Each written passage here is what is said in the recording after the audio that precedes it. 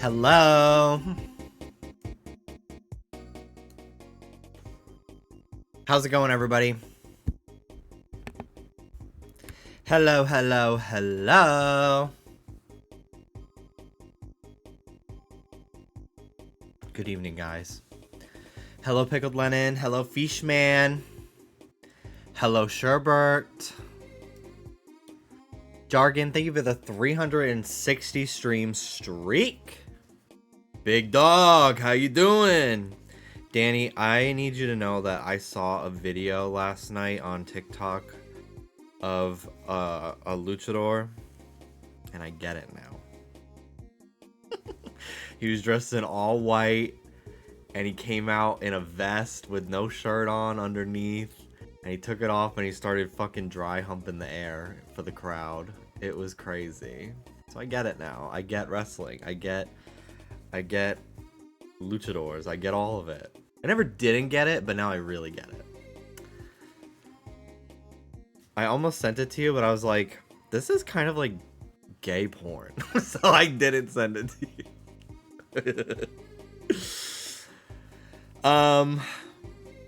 Pickled Lennon, thank you for the 10 streams. Clefable, hello. Tavia, Bree.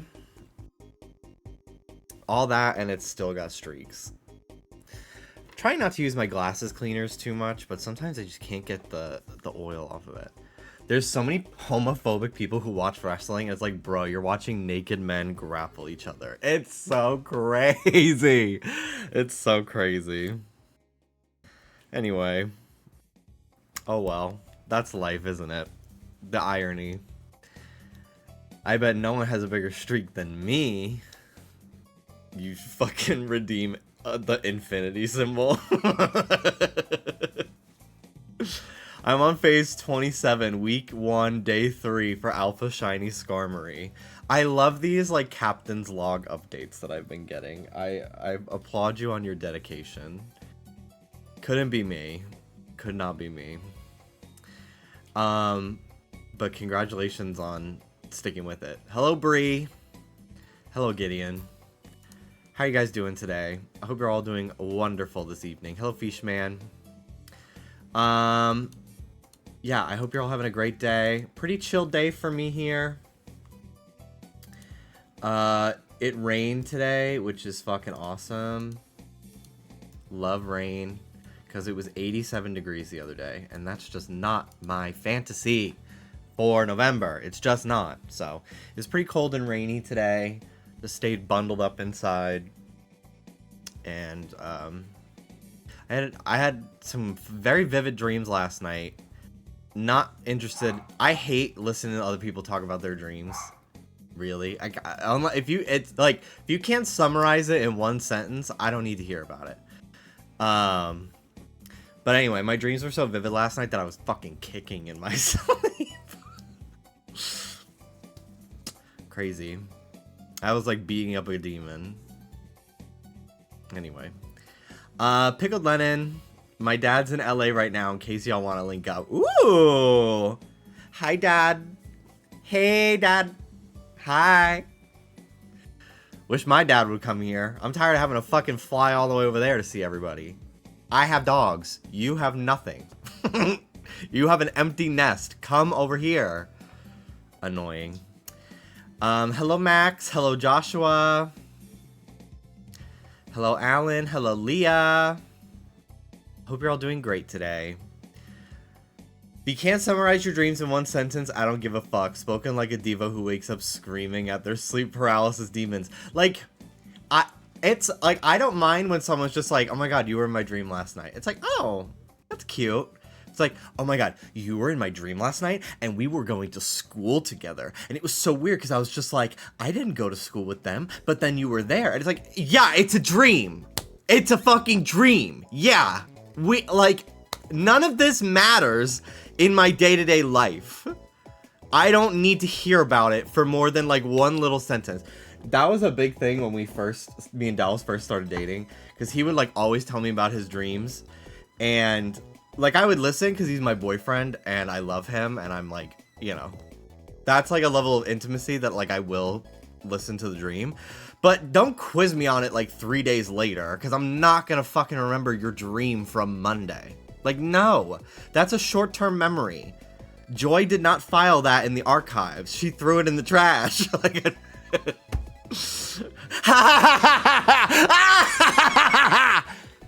she's laughing, y'all. She is laughing. I dreamt about you in Dallas last night, but it was actually a really bad dream. That's so ominous. Hello, Chris. Alex is so full of joy. I can tell. So full of joy. Oh, I'm so full of joy. Was the man there? I saw somebody for Halloween was the man you see in your dreams. There are sometimes I do love the ever increasing nichety of, if that's even a word, of Halloween costumes because they're very funny, but I'm also like, whatever happened to be in a Power Ranger? Like, whatever happened to just like being something you like? Like, it's starting to feel like a competition to see, you're literally just dressing up as a costume to make a TikTok out of it. Or a tweet. Like, it goes from being like, I'm not gonna actually try very hard with my costume, and I'm actually gonna subvert what Halloween actually means by being something incredibly niche, to in actuality trying harder than anyone else to come up with the most unique niche Halloween costume ever. And I kind of like, I roll my eyes, but I do often click like anyway. You know what I mean? Maybe I'm being too critical, but I have noticed that. Oh, new thing that I hate. This is what you get when I get a day off of stream. So much shit to talk about. Let's do some resetting while I do it. Just because I will just not. New thing that I hate. There is a new TikTok trend of women starting a video, straight women, or just women in heterosexual pairings with men. Also, yes, I know that Fennekin is already spawned in when I load the game, but you will see that it is different every time. I've checked this. It can sometimes be alpha. I just managed to save at the very, like, literally, like, the millisecond it spawns in, so I don't have to, like, wait for it to fade in. It will be different pretty much every time. It's been female, it's been alpha, it's been male, it's been level 20, it's been level 22. So, before you say anything, yes, it is a different one each time. Hold on. See, now it's an alpha. No, we didn't talk about the Labubu movie yet, but I'll get to it. So, new thing that I fucking hate. Hang on. New thing that I fucking hate. So, these straight girls are on TikTok and they start recording a video. And they go, things me and my husband have put up our butts. Me? Nothing. And then it cuts to them filming their husband after asking them, like, what power tools do you own or something. But they cut out the question, so he just starts going like, a screwdriver, a power drill, blah, blah, blah, blah, blah. And it's literally like, haha, isn't it so funny to insinuate my husband did a gay thing? Ha ha ha ha ha! Also, starting out by saying nothing, girl, we don't believe you. Yeah, I don't believe you! We don't believe you. I don't believe you. I literally got 3 in a row of these fucking couples doing these videos. I don't know how many times I have to mute the word, block the fucking category prank, couple prank from my fucking For You page, but it's driving me nuts. So that's my thing I hate today. Straight people memes are so boring. They literally are. It's always just like, haha, my husband doesn't like me. Haha, my wife doesn't like me. Haha, I don't like my wife. Like, that's all it is! That's all it is! Anyway, I thought I almost made a TikTok ranting about it, but I was just like, I do not have the energy to deal with heterosexuals at this juncture. So I decided to save it for stream. I'm taking her in my office. You keep him. Okay.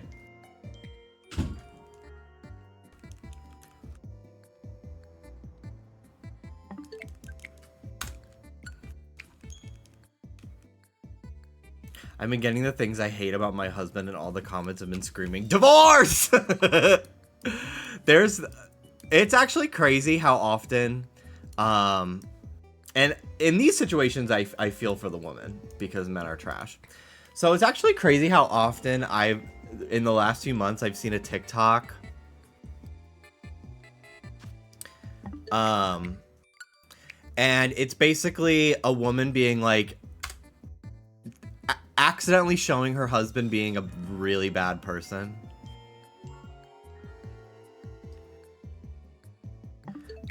So there was one that was like, I forgot my lunch, so I asked my husband to pack me a lunch and swing by my job, and why did he bring me a bunch of opened, half-eaten bags of chips from the pantry and a plastic bag full of dog food?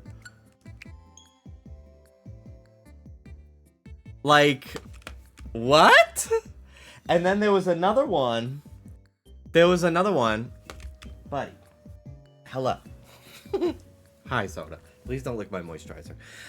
There was another one where this girl, she was running a marathon, and at like the break point, she there was like a point in the marathon where she was like, I'm gonna need a snack to help finish the marathon. Like I need like a granola bar or something, like water, all that stuff.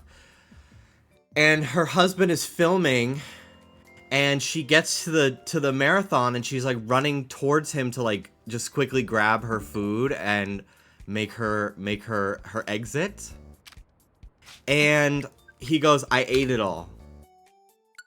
And she's like, what? And she posted it like, LOL, my husband's so crazy.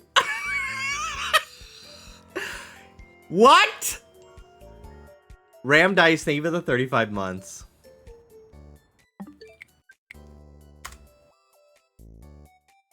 I'm gonna say it publicly because many are too scared to. That's funny, sorry. The first thing, not this topic. Oh, the wives pranking their husbands? Hot take. I don't agree with it. I think it is just homophobia perpetuated. I even feel that about the newest shit, allegedly, about Trump and Clinton. I'm like, oh, so now we draw the line?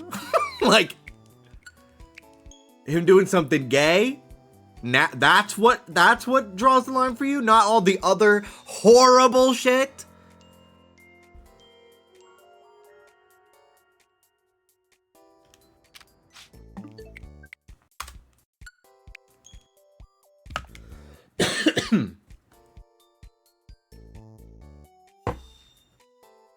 Is this Omeri cup leaking? Why is there shit on the bottom? It's not condensation.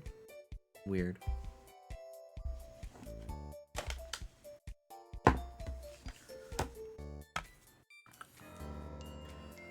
On the topic of things we hate today I learned apparently YouTube saves the ads it gives you in your watch history now.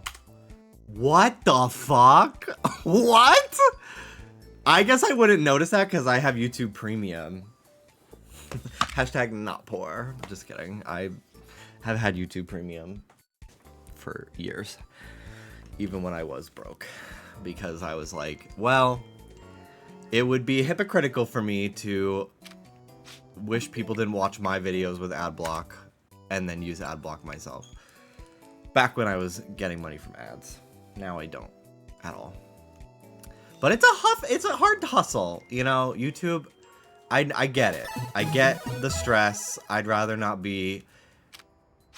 my view towards a channel that I really like get them some money in some way, and then I don't have to sit through ads. Plus, I was getting like a Google Drive free like amount of gigabytes or terabytes or something from Google Drive for having it too for a while, but I've since had to upgrade that to like 1 terabyte, I think. Broken Abyss, thank you for the 68 months. I need to go get my fan. It's a little warm in here.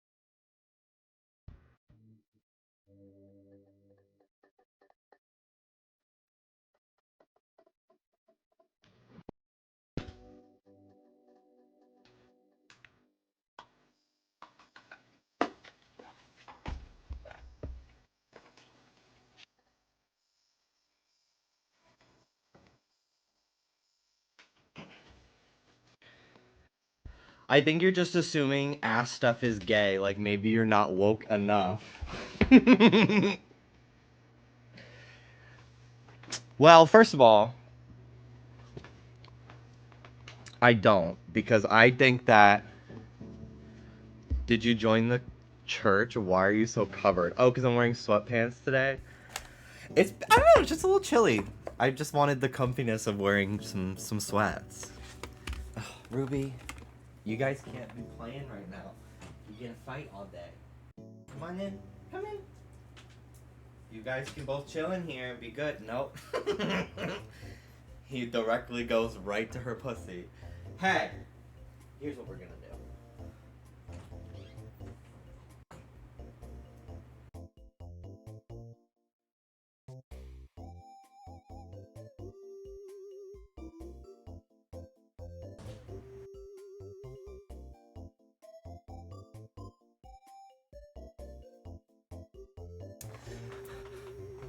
Okay.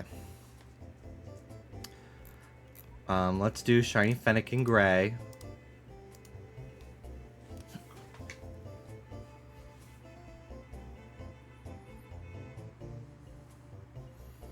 Like, why? Why?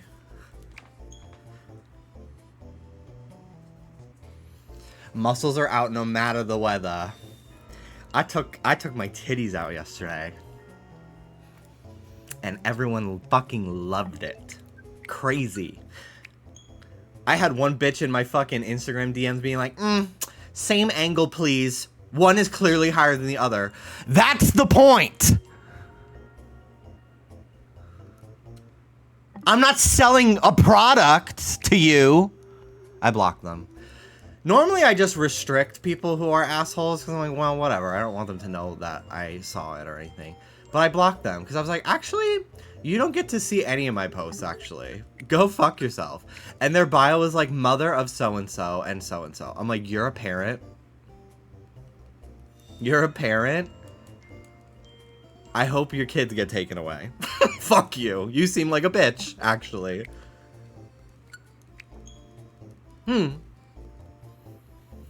Anyway, no, I think that all men should let their girlfriends and wives play in their ass. I do. You have a G-spot there for a reason. I think you'd greatly enjoy it. Especially get your ass eaten at least once in your life. I really think every guy should. Or girl, you should too. But especially, I feel like straight men have such a hang-up with it. To me, it seems like, why is it so embarrassing that this guy put something up his butt? Like, say he did, you know? Like, say he wasn't saying screwdriver. Like, what if he was saying, like, actually believable things? Like, my finger. Or, like, a dildo, you know? Like, why is that so funny? Like, haha, my straight guy is doing something, is exploring his sexuality. You know? So, I find it frustrating for that, and it always, sorry, but it always does come back to, like, latent homophobia. It just does. It just does. Cause it's just a joke, IDK girl. I don't know. I don't know. I've witnessed it too many times. I can see through, I can read between the lines. It's like an unconscious thing. That they see it as something to make fun of. Like, because it's always, at least the guys that I've seen them do it to, it's always guys that, like, I get the vibe that they would fucking, like, beat up a gay person based on, like, just their demeanor. And maybe that's me fucking seeing their face and thinking, yeah, Trump voter, but...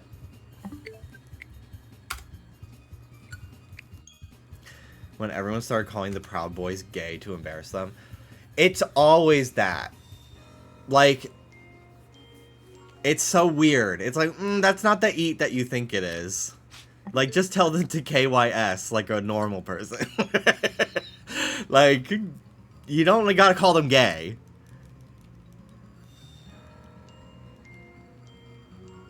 I cannot read subtext. Get your glasses fixed, girl.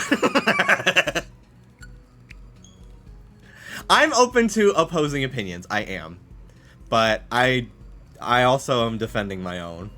It's kind of why I was like, I'm not doing a TikTok about this. Because I if there's one thing I fucking hate doing is, like, straight people fucking coming at me in my comments. Especially when they're just stupid. Like, I always forget how many people are actually just stupid in this world. Like, when I posted... literally... all-timer for, like, stupid straight people interactions that I've had was during Animal Crossing when they announced Reese and Cyrus. I posted a picture of Reese and Cyrus's fucking wedding. You're designing a wedding for this heterosexual couple. Now, as far as we know, they may be genderqueer, but but you know, and like, it's just so insane to me that, like, first of all, love Reese and Cyrus. My only het pairing in a fucking video game that I've ever shipped. Truly. Actually, that's not true. Sans and Toriel.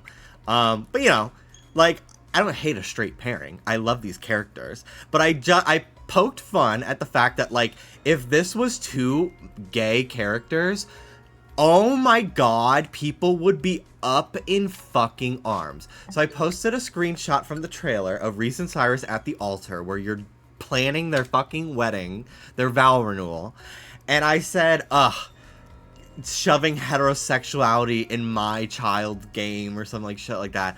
And the amount of people that were, like, genuinely, like, there were gay people that were, like, were being pick-me's and being like, this is why straight people don't take us seriously. Bitch, I don't care what they think. I don't care if they take me seriously. I'm not fucking trying to please them. And then there was, like, straight people who, like, just didn't get that it was satire. It was just, like, the most, like, that was, like, the beginning of the end of me, like, tweeting things that I even remotely, like, could go viral with any sort of opinion. Like, I was just like, I actually don't feel like occupying the brain space to even, like, know that there are people like this in the world. Like, yes, I can mute their tweet. Yes, I can not look at the replies. But just the knowledge that fucking idiots are out there drives me crazy. I just want to beat them over a head with a cartoonish Looney Tunes mallet. It's so crazy. And if you're straight and you're a wetsy and you're watching this, you're fine. You are not straight. You're heterosexual. It's different. It's different. You were just born this way. You didn't choose it.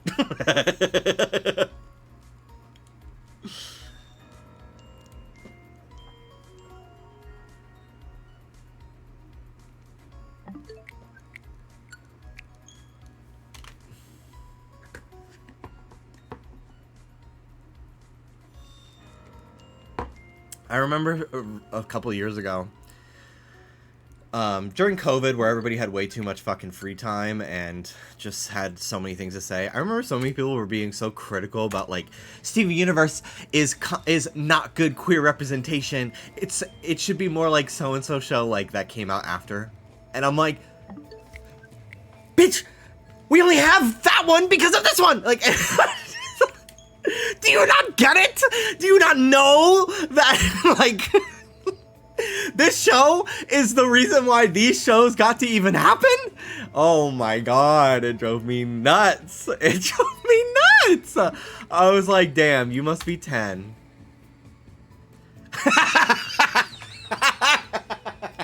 Well, all I'm gonna say is hard to remain patient with friends whose focus solely on their own crucifixion.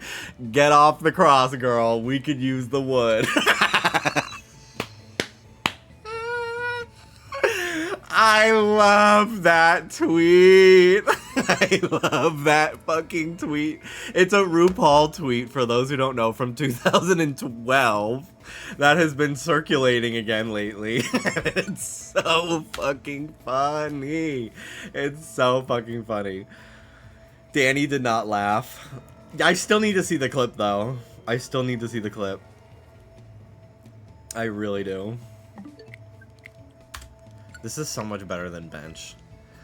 I feel like it's not as fast as the Bench. I feel like it's probably exactly the same amount of time as the Bench.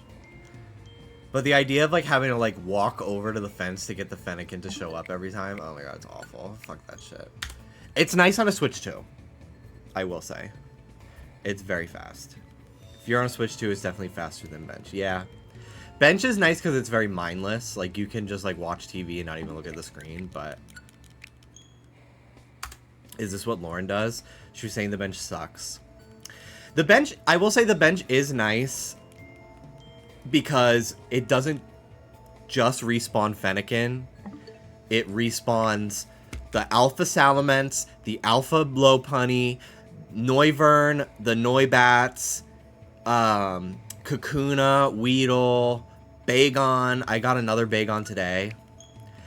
So, like, it is nice if you're, like, just hunting any Pokemon in general to do the Bench, but if you're specifically targeting Fennekin, yeah, Swablu, Altaria, there's a lot of things that you can get in here. I got my second Bagon today, not an Alpha, though, so I'm not evolving it, because I want the Salamence. Yeah, sometimes, depending on the time of day and the weather, you can get Eevee on another, like, rooftop behind you, behind the Bench. There's a lot of stuff that can spawn in this area, which is pretty cool. So... it all depends on what you're looking for. I think if you're specifically targeting Fennekin, this is the fastest way, especially on a Switch 2. But if you're just like, whatever, I want anything in this area, I just want a shiny, like, I think the Bench is superior. Have you played much ranked? Yes, I actually got Greninjite. I played one ranked match. I might have even screenshotted it because I was so gagged.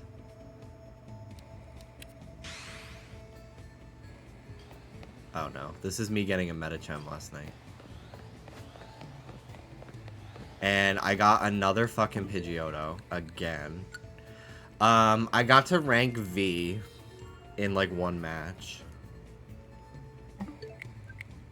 I got 4 kills. And I got Greninjite. And I got a Moonball. And I was like, okay. I don't know what rank I need to be to get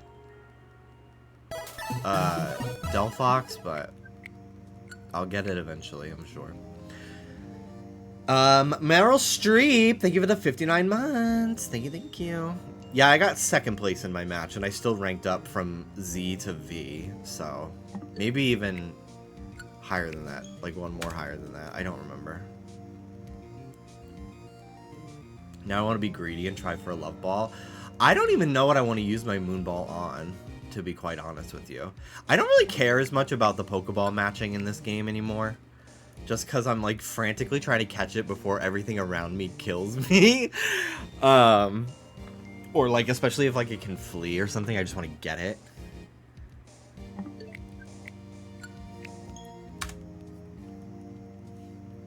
But...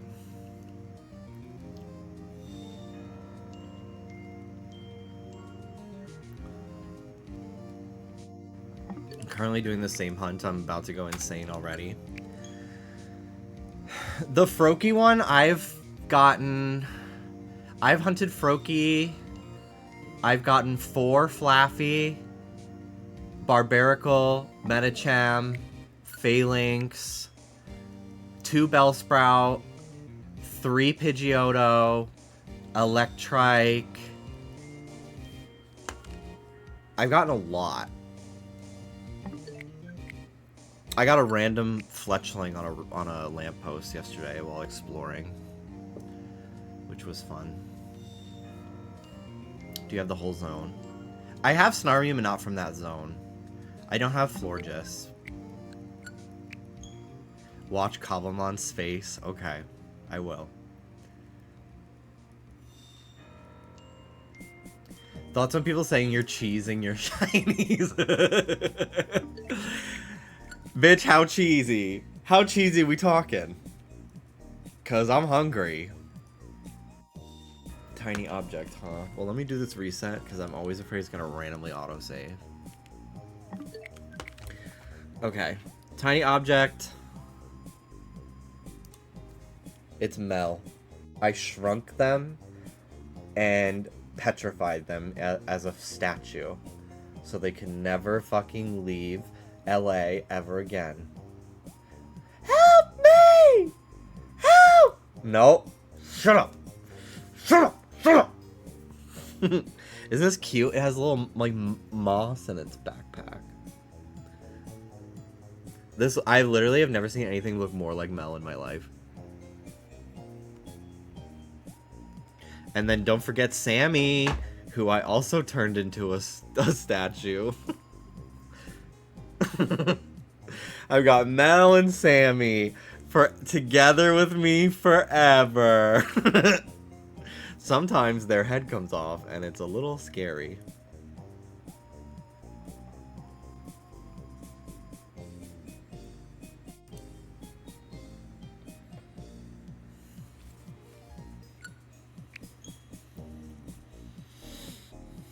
Who is Zmomo? That's a good question. I love his Lady Gaga band. Also, we've got Chikorita wearing some jewelry today. Unfortunately, I don't remember who gave this to me, but because I've gotten a bunch of bracelets at many of the Just Trish events, Trishmas, Eras of Trish. People give me friendship bracelets and stuff, and they're very cute. So, unfortunately, a lot of the friendship bracelets, just because I'm just so like jacked and huge and buff, they don't really fit. They like stretch out, and I'm afraid they're gonna snap off. So, I put it on Chikorita today instead.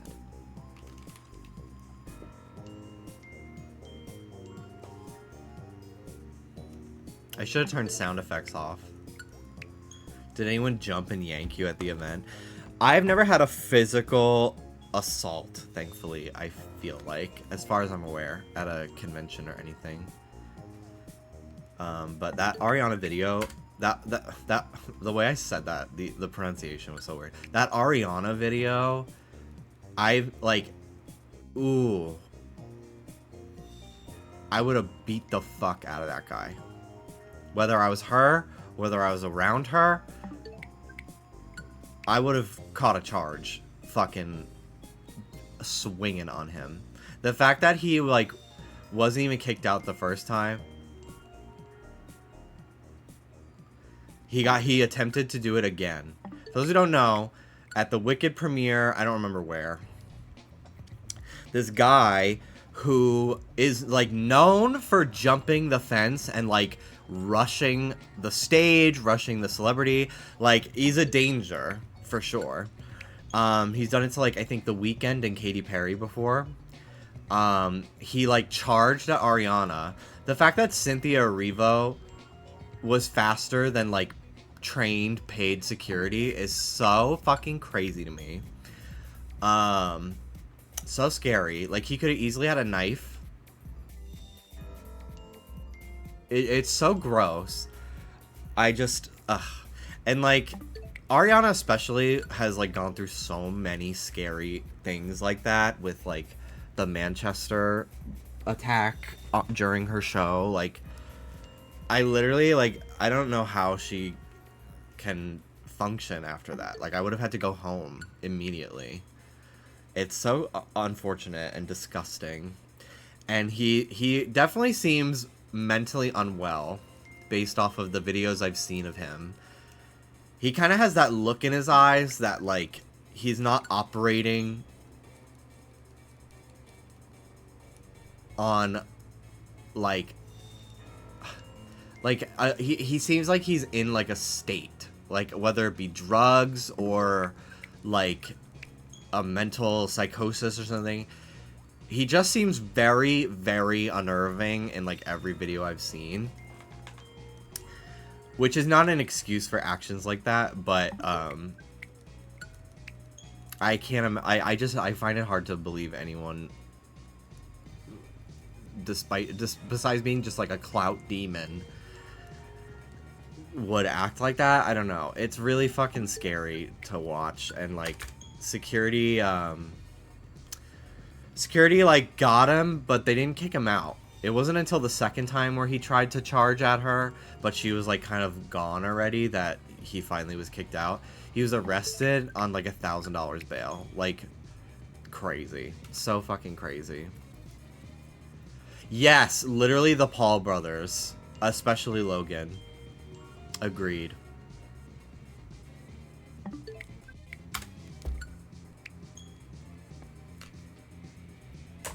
The only Paul brother I fuck with is Rue. Thank you very much.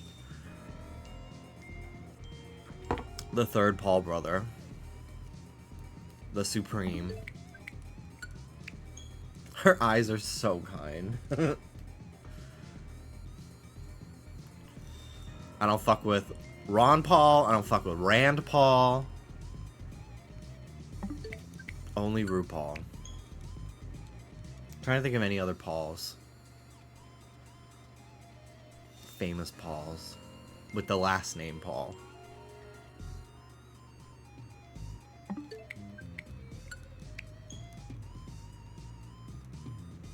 John Paul. The second. Don't fuck with the Pope. I do not fuck with John Paul. The second or the first.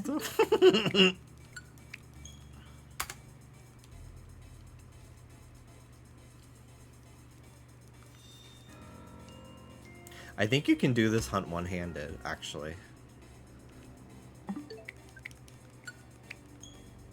Yeah, that's pretty cool. Hi, I'm Paul.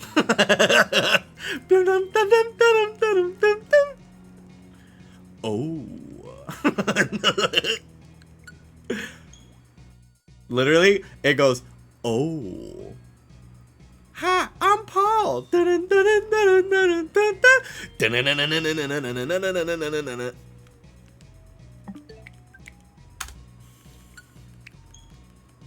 then it does the Nickelodeon logo.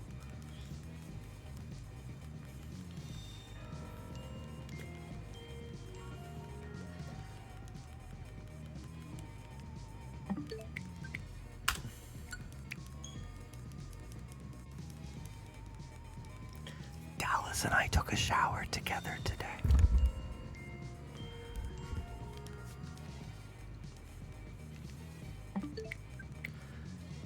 It was gay as hell. I had George Michael playing too, because I was originally just gonna go in by myself. Then he was standing at the shower curtain naked. I was like, "Are you coming in?" He was like, "Yeah." And I was like, "Oh." For the first time. Definitely not the first time, but we don't do it very often.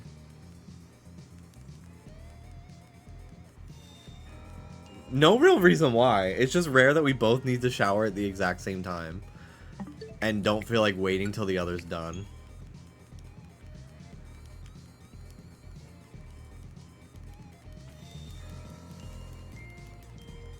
Did y'all sing Defying Gravity? Hold on. I need to pull up the clip of me hitting that note from Wicked the other day. On stream. I literally gagged myself. I was so shook in that moment. Clips. I think this is it.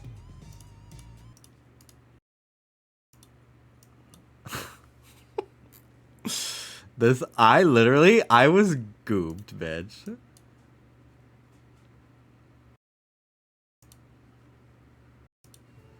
Let us be grateful. Wow, wait a minute. Wait a minute. Like, bitch, I hit it. Let us be grateful. Mama. Pack it up, Ari. Like, come on.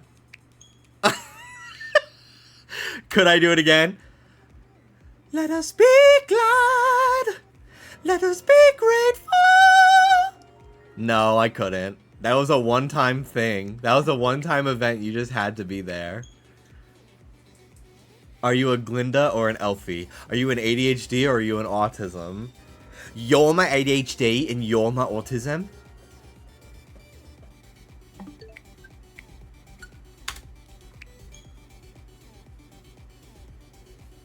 You and Dallas are both really nice singers. Please don't tell him that. Please. Please don't tell him that. Please. Please.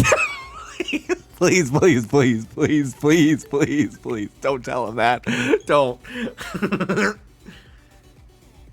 I didn't know that was happening. Did you see the tweet today that was like, my favorite part of the holding space video was her going like, the interviewer Tracy going, I've seen a couple posts. Because you could tell in that moment, she's like, oh my god, they're reacting to this so much more intensely than I expected them to, and now I don't know what to say.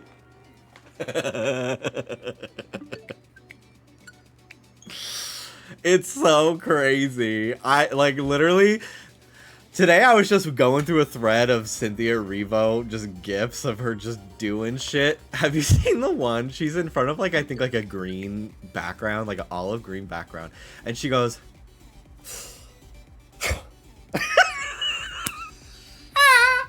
what is she doing? What is she?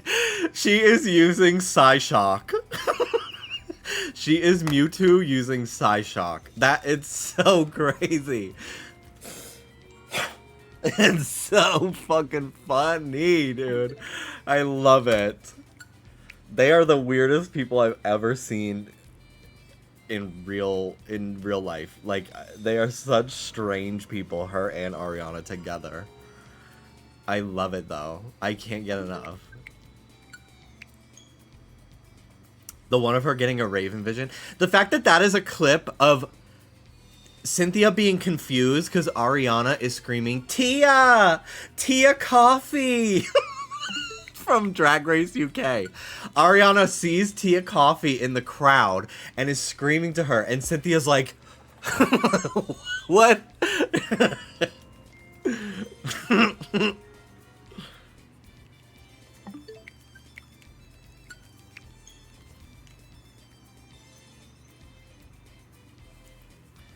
Would you keep her hat?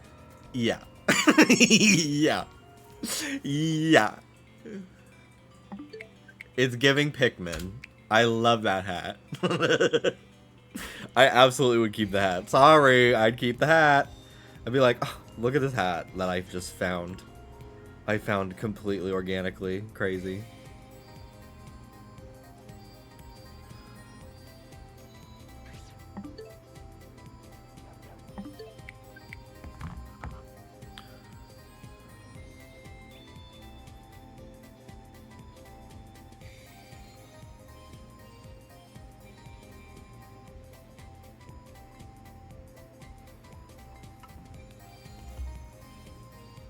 Why would she tell her? I don't know. Guilt? Maybe it was eating her away from the inside?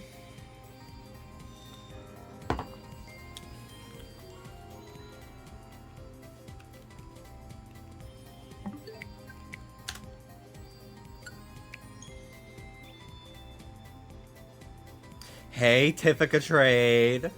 Hello, Bubble Snort.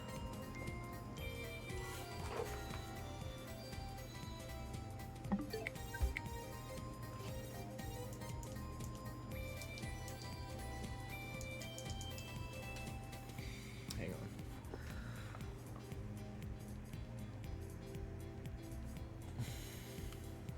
My game has been in the climax this whole time, and I'm just sitting here talking.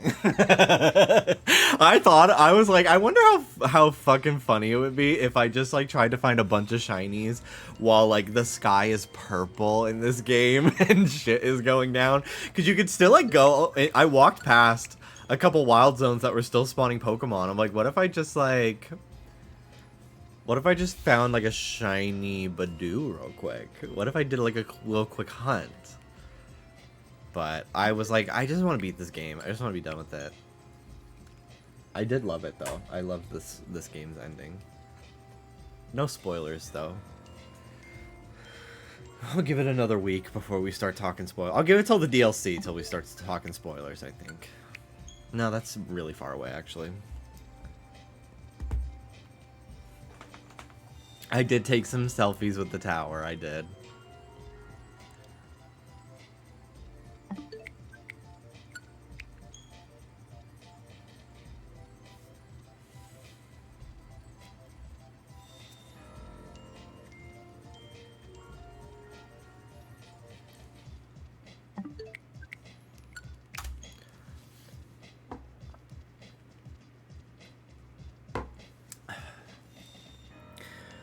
I've been doing pretty okay about my sugar intake.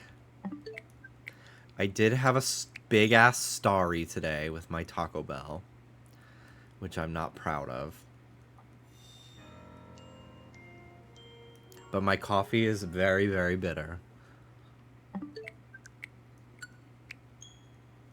And And again, I'm not cutting sugar completely. I'm just trying to not have more than like the daily allotment of like 30 grams so I don't become pre-diabetic or diabetic, and then they force me to take Ozempic and then I become a twink.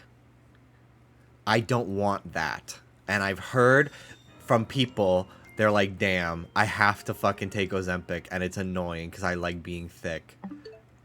And I'm like, that's actually the scariest thing I've ever heard.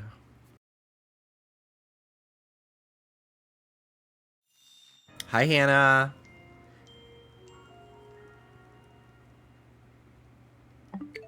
I'm so excited to see Reba. I did see your text, and I kept thinking to respond to it, and I just kept forgetting. But yes, we'll most likely need to take your car. I am open to paying for gas on the way there, though. Since the tickets were free. And I was prepared to take an Uber anyway, so. I had a banana chocolate muffin and Biscoff cookies today, so thanks for scaring. New thoughts for the TikTok lady to read to you. I commented on her video. I was like, need some asbestos paranoia representation. And she was like, ooh, that's a good one. I constantly... So when I was a little kid, my house growing up was pretty old. It was my great-grandmother's house before ours. It's a pretty old house. Like, easily 100 years old, right? And when I was a little kid, there was this little spot under my windowsill that the plaster of the wall was like crumbling apart, and I would play with my Thomas the Tank Engine trains, and I would treat it as like it's like they're clearing rubble. That's the quarry, and they're getting coal for the trains from. I'm like 5, so yeah, I'm playing with a crack in the wall and making up make believe with it, right? And I'm like playing with all this like dust and like plaster and whatever. And maybe about 5 years ago, I started to wonder, was I playing with asbestos like every day for like 2 years?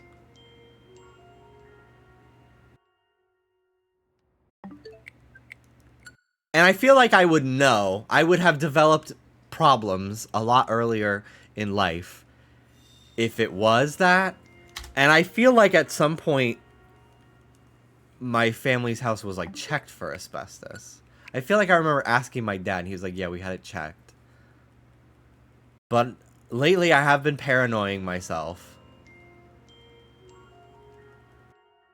that there was asbestos in the wall, and I was just breathing it in while playing with my Thomas the Tank Engine trains. I love scraping the corners and making dust, like sharp corners, not like room corners. Soda loves teething on the walls, only in one spot near the bathroom, and it's so annoying. He hasn't done it in a while. Have you ever seen Fiberglass IRL? Yes. So, thank you, Hannah, for the streak. One time when I was really little, me and my cousins, who were around my age, we were all at my aunt's house in Pennsylvania in, like, the mountains. Like, the fucking countryside. They might as well lived in the wilderness, right? And so, like, because there's no, like, street lamps, they had those, like, reflective pieces of plastic on a stick outside at the end of, like, their driveway, so people knew, like, oh, cars could be coming down here. And it, like, reflects your headlights. I don't know what they're called, but I'm sure you've seen them, especially in, like, the countryside.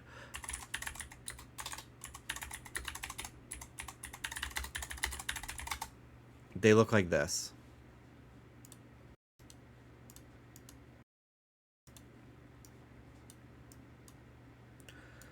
Kind of like lollipops. But yeah, they're just on a stick, and they just are, like... Yeah, they're driveway markers for, like, the countryside, right? Because sometimes it's, like, pitch black when you're driving.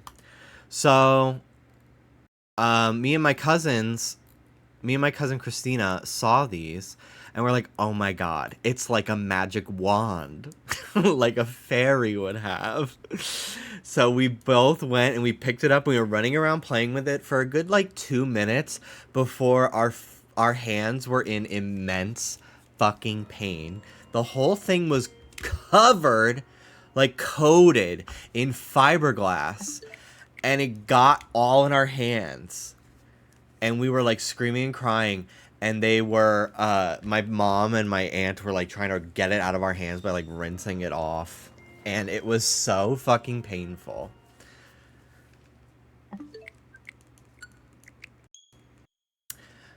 And I don't know if it like just like attracted that from the road, or my aunt and uncle put that on it to deter people from like stealing it, or like wild animals from like stealing it. I really don't know, but it was covered in it and it was so painful. Hello Dylan, I'm sorry, I'm not very knowledgeable about Pokemon. Are you restarting the game for a shiny Pokemon to appear? Yes, I am. So basically my game is set. Fennekin respawns after you catch or defeat it every 60 seconds. So my game is set. I saved at basically like the 59-second mark, right before Fennekin reloads. And like as like my game is like fading in from the black screen to the game map, Fennekin respawns, so it's just instantly there. And every time we reset the game, it's a new Fennekin, and it could potentially be shiny. Hasn't happened yet, but could happen. But yeah, well, I'll show you right now. So, like, right now, level 21 female.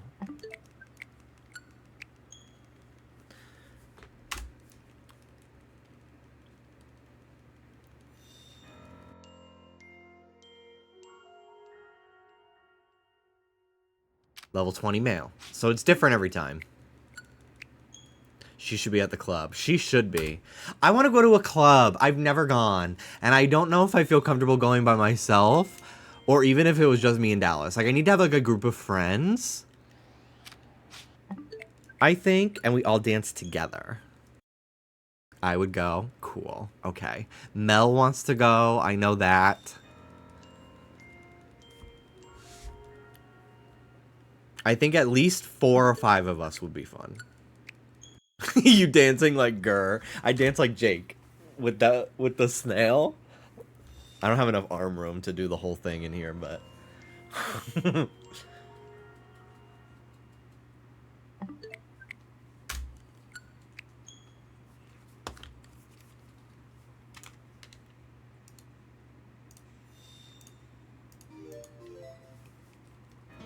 you could go to the SpongeBob Club. The jellyfish song. That song fucking rules. Did you watch the Pokopia trailer? Oh, I watched it off stream. I honestly forgot it happened. We'll take a break and we'll watch it when I get to 100. Remind me, because I actually want to talk about it.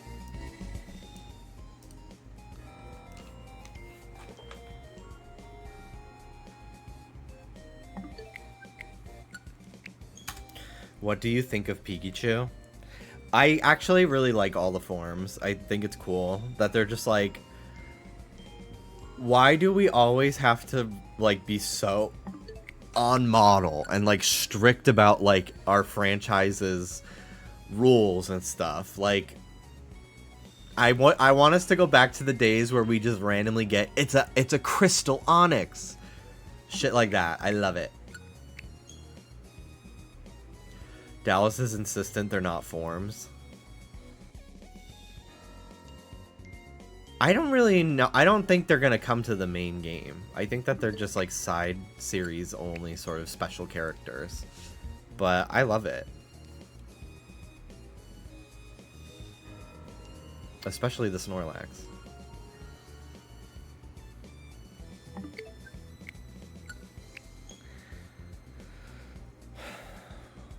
The only bad part about rain is this building is so prone to leaks. So our gym is closed again for the second time in like 2 months because of rainwater getting in, which is insane to me. I don't know how it's getting in there. Like, it is like basically in a basement, essentially. Like how the fuck is like, how is water going all the way from the top of the building? It's not even like on the side of the building. I don't understand. I didn't even know that. I just got a text 3 minutes ago. Dear residents, we wanted to inform you due to water intrusion in the fitness center, the gym will be done. Glad I went yesterday. Because I wouldn't be able to go today. Like I wanted to. I wanted to go again today.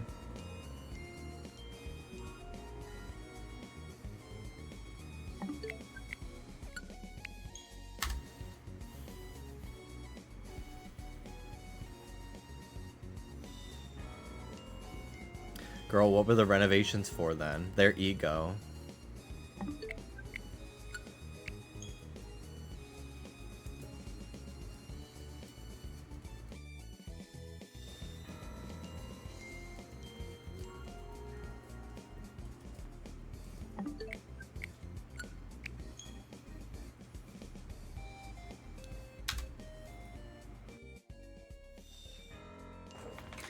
Another recent paranoia of mine is there's mold in my apartment, but it's so slight and microscopic that I can't notice it, but it's there. Which is not really how mold works. Like eventually you will notice it. I've convinced myself that because I've seen a lot of videos, they're like, you think this is dust? It's actually mold. And I'm like, you can't do this to me. Despite having no mold symptoms, convincing myself, oh, every bit of dust is actually mold. When in actuality, I have 2 dogs.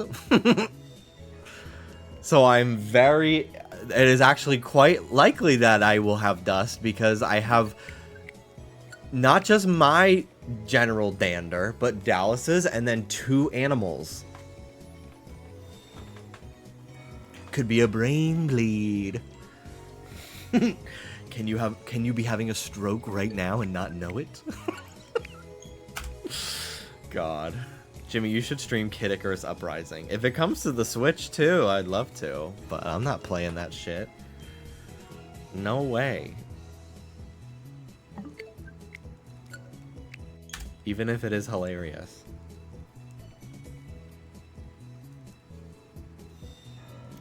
Why? Is it bad? No. The control scheme is just annoying. In order to like really enjoy the game, you need like the circle pad attachment for the 3DS. It's just very uncomfortable. Yeah, mouse controls would be awesome for it. Do I have a brain bleed Reddit? She's rage baiting. Specifically you.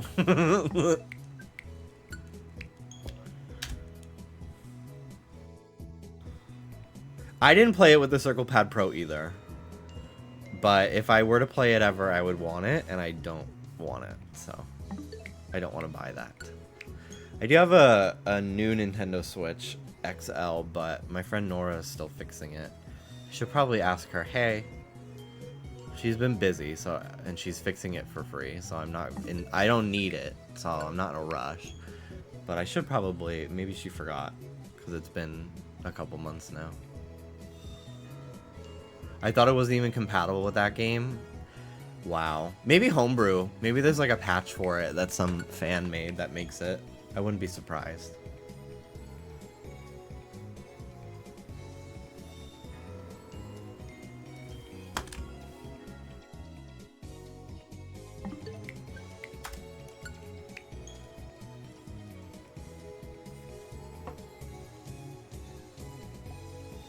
I played so much Fortnite yesterday.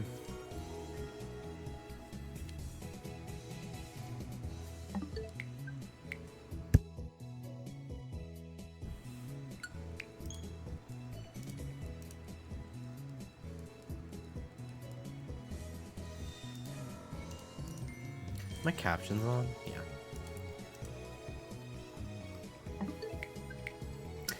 Yeah, I played so much Fortnite yesterday. I'm like halfway done with the Battle Pass now.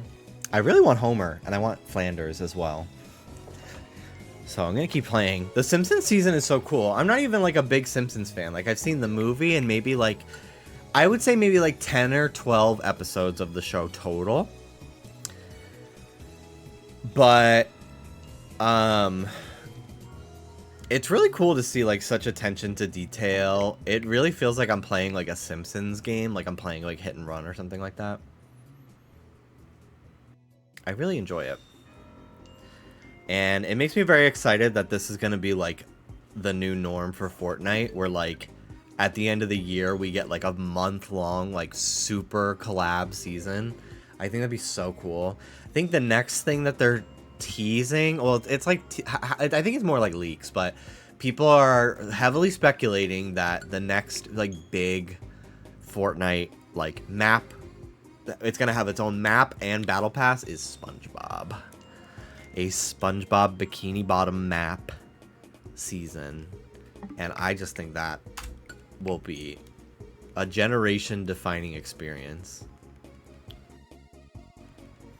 So I'm very excited about that potentially, because if I'm having fun with The Simpsons and I'm like a very like I like The Simpsons like everyone does. Like people like The Simpsons the same way people are like, oh yeah, Mickey Mouse, you know? Like it's just like a part of the culture, even if you haven't seen much of the episodes. I've seen way more Family Guy than Simpsons. I've seen pretty much every episode of Family Guy up to season like the 2016 seasons, whatever number that was. That was when we were like, I can't do this anymore. It's just not funny. Who do you think the next festival artist is? It's rumored it's a female artist. I think it's gonna be Chapel Roan. I think Chapel's been like teasing Fortnite a lot lately. Like she posted a picture of her like playing it on her Switch on a plane or something. I can see it being Chapel. Also, I've been bought out by Big Starmie. I like the meta. Welcome to the club, girl. Welcome to the brainwash.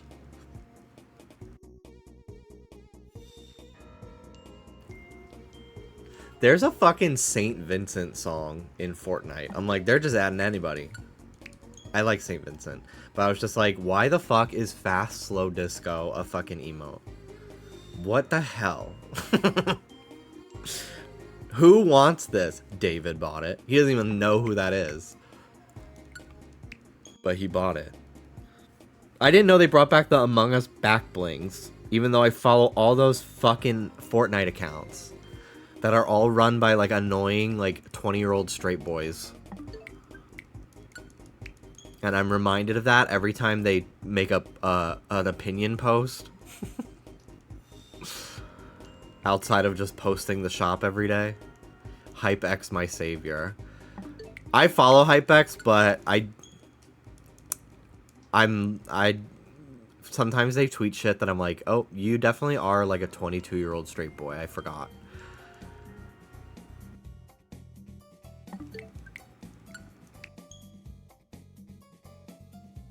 I have no opinions about this account. If it was really that big of a problem for me, I could always unfollow, but oh well. I think the funniest thing about Fortnite accounts though is their lack of understanding of like anything outside of Fortnite. Like they'll post like, it'll be like Simpsons pass Homer and his wife. Or like they'll just be like, and the girl. Like they don't know any of the like the cultural references about what they're leaking. They just post like, yeah, they're adding this girl from Simpsons. It's like, Marge?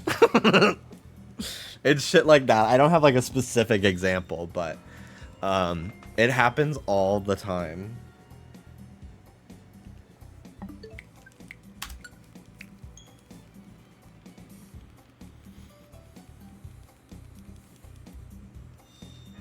They're adding Vecna to Fortnite this month, which I'm very excited about.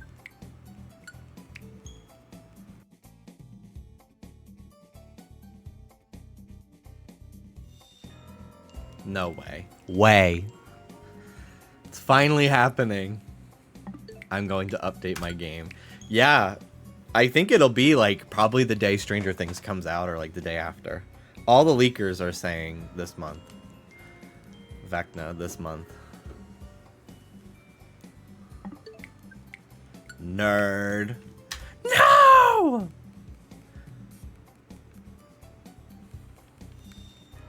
No! I'm not! Nerd.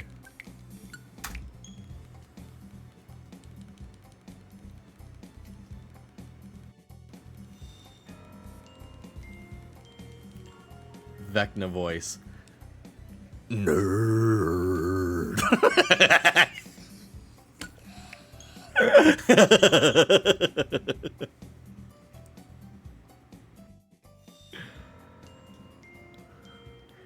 Do we think it's gonna be a disaster? Stranger Things season 5. You know, I watched that sneak peek and I was like, okay, well, this is kind of like what I was expecting. I was not aware that so many people hated it and thought like the CG was bad. But after I listened to those people, aka Hannah and Mel, I was like, oh yeah. You're right.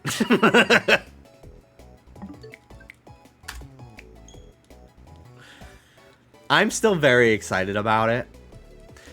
But I said this the other day with my friends, and I was like, maybe I'm sure someone's gonna be like the friend that's too woke, but actually no. The fact that we're at season 5 now, right? And still only 2 members of like the main cast are non-white, Lucas and Erica. And yet they're now still, so like not only do they have all these existing characters, first of all, the fact that they're like they're introducing new characters in like that kid with the glasses and that other little girl that has her own poster as well. So like they're clearly introducing more new characters to this already bloated as fuck cast. They're also little white kids. Like, what? They finally added Argyle, finally a new non-white character, and then just got rid of him. To the point where the actor didn't even know that season 5 started filming. They went up to the actor who plays Argyle on like a red carpet. They're like, "Are you Stranger Things season 5 just started filming? Are you gonna be in the show?" And he's like, "I didn't know that they even started filming. Nobody texted me. I'm not in the group chat." Like, damn. So not only is it annoying to me that's like, wow, really? Like, you have all these character storylines to tie up, and then you're like still adding new fucking kids that no one cares about. And like, it's just more little white kids. Come on. Be so fucking serious. Like, how does that not register that this is like tone deaf to you? Like, you know, it's just so, and maybe I'm fucking thinking too hard about it. Maybe I am. But to me, I just think it's like it's like cringe. It's just cringe. It's like, really? Especially like seeing the cast, like when they put all the character posters all lined up, and it's like all white kids except for fucking Lucas and Erica, who I doubt are gonna get as much screen time because Erica, they like forgot about her after season 3. She like only was part of the show at the end of season 4, even though she was like one of the best characters of season 3. We had to have like 40 minutes every episode dedicated to Hopper fucking leaving prison a million fucking times.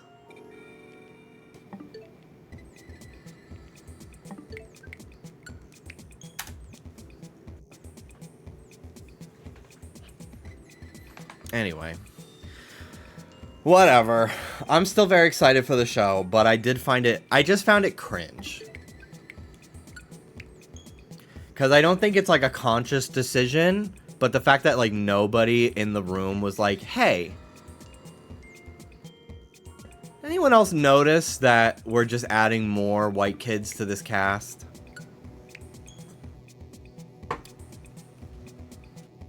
Every season. That just like take away from the screen time of the existing characters anyway. So like why? I just find it cringe.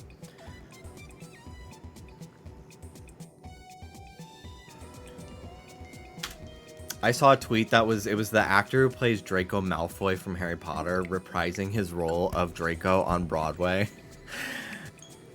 And there was a quote retweet. They were like, Noah Schnapp, take notes because this is your future.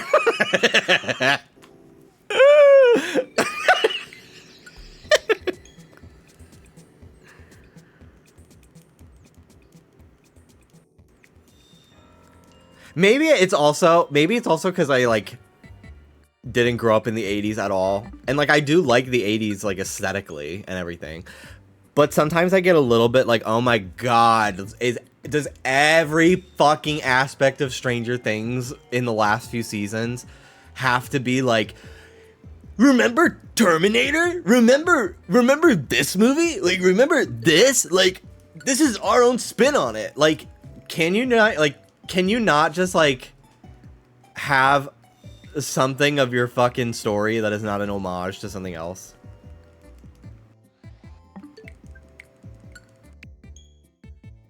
Literally, it's the one show meant to be 80s nostalgia. That's the point. I understand that, but I think sometimes it crosses, like... I don't have a specific example because I'm not rewatching the show. But, like, I just feel like sometimes it's like, we get it. We get it. Because, like, I don't feel that way about, like watching It, Chapter 1.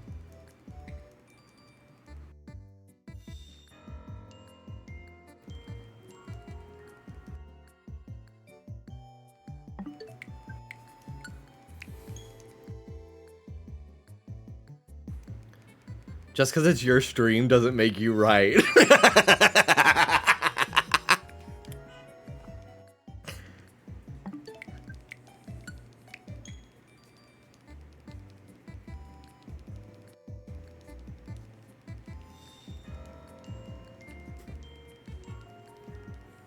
And I don't hate this show. Like, I love this show. I really do. Especially seasons 1 and 4.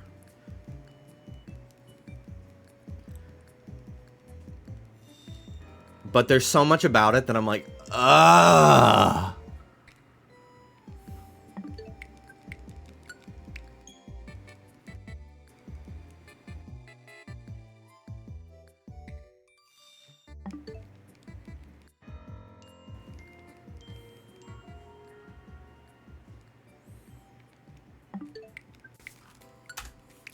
Don't like all the new Harry Potter shit they're suddenly popping out. Like, they're trying to bury the complaints about it by just pushing out more stuff. Well, it's IP retention, basically. J.K. Rowling is too busy fucking tweeting about trans people to write any new content, so all they can do is just regurgitate the stuff that they already have that exists. Because they can't make anything new, basically, without her blessing, and she won't sell them the whole rights to the whole franchise because the only thing paying her fucking bills, and she won't make anything new. So that's why they're like, well, I guess we'll just redo the whole thing because we don't have to create anything new to do it. Yeah, Mel arguing with me about Stranger Things, even though I literally listened to them fucking rant about how much it sucks for like 20 minutes yesterday or like 2 days ago. Like, I think they have more specific criticisms than I do. I'm kind of like, bitch, what the fuck are you doing? Fighting me. I'm like one sentence off from saying exactly what you said 2 days ago. Nuance!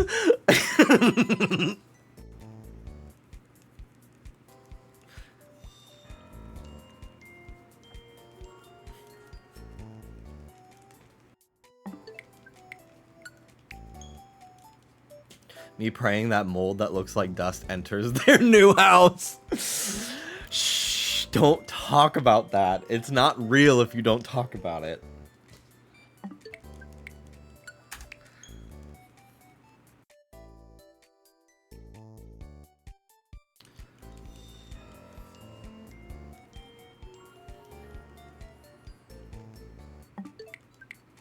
I feel really bad for the children that are getting signed up to do the Harry Potter remake. Because they probably have no idea the gravity of, like, how icky it is to take that gig. And, like, if you are an aspiring child actor and you get this huge opportunity, I don't blame them for taking it. Because I think they're literally, like, 9. Maybe a little older. But it just, like, I feel like halfway through the franchise, once they're old enough and potentially woke enough, they're gonna be like, why did I sign up for this? Fuck this lady.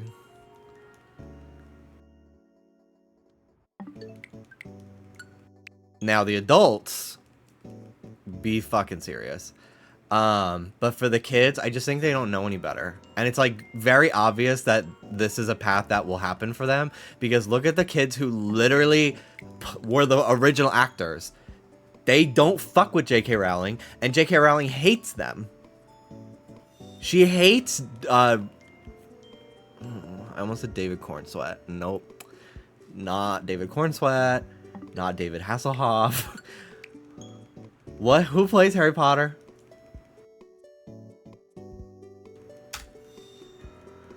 Daniel Radcliffe. Daniel Radcliffe, Emma Watson, and the redhead. She hates them. She fucking hates those guys so much. David Radcliffe. I've not really seen more than the first, like, 3 of those movies. Maybe even only the first 2. So...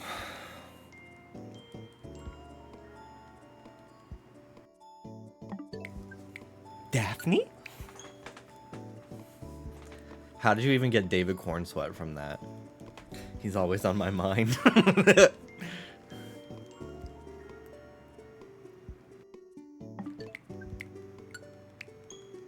I like David Cornsweet because he's very attractive, but he is one of those types of hots that, like, if you look at him for long enough, he does look regular. And I think that's great. Like, he seems like a real person type of hot person.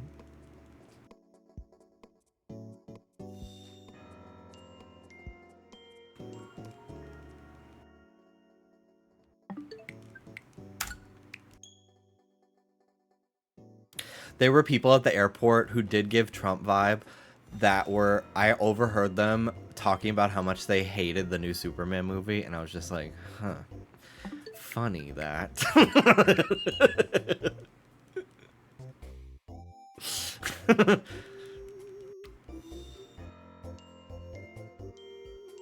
It's like not even that woke of a movie, really. It's kind of one of those movies that I'm like, if you get woke mind virus vibes from this, that's a fucking self-report. You know? Kyle, thank you for subscribing. The new Superman movie is the first Superman movie I even liked. I do like it. I saw Man of Steel in high school, and Henry Cavill, hairy-chested, shirtless, like saving people from that bus or whatever. I don't remember what he did, but he was in the rain and he was hairy, and it was hot as fuck. And I did love that, I will say. Haven't seen it yet, but the fact that the message is be a good person and people are calling it woke, something's off. Yeah! Literally, yes! Yes! It's always being kind to one another. This woke shit. It's like, huh. Why do they gotta get political? What? What? Excuse me. Wait a damn minute. What do you mean by that? Oh, yeah, the Labubu movie. Sony has the rights to it. That's literally the whole story. Sony bought the rights to the Labubu movie, which I did foresee happening at some point this year, but I thought it would have happened 3 months ago. I'm actually genuinely excited because a lot of people just see Labubu as this like corporate fucking like landfill shit. And they're allowed to, even if I don't fully agree. The world of Labubu is actually really charming and cute. They're based off of children's books by Ka-Sing Leung. And there's other characters besides Labubu. There's a whole variety of characters with different little personalities and stories. And they sometimes get figures, but for the most part, the only like plushies they ever make are typically just Labubu, because she's the most popular character.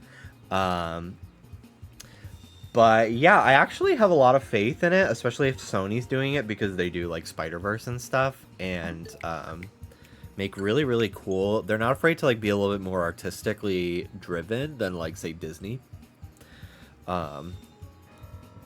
So I actually think it's gonna be fucking cool and cute and wonderful.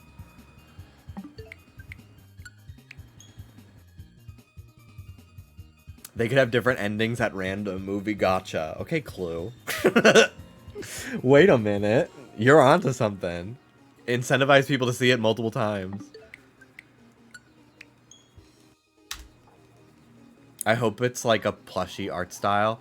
It would be very cute if it were like, it was kind of like Lego Movie where it's like inspired by stop motion, but it's not. Because I think that all the Labubu ads that they do being stop motion are so cute.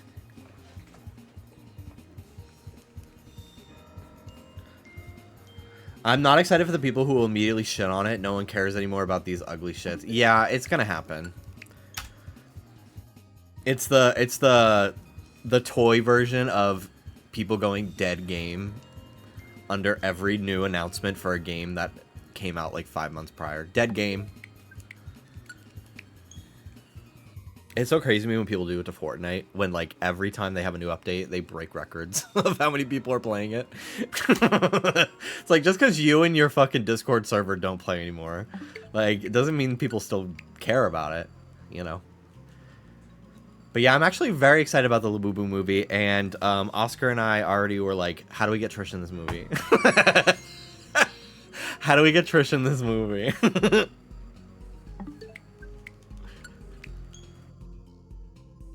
Went to Pop Mart today browsing, was able to buy a Big Into Energy, and was surprised by that, hoping my friend enjoys it for Christmas. Yeah, they've really upped the amount of... Well, first of all, I definitely think the demand has gone down, because pretty much everybody that like really wanted a Labubu has now possibly been able to get their hands on at least one. I do think that there will be a bit of a shortage again around Christmas, like over the next couple weeks, because parents are going to be trying to get them for their kids.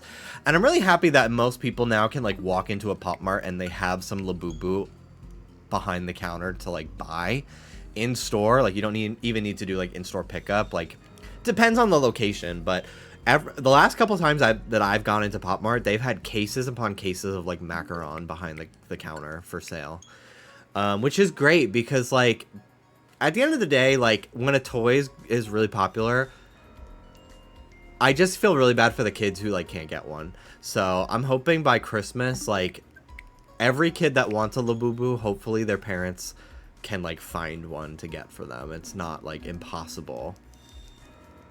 And they won't have to pay like resale prices.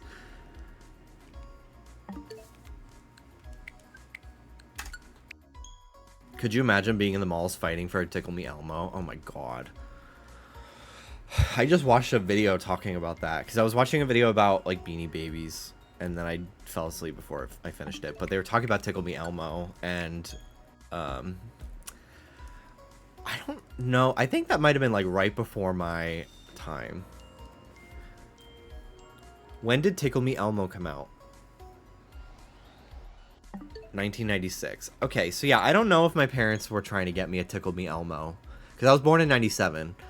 So like, I don't think I was really getting anything for Christmas at 1, as far as I'm aware of. And then I don't think Tickle Me Elmo was even like a thing by the time I was 2 in 98.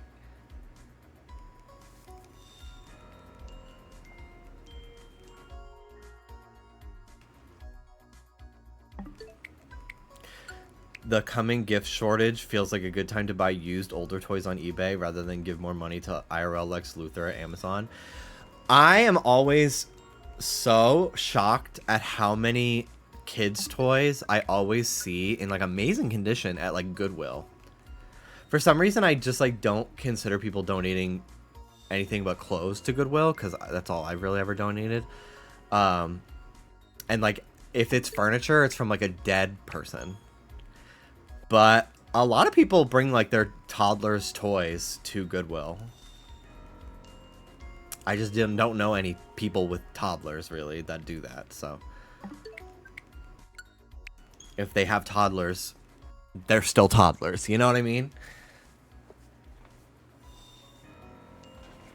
But all my toys pretty much growing up from when I was like really young, I think were just from like garage sales, because my Nana loved going to garage sales and finding like toys for 25 cents.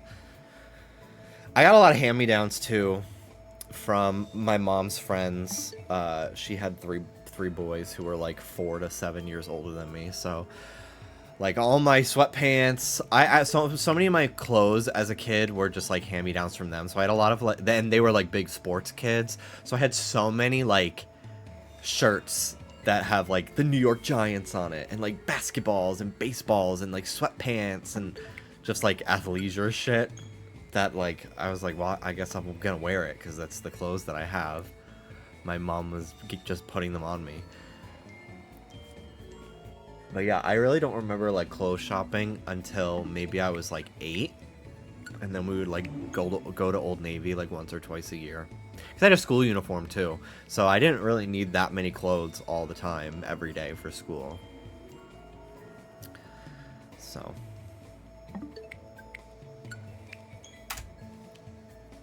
toys they bought until the baby became an iPad baby. I mean, I am not a fucking, like, child psychologist, nor am I a parent.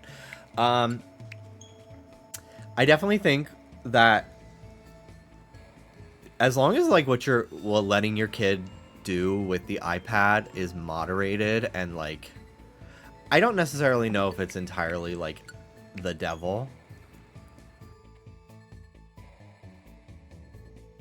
But unfortunately, a lot of people just like they treat it as like a babysitter. But I know a lot of people who have kids who like their kids like the iPad, but like after like 20 minutes they put it down and they go play with their toys, or they play pretend, or they color, or they draw and stuff. I really only have an issue with the iPad when it's like on at full volume at a restaurant.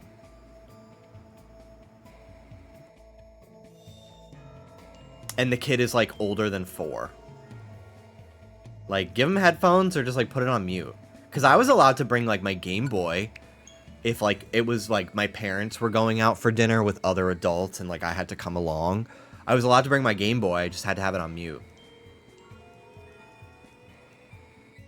So like I get it. I get having something to like help entertain your child in a non-children space. It's just when it's like no headphones or something, or like the volume's full blast, and it's like, and especially if I like see out of the corner of my eye like they're just like binging like AI slop on YouTube shorts at like 3. I'm like, great. Cool. Fantastic. I think I brought my Nintendo DS to one of my mom's wakes because we had like 5 different sessions because so many people wanted to come. Which is great, like, she clearly impacted a lot of people. But it was a crazy emotional toll on me and my sister to have to go to every single one. And just have people fucking crying at us about how much they miss her. And I'm in a tie, a dress shirt, and dress pants that I don't want to be wearing. After, like, the second or third night, we would just hang out in the basement. Right next to the fucking, like, the freezer that they keep all the fucking dead people in between wakes, which is also just so crazy. But we're just chilling down there in the basement living room of the funeral parlor. Just me and a bunch of my friends just hanging out. And I'm sure I brought my DS Lite to one of those days.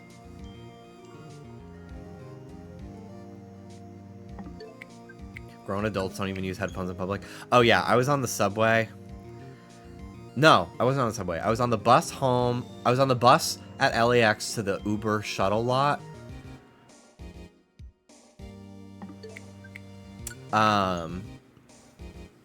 And it almost felt more offensive that the guy was doing it there because everyone's exhausted after their long flight and it was nighttime. But he's just sitting there on his phone, like, talking about, like, to his wife, and they're both, like, arguing with each other, and he has her on speakerphone. And I'm like, oh my god, oh my god, oh my god. What is wrong with you? So, the Fennekin, the Fennekin is different every time. It's been alpha, it's been male, it's been female. It is a new Fennekin every time. The reason why it's not fading in is because I saved at, like, the literal millisecond before it spawns in. So it's fading in right now, like, while the game is still dark. So, like, now it's level 23. It's different every time. So, like, it is the same method as it fading in. I just saved so close that, like, the animation happens right before, like, the game loads, basically. So it's new every time. Like, this one's level 23. Male. But yeah, over the course of the stream, it's been male, it's been female, it's been alpha, it's been level 20, it's been level 24. So I am getting a new Fennekin every time.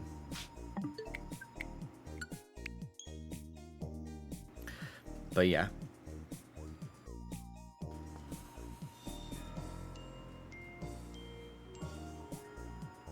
I didn't even want to take a regular call on a bus today. Yeah, that's really my only pet peeve in this world, is just, like, being inconsiderate of others. Whether it's, like, littering, blasting music on your phone without headphones, letting, like, your kids run around. Like, there was one time we were delayed at the airport for 5 hours, and this woman was just, like, head down on her fucking phone scrolling while her two boys, which I totally understand, like, you have two boys looked under 6 years old, like, probably 5 and 3, and, like, you need to, like, help them, like, burn off energy. But, like, she was just letting them, like, run around the whole terminal, weaving in and out of people who, like, are carrying their food or their luggage, or it was just, like, it was actually crazy to me. And I'm like, God forbid someone, like, snatches up your kids. Like, they are more than, so I was, like, watching, because there were some times where they were, like, 3 whole gates away. And I was just like, what if someone fucking takes your kid? They're young enough to not really, like, know what's happening. It was just so strange to me. It's just so, like, inconsiderate of everyone around us. And like, I get it. Like, you have 5 hours to kill, and you've got, like, these 2 kids to, like they're full of energy and they don't know what to do. But I don't know, have them do jumping jack contests. Like, just don't let them fucking run around the airport. It's not a playground. Especially, like, not just watching them the whole time too. Like, she had her back turned like this on her phone, so I was kind of checking on them whenever they would run really far away, because I'm like, someone needs to be witnessing what happens if something horrible happens to these kids. But of course, I'm like, the few times I would make eye contact with them, I was like, you should be aware that this is not a good thing to do. But whenever I'm, like, annoyed with a child, it's really only the parent that I'm actually mad at, because, like, kids don't know. Kids don't know unless you tell them. They just don't. It's not their fault. They're gonna do what they want to do.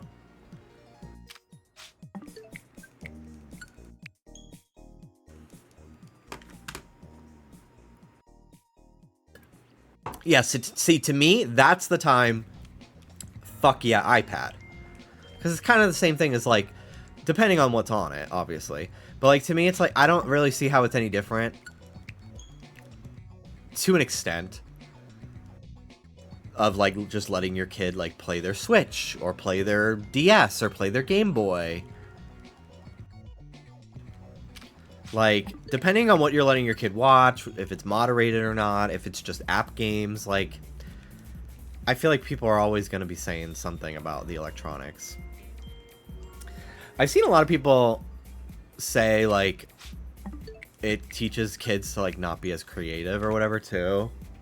Which I don't know how I necessarily feel about that, because I spent pretty much all of my life absorbing media, whether that be cartoons or TV shows or movies or video games or scrolling on the internet and watching YouTube. And I think I'm a pretty creative person with a lot of passions, inspired by a lot of my favorite things.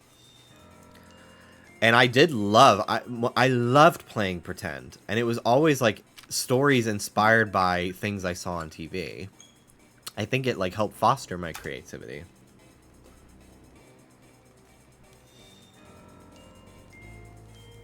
But yeah, I agree. I definitely think the internet is specifically the problem. Because I had pretty much unrestricted internet access and social media access. I thankfully got to really live my life pretty much offline until I was in like 5th grade. And even then, like, all that we really had was YouTube. And I wasn't even allowed to have MySpace. Or like AIM, AOL or whatever. But I like pretty much got to live my life like completely offline until like 5th grade, and even then, like, the only time I was spending online was like talking about Webkins, you know. It wasn't about my personal life. And I really have a lot of sympathy for the kids nowadays who, like, from the get-go, they know they're being perceived. Have you guys seen this new trend on TikTok? It's called the flip the camera trend. And basically they go up to somebody, typically someone who's like just, you know, probably like the dorky kid, the shy kid, the nerdy kid in class. It's mostly kids doing this. And they go, "Hey, can you film us?" And they have someone hold the phone. They're usually holding the phone like this, right?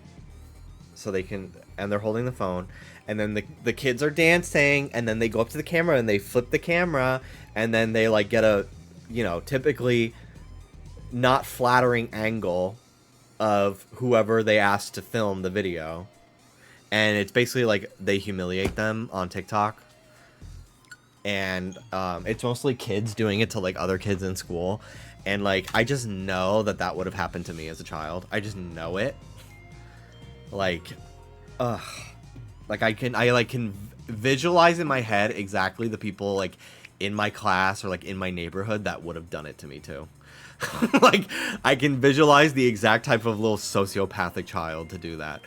And it's so upsetting. And there was this one woman that was in the comments, and, like, it could be just a made-up story, but she was like, yeah, my daughter was the fucking victim of this trend, and it, like, was so fucked that all these people were like making fun of how she looked, even though she's a child. And ugh.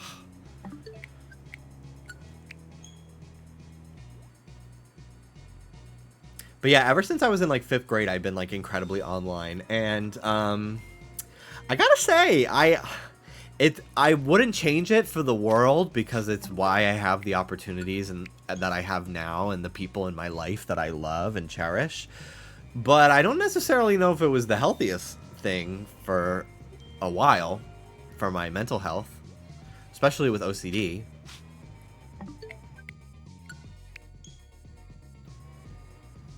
That's for sure. So I feel really bad for like kids nowadays where like you can't go to school without worrying about if you're like going to be secretly filmed and put on TikTok. Like, I didn't have to worry about that until like maybe high school with Snapchat, really. Like, even Facebook, like, it was really difficult to upload from like your camera phone to Facebook, typically. And like, you'd know if somebody was filming you because it was like pretty fucking obvious. So yeah, I can't even imagine the stress of that. Like, I only had to start worrying about, like, Facebook in, like, 7th grade.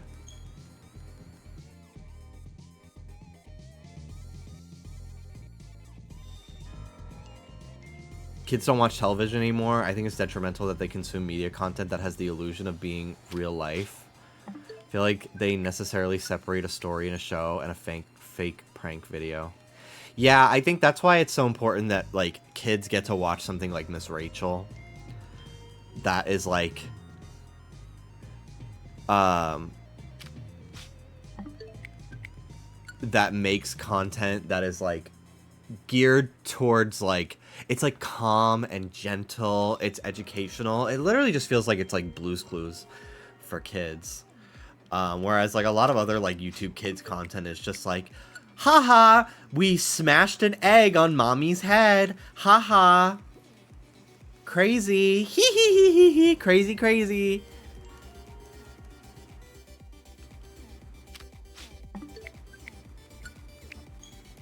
I know there's a YouTuber you like who made a recent video about recording other people.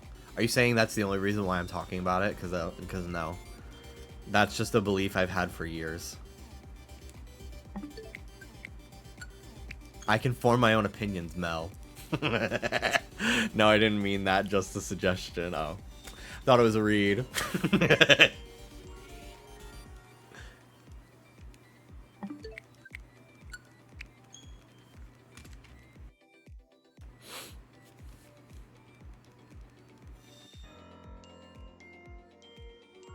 Kids consume YouTube Kids Slop in the same way we consume PBS Kids after school. I will say that is true. I feel bad for kids nowadays that they don't get to experience bumpers because everything's just streaming now. They will never know the beauty of CN City, and I think that's a tragedy.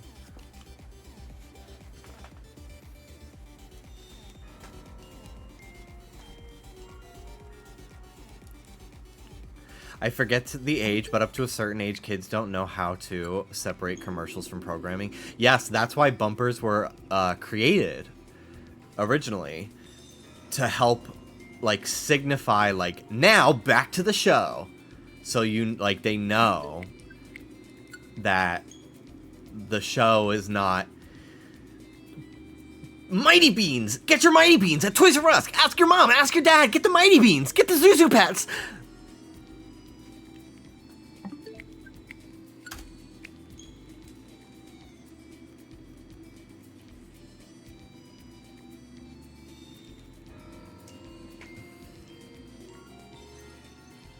Not me and my Mighty Beans. Not my beans being mighty. I only had Pokemon Mighty Beans.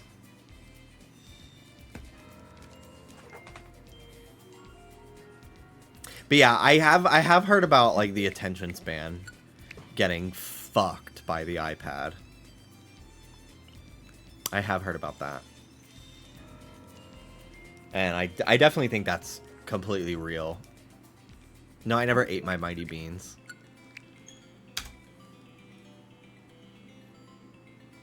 The Shirley Temple DVD set.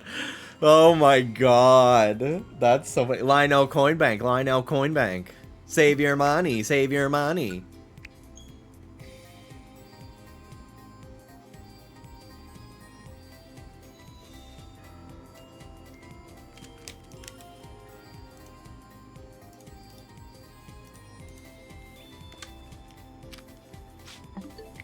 My main beef with iPads is that kids raised on them don't know how to be bored.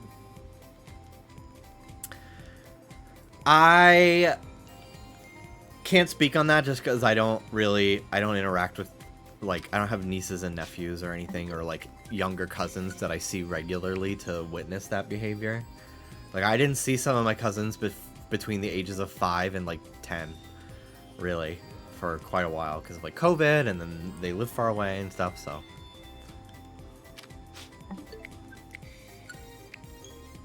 I think patience isn't practiced at a young age. They're used to skipping ads instead of watching commercials, or using that time to go to the bathroom or get snacks.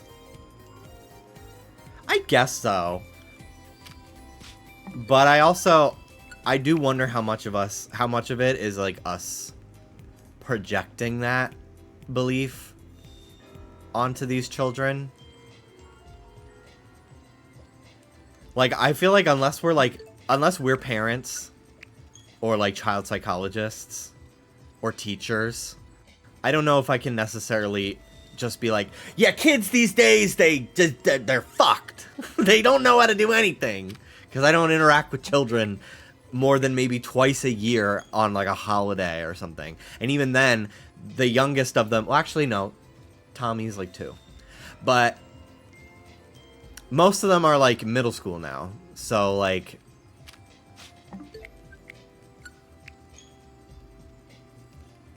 we must be wary of Unk talking points. Yes!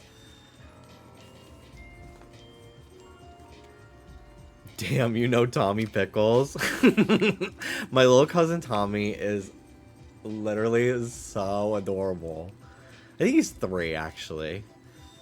He's so freaking... He's like a little shit stirrer. He's like a little devious little fucker. I was playing air hockey with him and my other little cousin, and he would look at me like this. He's got big blue eyes. He'd look at me like this. And then, like, hit the air hockey puck in, like, a really, like, fucking crazy-ass way. Because he's like, I'm going to do something evil. I was like, this kid's hilarious. Like, instead of, like, hitting the puck, like, straight on, he'd hit it at an angle so it, like, bounces back and forth between the sides of the air hockey table. He would, like, look at me before he did that. Like, I'm gonna do something that this guy, he's not gonna know what hit him. It was really fucking funny.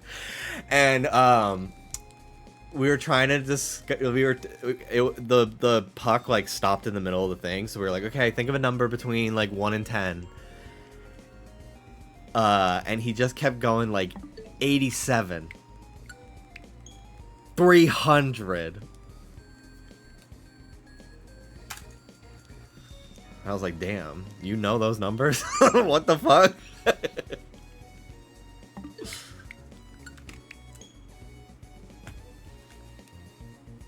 No 6'7". I think too young.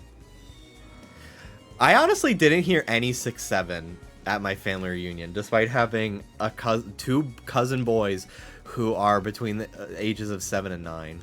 Like, they are prime, and they love sports too. They love sports. So, and like, they are like prime candidates to be 6'7" kids, and I didn't hear it once. But it was also July. I don't know if 6'7" really took off till August, as far as I'm aware. I do not understand 6'7" at all. Okay, so I actually do. I'm actually a brain rot historian here, so I actually do understand 6'7". And it's actually fucking hilarious. And really, the kids are smart. The kids are so much smarter than people give them credit for. This is like, to me, it's like next level satire here. So, there's this song. So, kids love athletes, kids love sports, kids love making fan edits of their favorite athletes, right? And I guess there's this song, I don't really know what the song is called or the lyrics, but one of the lyrics is they say like 6'7". And they'll use it for players whose like number on their jersey is 67, or they score a basket that's like the 67th point of the game, like something to tie in with the lyric, right? And it was just like a big trend. Kids love athletes, kids love sports. Michael Scott, exactly. So basically, they were making edits of these athletes to this song with this lyric with like the number 6'7" in it, right?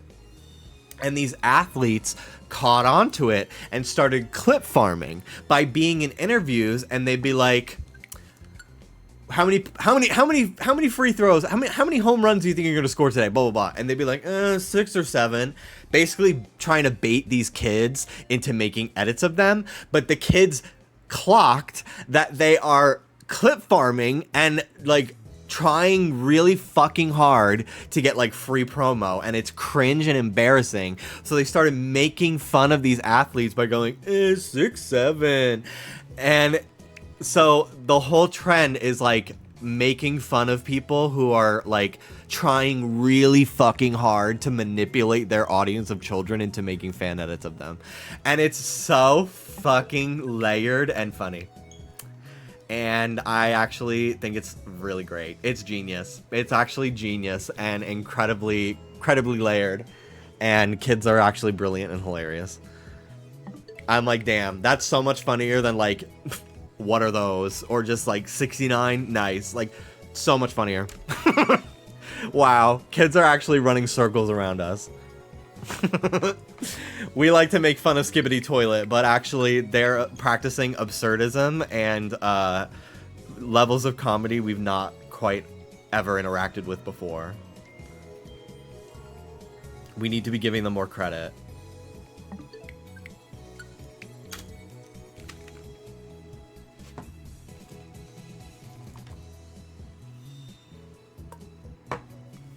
Back in my day, the funniest thing you could do in class to annoy your teacher is go, like, and now kids have like these like layered backstories to their brain rot.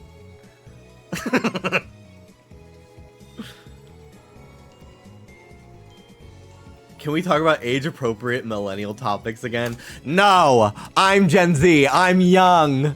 I don't know what you're talking about.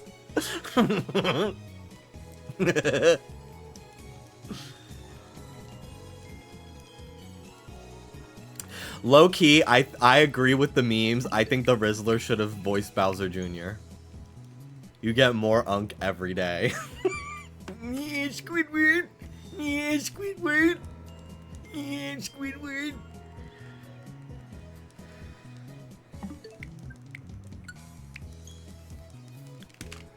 But I get less chopped every day. More unk, but less chopped. Think about that. Think about that. Really unk of you to make a SpongeBob reference to that. Shut up! No! No! Stop! Please! Please! I'm young. I'm young. I'm only 28. You can't do this to me.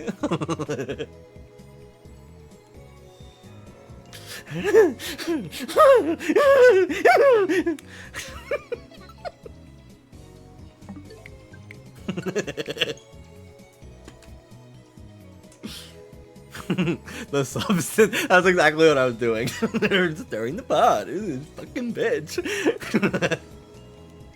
God, you do sound like SpongeBob, specifically when he screams Gary. I do sound like SpongeBob when I genuinely get scared by something. Cause I go, oh!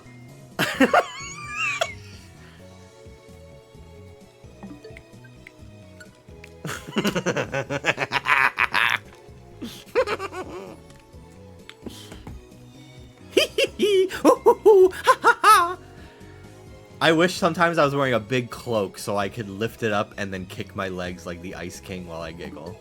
Cause I literally, every time I laugh, I think I'm laughing like him.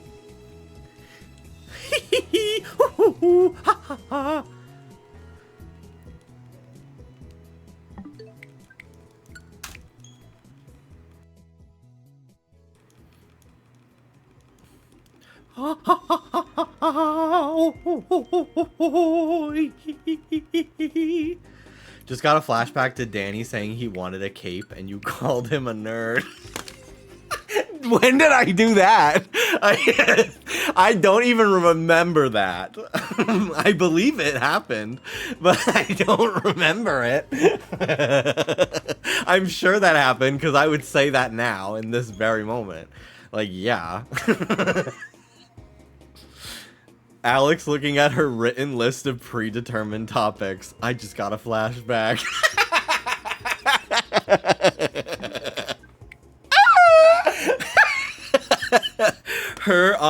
her waiting for me to go live all day on her Google Doc with her laptop. Yeah, that's funny as fuck.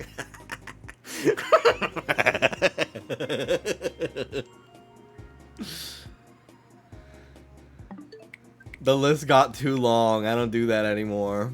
This chat is basically her stand-up set. It really is.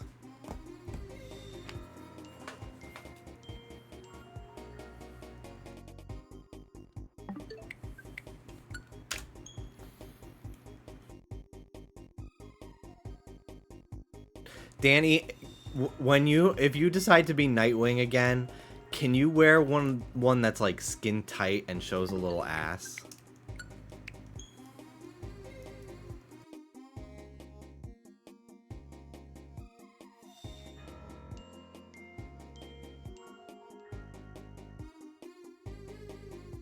I don't have an ass is the issue. Here's the thing. Everyone has an ass. Unless you have the bionic ass from SpongeBob. Another SpongeBob reference. If you want the people lining up in the streets for a piece of Danny 60... If they want a 1/64th of that Danny, I think you gotta commit to the full Nightwing costume. Not the iron butt. I literally thought that was a real condition that you could have, and it was really scary to me.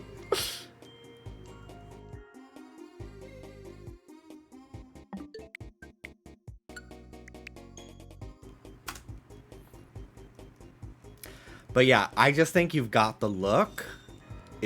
We just got to work on the styling, because you got it. You got that like natural handsome that like you could roll around in mud and still look good.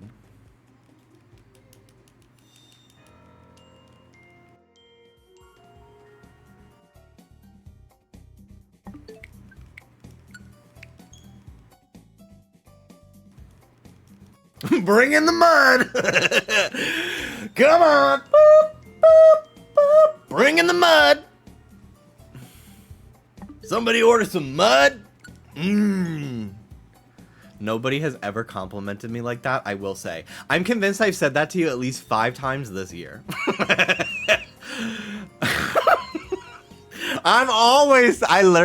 You can ask Hannah, you can ask Mel. I'm always talking about how naturally handsome you are. Oh, the mud part. Well, then yes. The Fennekin is respawning. It is just respawning before the game loads. The Fennekin is respawning. It was an alpha that time. It was not an alpha before. It won't be an alpha now, most likely.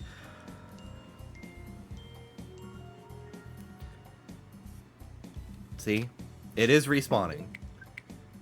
I just happened to save literally like 1 frame away from it respawning. Excuse me. So it fades in as the game is fading in, so you don't actually have to wait.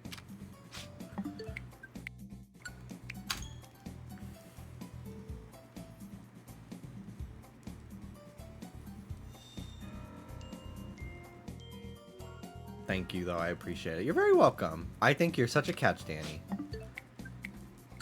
And I know how it feels to not always feel that. Even though people are telling it to you. But it is true.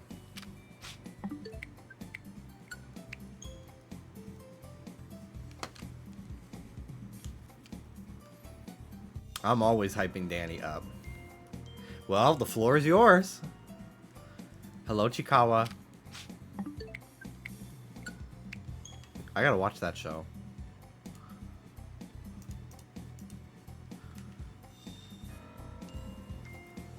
How many episodes are there? Danny, your Audi is kind. I literally was like, how do you know what his belly button looks like? That's so weird. And then I remembered you started Severance, and now I understand. I forgot that you started that. The issue is none of you are anime girls, so he doesn't care. You finished it? Oh my god, can you text me all of your thoughts? Because I don't want to spoil people in chat who haven't watched it yet, aka Alex, who I want to watch it. I'm so curious to know your thoughts. In 2 days? That's normal. It took me and Dallas 3, and we only took 3 because I had to work on a day in between that. But we watched pretty much all of season 1 in one night. We were like, let's start this show. We can watch like an episode or 2. And then next thing we knew, we were 1 episode away from the season 1 finale, and it was 7 o'clock in the morning. Jimmy, can you make your eyes kind?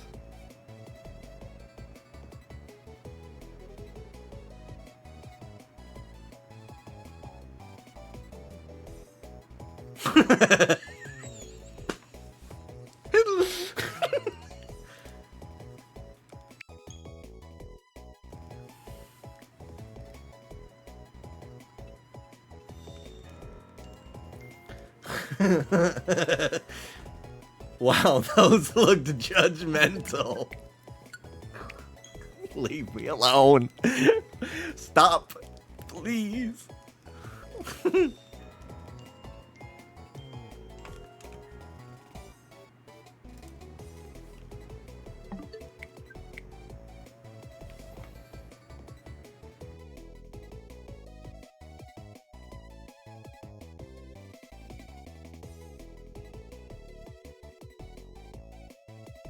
This is not working.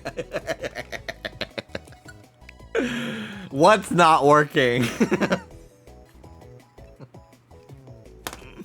I look so approachable and nice. Every time I go to New York City, somebody comes up to me and asks me for directions or to take a photo of them, and I always have my headphones in, so I just look that approachable. And I'm always happy to help. You need blue contacts. I'm so afraid to wear contacts. Why do I feel like you're doing variations close to the bear smile? I almost hit a full bear smile in my selfie that I posted on my Instagram story for my stream today. I did a soft bear selfie.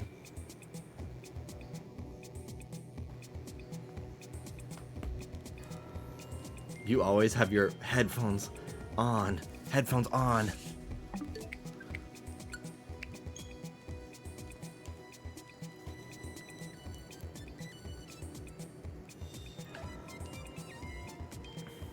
I get why the bears do the smile. It's just funny that they all do it. Like, I'm like, oh, I actually like how I look in this photo where I, like, hit a bear smile instead of... Hi!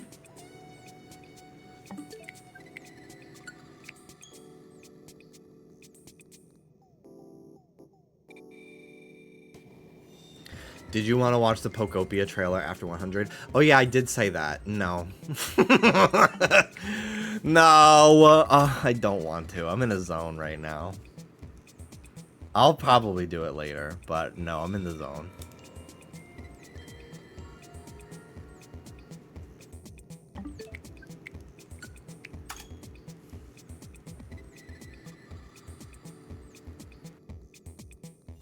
Fuck cozy games. Fuck them. No, I like them. I love them. I actually love a cozy game, and I'm really excited to play like 5 more.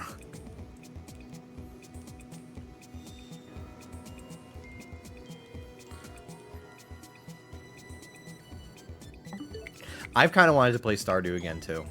I started it a few weeks ago, and then I got distracted.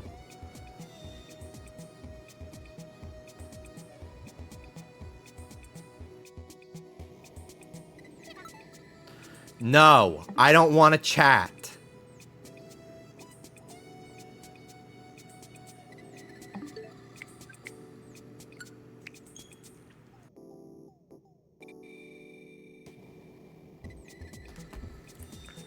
You made me boot up Animal Crossing, and I kind of made a cunty little area. Wow. The only cozy game I want is Tomodachi, the 3rd installment in the series. I'm so excited for that. I think I'm more excited for that than the Animal Crossing update. Not that I'm not excited for that, but like, oh my god.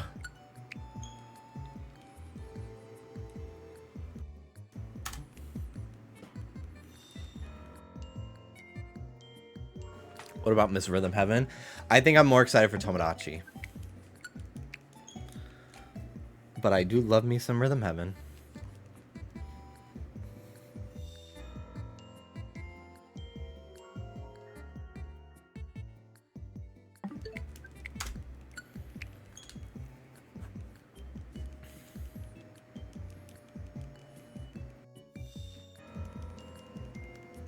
I'm not going to retype my thoughts for you. I'm just going to screenshot me live blogging to Taylor. About Severance? Okay. Yeah, I'll read it later.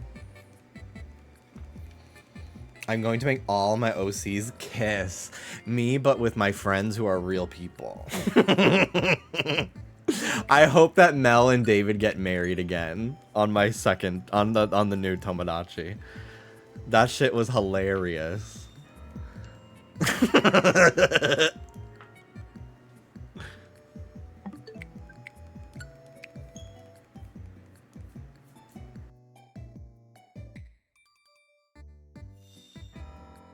There better be gay marriage. I think there will be. I think that all the me's will just be they thems. The woke mind virus has infected the Tomodachi Hotel. I hope no one tears apart their happy marriage. In walks Anne.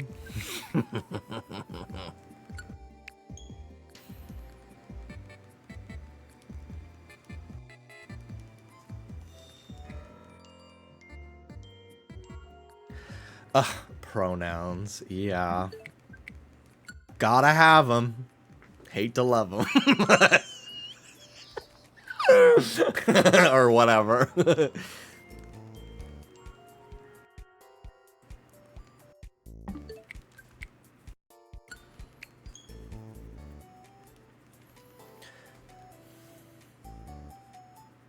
Given you can't be gay in Pokemon ZA and Nintendo's the Disney of gaming, I doubt we're getting gay Miis. Well, why would you want to be gay in ZA? It's not for that. But also, like, literally in the trailer, we see, like, a female presenting Mii, like, clearly have a crush on another female presenting Mii. Also, literally, Nintendo is on record saying a future Tomodachi installment will be more inclusive. Also, yeah, the character in ZA, like, you pick, like, boy or girl, but, like, you can be a boy in a skirt. You could be a girl in pants. 1920s sexism be damned. Women can wear pants.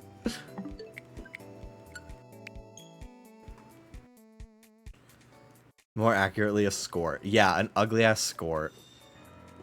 But, you know.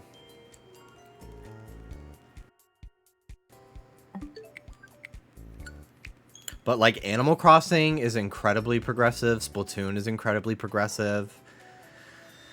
I definitely think it's baby steps with Nintendo. I think that, but I think they'll get there. They will. I really do.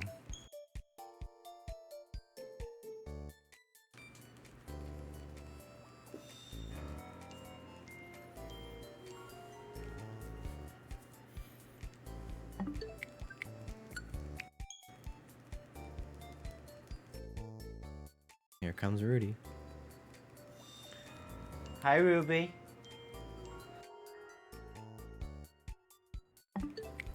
Also, hi, I'm sick. Back from upstate New York and delirious. Aw. Oh my god, it's Soda! Hi, bud. Hi, little buddy. Hi, bud. Come here, man. Hi. Come here. He wants me to get him. He wants me to chase him, but I don't feel like getting up. Jimmy, I think you just called Ruby the wrong name. You said Rudy, not Ruby. Oh, my mistake.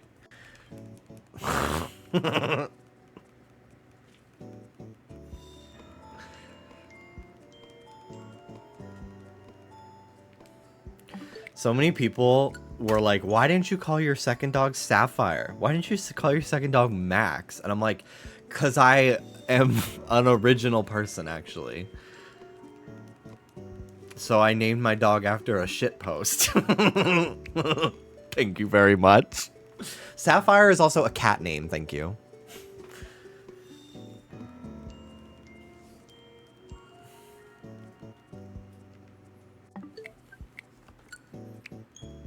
To this day, I love the idea of having 2 dogs named Woody and Buzz. That is cute.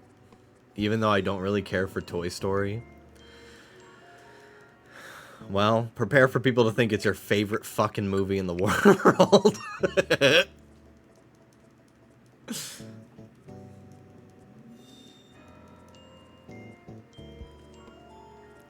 Dude, Toy Story 4 sucked ass. And they're making a 5th one. Cheese puffs, root beer floats. The animatronics in FNAF and not the murderer.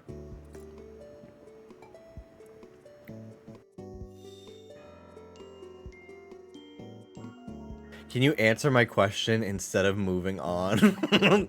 Aren't they still making those movies? Yes, they are. Happy now? Hey, buddy. I'm not chasing you. And mine, please. Where is it? I don't see it.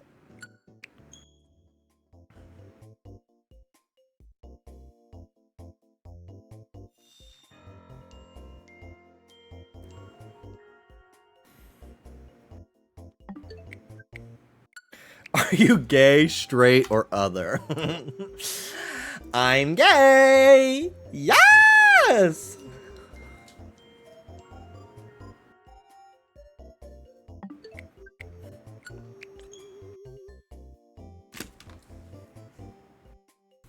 Sometimes this chat reminds me of Deltarune shenanigans. Guy who's never fucking done anything but play Deltarune in their life.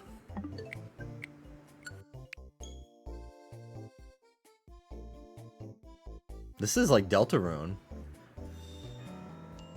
That made me laugh. Just like Deltarune makes me laugh. Everyone here is so funny. Just like the characters in Deltarune. Can you... Bro! I'm fucking... There, you happy? I got ya. I freaking got ya. Stop licking my moisturizer, you little freak. Hello. Stop. Stop. Stop. Hi.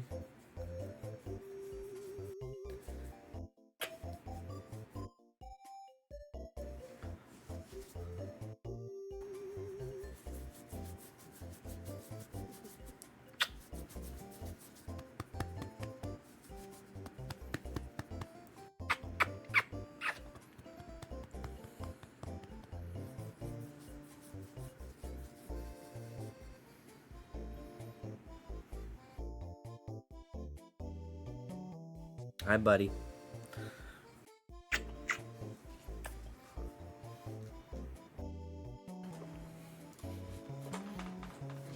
Soda always looks so cuddly.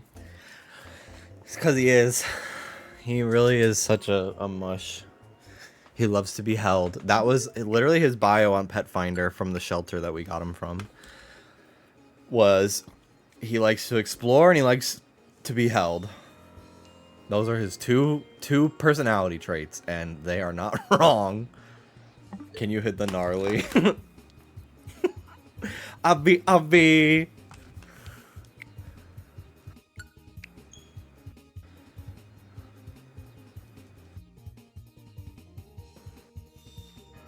I think Soda would like you, Anne.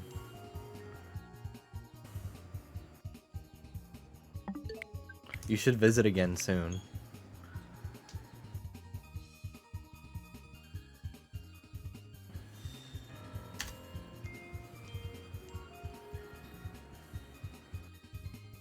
If I were on Squid Game, I'd hit the gnarly.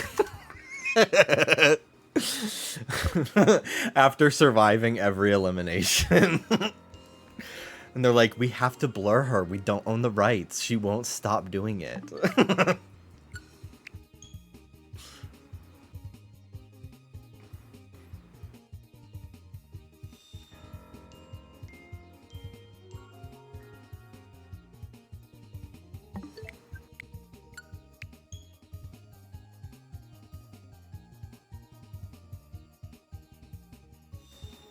What are you munching on over there? Lint?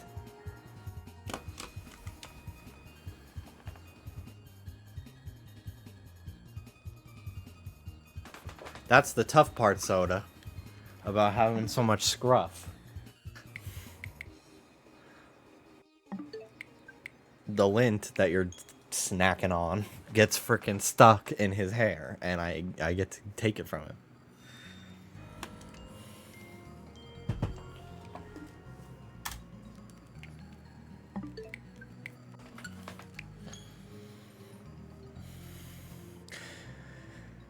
Isn't it so cute how pets will like seek us out like they had thoughts about us? Oh yeah, whenever Ruby comes in to like just check on me, like she knows I'm in here. And she's like, when I'm working, she comes in to check on me, I pet her, and then she leaves. She's like, okay, he's still here. Good. It's very cute. Soda has been very clingy this week since I came home from New York. He constantly wants to be on my lap while I'm working. Because he really liked, he would always sleep on my lap for the first like 2 months of us having him.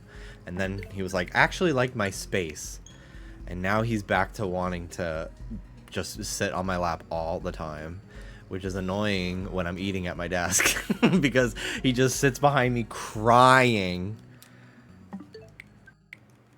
the entire time I'm eating. But if I put him on my lap, then he's trying to get the food. So I usually just have to kick him out. Put him in the living room.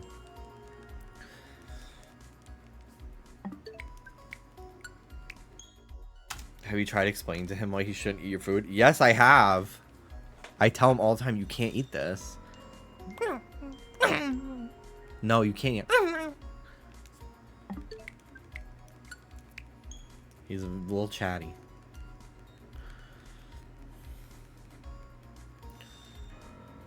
Today, he was just sitting on the couch next to me, fucking barking at me, and then when I'd look at him, he'd like lean to be like, hey, pet my belly, and then I would like be like, bro, I'm busy, and then he would start fucking yelping at me again, and then like I'd kind of be like, hey, hello, hey.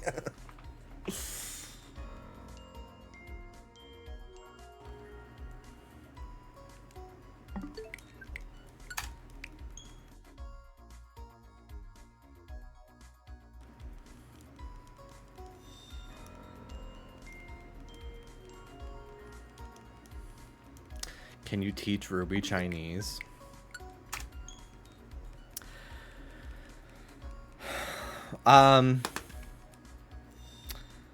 Yes. I don't know why it took me so long to answer that question.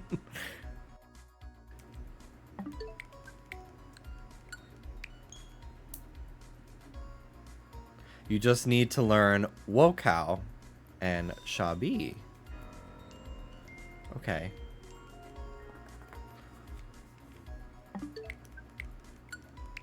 You didn't say it right. I give up. Okay. Whoa, cow.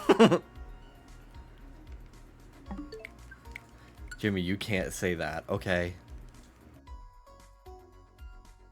All the Unite gamers know about Wokao and Shabi.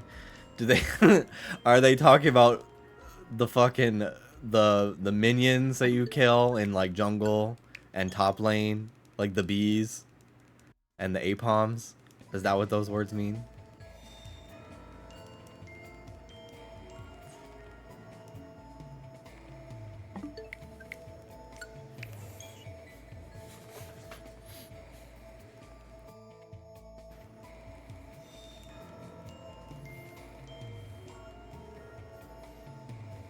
Have you seen clips of that show where everyone is a hive mind except one woman? No. They're always coming up with something. Sometimes it feels like the one woman is Anne. That's Pluribus. Oh, I gotta watch that. I've been told I'd like it.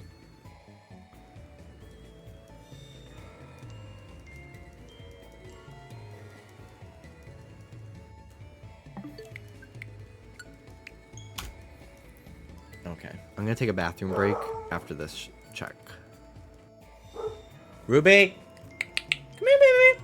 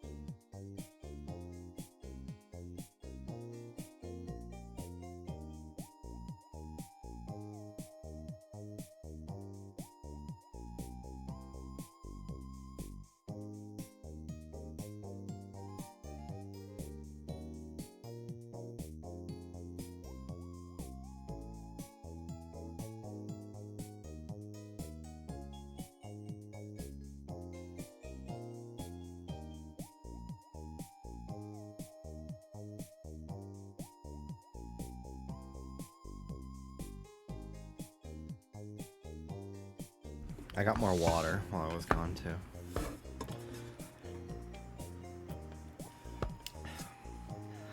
This song is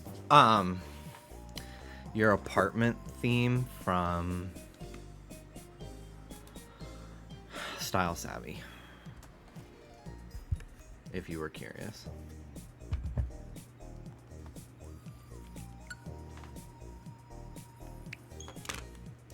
I do have a link to this song, to this playlist, but I don't have any songs like written down what they are.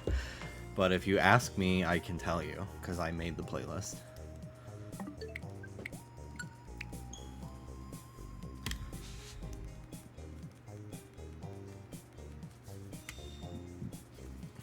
Oh, the Ace Attorney song? Yeah, that's like the pre-trial song or something from Ace Attorney. I can look up exactly what it's called.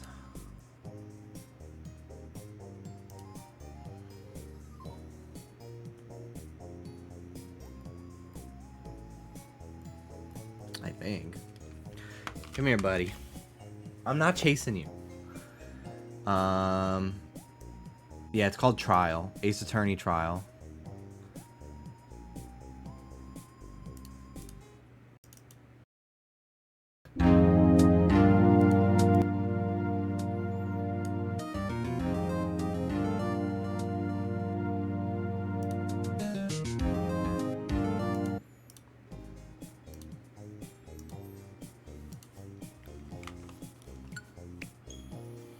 Jimmy, you need a dog filter emote. I think it'd be so funny if I set up like channel point redemptions to like put filters on my face like TikTok live, or like trigger fisheye lens for like 1 minute. But I just don't know how. Come here, buddy. Come here. Hello, bud. Hello. You wanna sit on my lap? Do you like this Lane monkey emote? Is Apom back to being in Lane, or is it? Do you just call like something that isn't Apom Apom?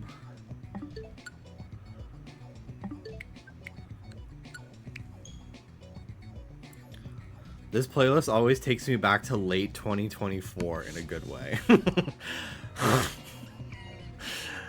I want to have nostalgia for 11 months ago. No, he's always the Lane Monkey, and Bunnelby is also Lane Monkey. Okay, I gotcha, I gotcha.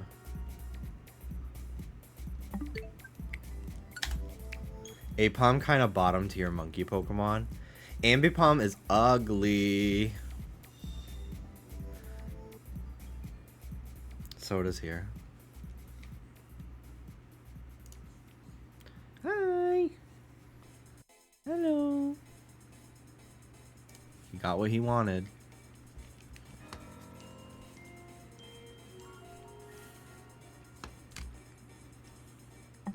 I know it took up so much time, but I loved that redeem you had with the Super Monkey Ball music and all the emotes.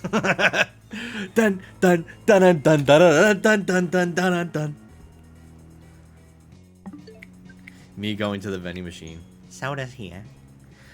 I've been going to the vending machine just to get Nutter Butters. I have a pack in the living room on the table to go eat later.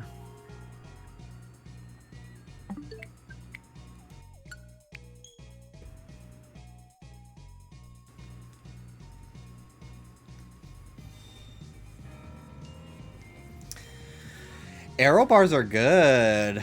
I do like them.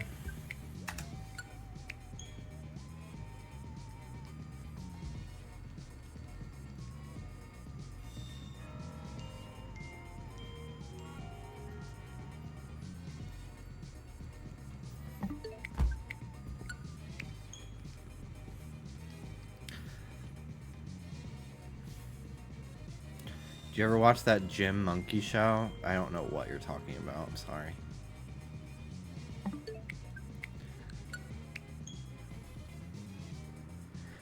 Do you mean my gym partner's a monkey?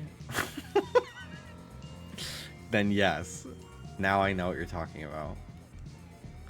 The cartoon. Yes, the spelling of the word gym was what really confused me. Because you spelled it like the name.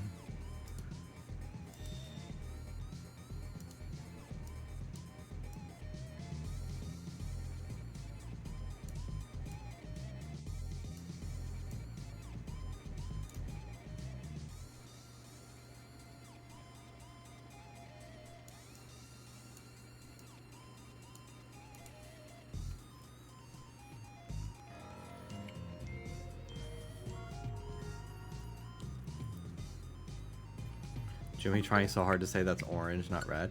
No, it's red. Shiny Fennekin has red ears. Do you ever watch Candle Cove? No. I think regular Fennekin has more orange than red. It's like a scarlet. But no, Shiny Fennekin is red. Red ears. Just like Magikarp is red. There are some people that genuinely look at Magikarp and see orange, and I'm like, what is actually fucking wrong with you?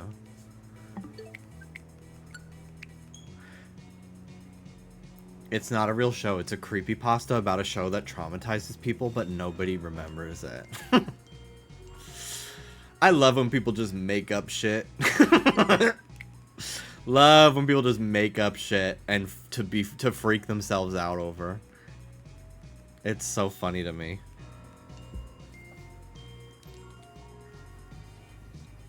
I love when I'm watching a theory video and someone goes, according to the what is it? SMP wiki? With all the cryptids?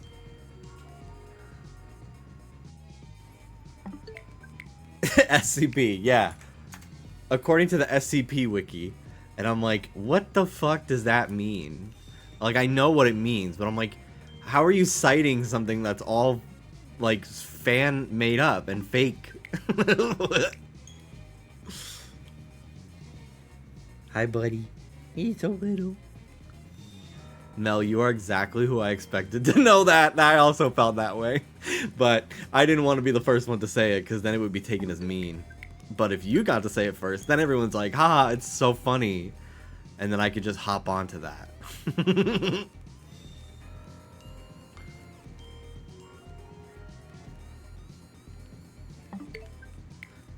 Literally, I only know by osmosis. Ozzy and Drix. Ozzy and Drix.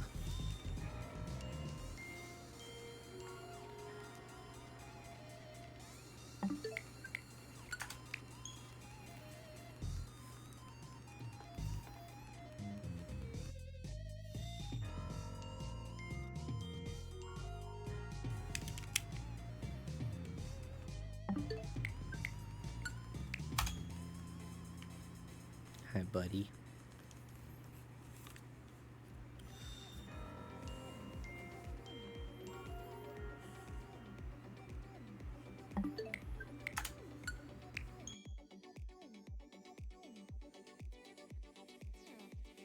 The episode about the concussion haunts me. I really don't remember a single plot line from that show. I just remember it existed and I watched it a lot. Whenever it was on. I didn't seek it out, but it aired on Kids WB a lot. I think. I feel like it was always on the same time as like Static Shock. For some reason, those shows, especially their art style, was very similar. I remember Shaolin Showdown was always on the weekends. But I feel like Ozzy and Drix and Static Shock were like weekday programming. I remember really liking Batman Beyond, but they didn't really air it very much. There was one about a concussion, smoking, and Oz going into the body of a girl. Damn, he stayed anywhere but his original person. That's so funny. I remember I watched the show before the movie, so when I was watching the movie, I was like, where's Hector? Also, why is it real people and not drawings?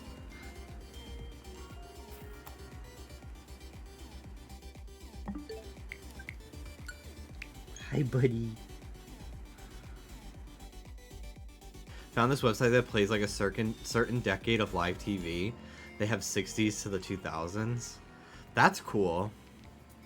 I really love, I get them around like Halloween specifically, and it's like an hour of like Halloween cartoon specials, like just TV recordings. Knowing you probably have 8 million channel points and you use them so few often like that. Honestly, I should remove that redeem because it's so cringe and unk and chopped to dab in this day and age. And I am nothing of the sort.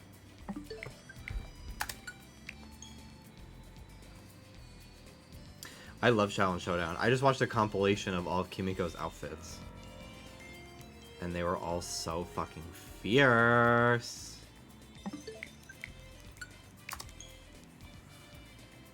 But yeah, on YouTube, there's like 3 hours of Disney Channel on Halloween night. And it's like all Halloween commercials and Halloween episodes. And it's just like a live recording from like 2006 that someone just put online. It was cool.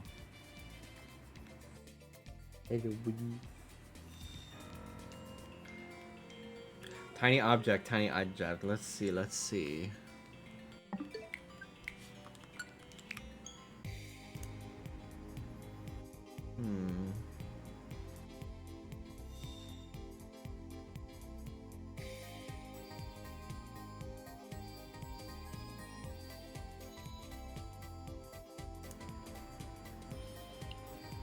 It's Dawn, or whatever her fucking name is, from RCS.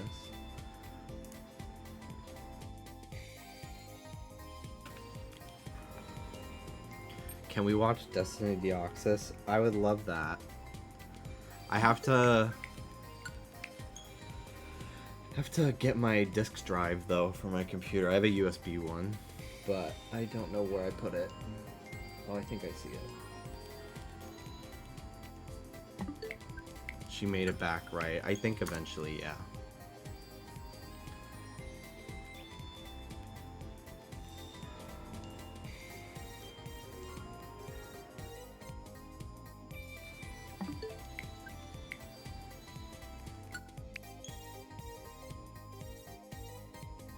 Hey, little me. It's kind of lame how it's just off screen. Yeah. You need to make a secondary channel just to make watch parties. Yeah, I just like keep making burners, and then if they get deleted by Twitch, I don't have to worry about it. Because Lord knows they don't IP ban people. Jeez. I guess in the age of VPNs, it doesn't actually fucking matter anyway, but... I'm at 723,000 points, but I spent whatever the Sims baby redeem cost. Yeah, sorry to everybody who picked babies, and then I never had more babies.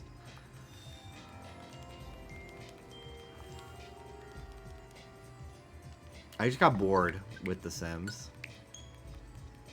Can you blame me? It's Sims 4. Maybe someday I'll go back. With, like, mods and stuff.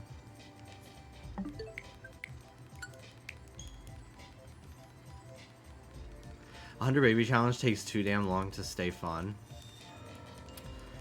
It just got really difficult because I had, like, twins, triplets, quadruplets, quintuplets, and then more twins. All, like, back to back to back to back to back.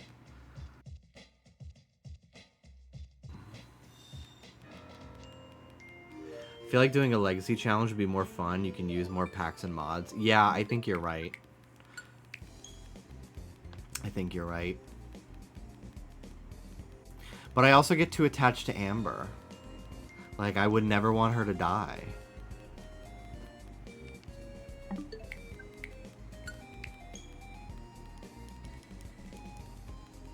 Like, she is one of my, like, she is an OC for me. Like, I care about her. She's a multifaceted individual. Well, she's not real, so... Who cares? Delete. Next. Chop chop.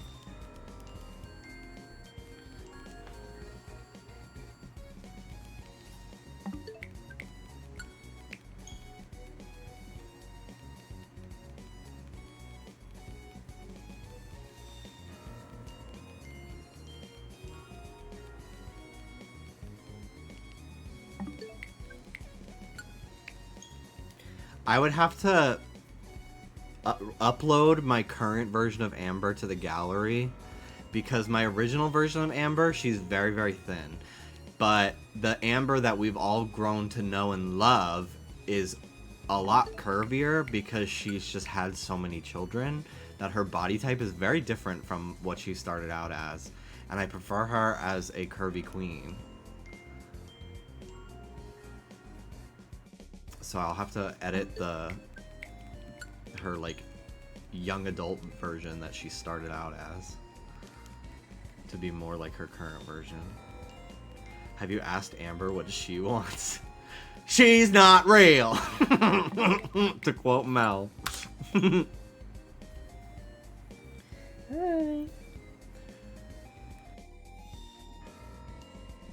Jimmy, your Audi walks too fast in the hallway. Here I am, responding to every fact equally.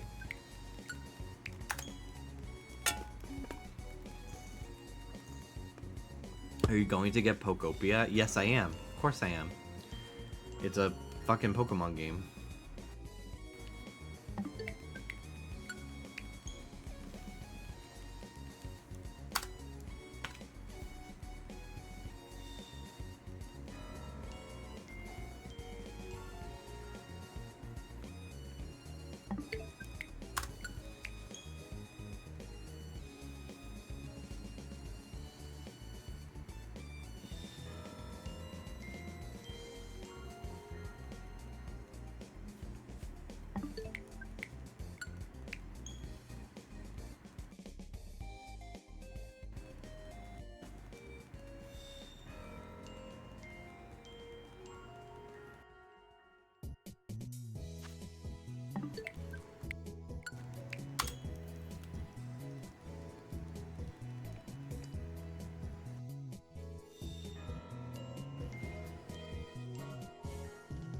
Buddy boy, I love you so much.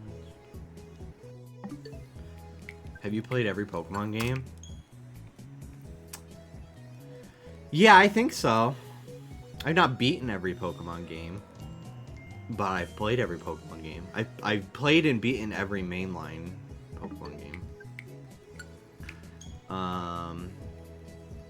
But like Pokemon Ranger, I've really only gotten far in like the very first one. I've never really cared for the Ranger games. I really only got super far in the first one because I was a child and Diamond and Pearl were not out yet.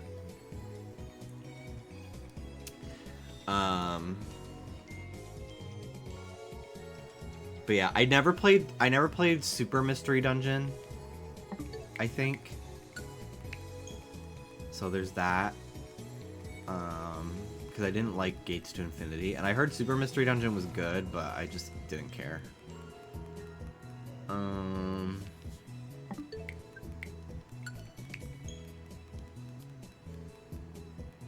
I've never played Hey You Pikachu because I don't have a microphone for my N64. So I've never played that. I do own it though.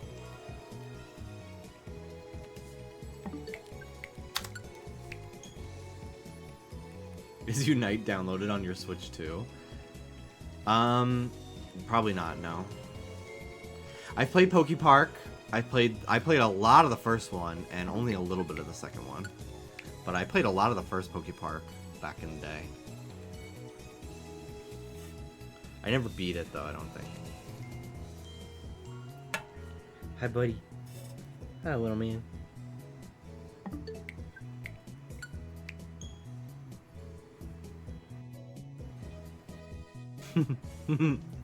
Hi, what are you looking for?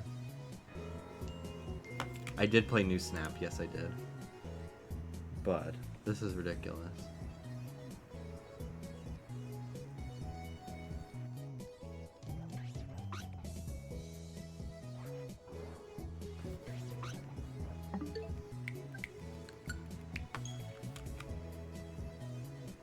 He's melting. He is.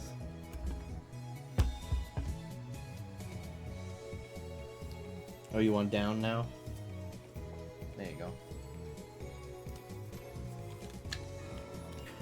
He's like a damsel that fainted in the hero's arms.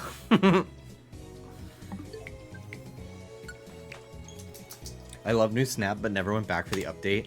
I don't think I did either. It didn't really add too much, but yeah. Did you hear I got my Gumi? No. Alpha? Oh my god, you scared me, you fucker. I know.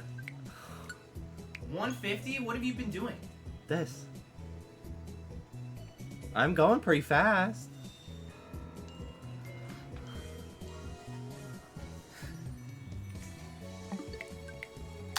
I've stayed pretty on task, I think. Right, guys?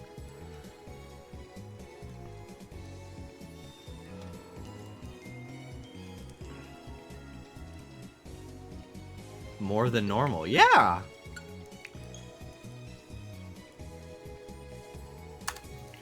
I also feel like I've been like forgetting to count too. IDK, I've been looking into your kind eyes. Oh, so true. Yeah, I actually keep forgetting to go watch a fucking YouTube video that I wanted to show.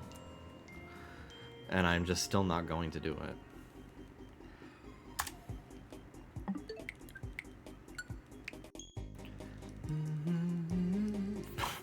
I opened Twitter for a second. First tweet, you think Bill was tapping it on the tongue?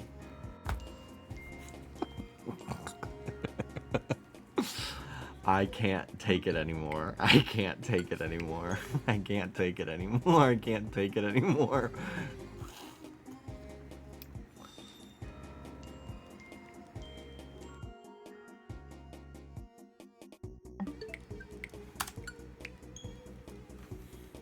Whispers to the others, what is that about? Allegedly, Trump sucked off Bill Clinton. There's like emails about it between Jeffrey Epstein and someone else. The code name for Clinton is Bubba. Trump sucked off Bubba, and Bubba is Bill Clinton.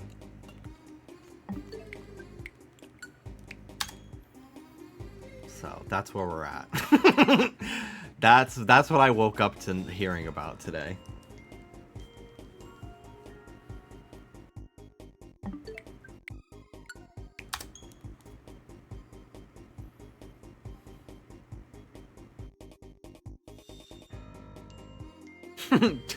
Diversity win? Question mark.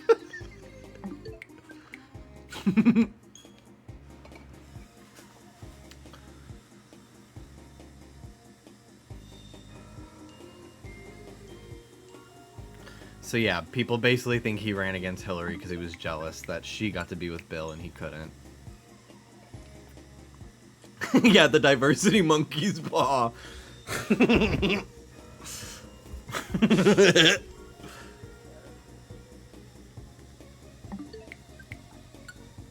The concept of a DL president. Bitch, that's like half of them.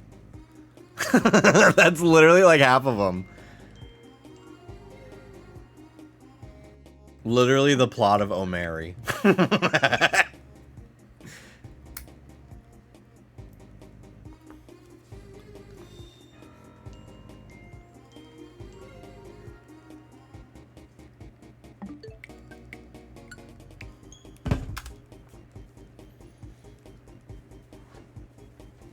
I bet this kind of thing happens a lot. Oh, yeah. Most of the Republicans in politics are closeted homosexuals, or at the very least bi. But they're so deep in the closet of whether it's religion or their social circles that it's like such a secret to them, and it's so fucking depressing to think about. Doesn't Grindr crash every time there's an RNC? I don't know about every time, but a significant amount for sure. Especially recently, it like literally did. I don't know if it was the RNC though. I think it was I think it might have been connected to recent events, like a vigil or something of sorts. But oh yeah, like there's been multiple like Congress guys that like it's like come out that they had like secret gay love affairs with like gay escorts and stuff like that, and sex workers and stuff.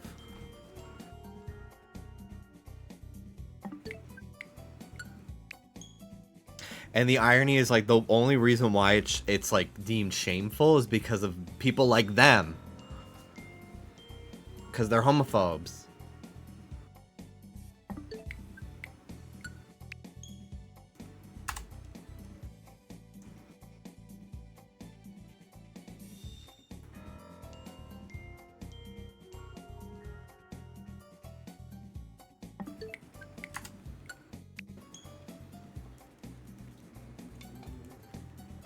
Ruby, come here, baby.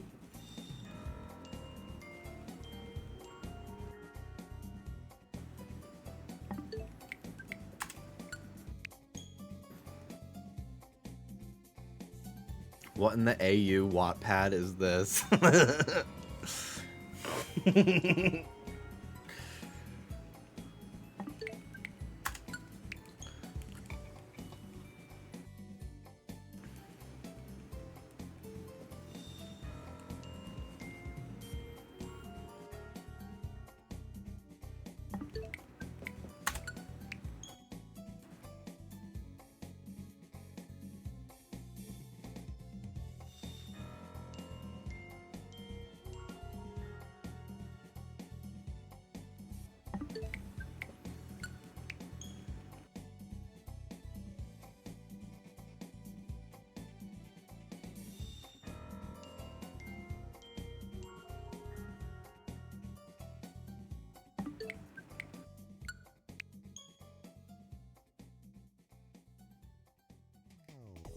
I've still not got a shiny in this game that's in the ground.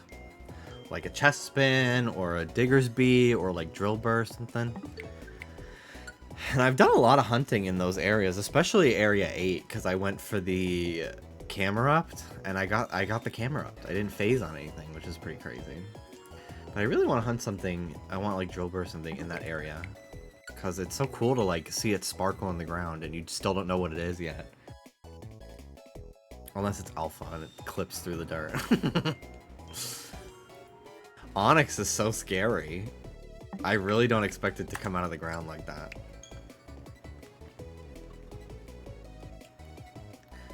Onyx is way too small, but it is cool coming out. Yeah, I definitely think Onyx and Gyarados could have been bigger, but I think it was because they didn't want them to have like insta-kill hitbox because they take up too much space. But still. Like, whatever. Especially because, like, Onyx especially is so slow.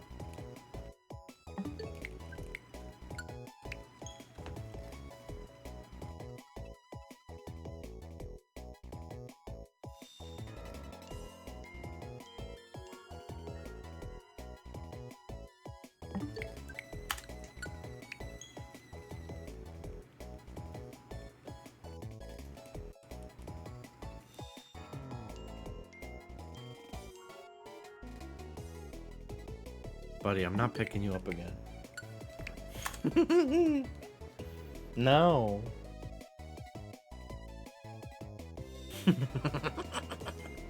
Stop.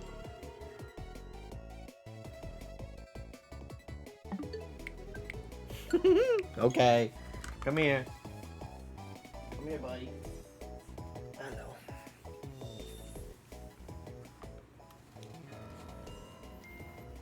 Don't fall.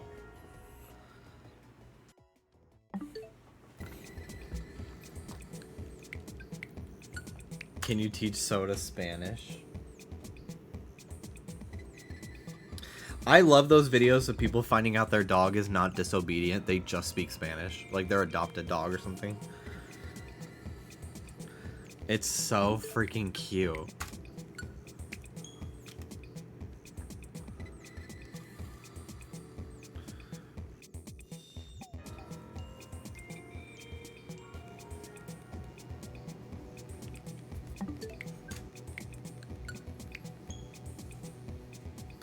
Hi, bud. Hello. Don't lick my moisturizer. Stop it. Stop it. I think Angelo, my cat, is Italian. I don't know what Soda is, but he sure is gay. He's a little gay dog. He is such a little, like, prissy, fucking spoiled, loungy. All he wants is comfort and food and attention. He is a little gay boy. It's so freaking cute.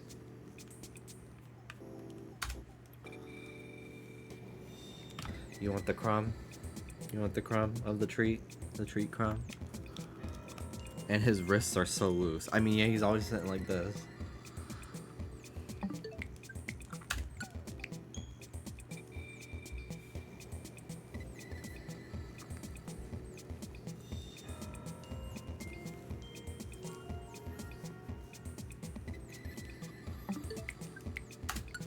Sadly, my dog is just disobedient. Damn. Hi. We didn't really, like, teach our dogs too many things. They just kind of instinctively know. Like, don't get too close while we're eating. But sometimes they just can't help themselves. And they're sneaking too hard. And I gotta put Ruby in the crate till we finish eating. But for the most part, they just kind of, you know, they do what they're supposed to.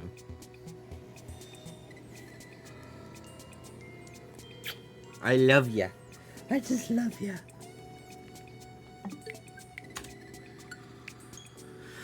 My cousin's German Shepherd would only respond to French commands.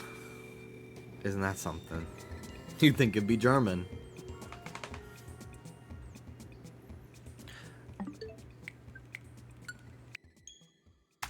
Your dog is bi. Hope this helps. You're bi.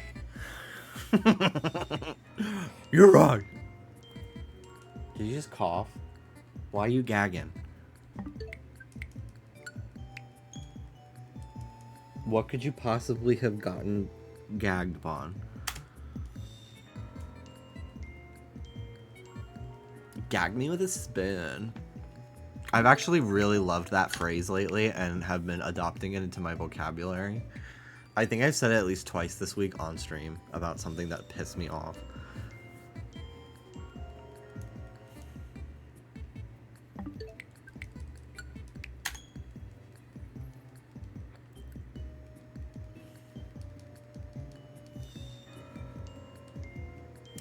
I've been pointing my finger towards the back of my mouth. Dallas's niece.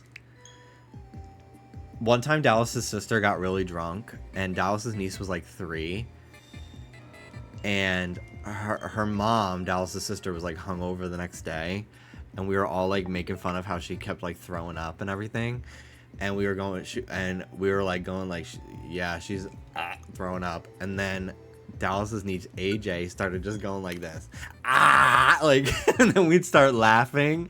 So she kept doing it, and she would just go,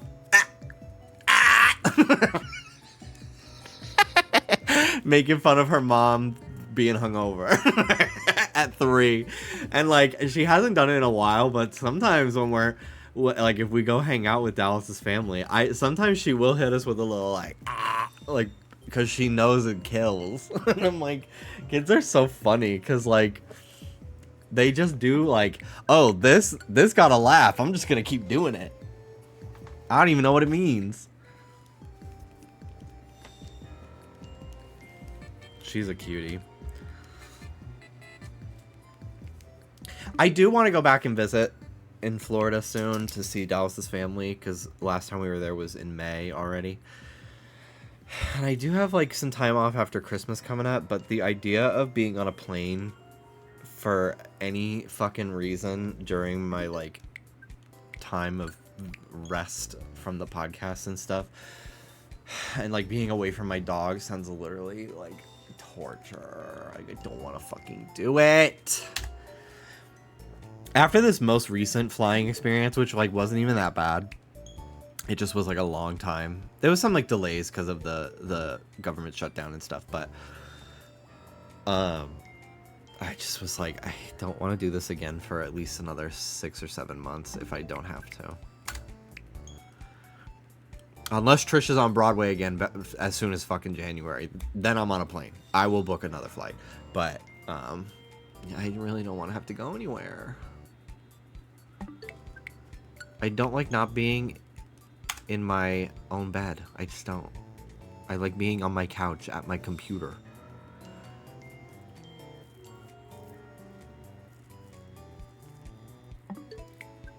Another what amount of months? It's strange how I specifically remember making adults laugh for reasons I just did not understand. Yeah, but then I would always take it too far, and then I would get my mouth washed out with soap. So...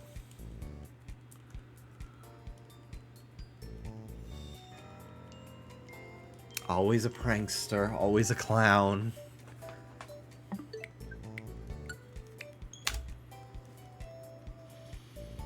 But, or were you silenced?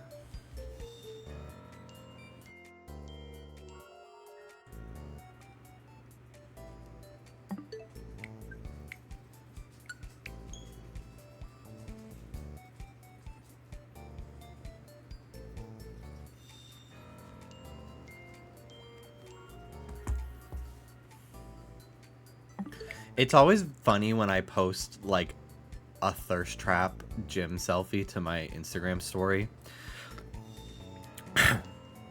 Excuse me. And then people I haven't, like, from my home neighborhood or, like, my friends' parents that I forget I didn't hide my story from them see it and give it a heart react. And I'm like, that's my friend's mom! And she just saw my tits!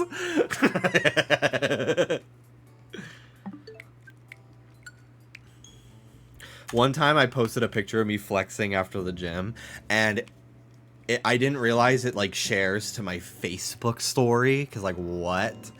And one of my friend's moms replied to it, and she put, show off. Winky face with the tongue out. I was like, I can't do this. I can't do this.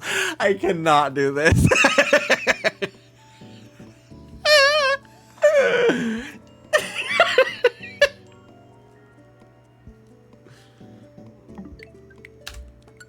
She wants that cookie bad.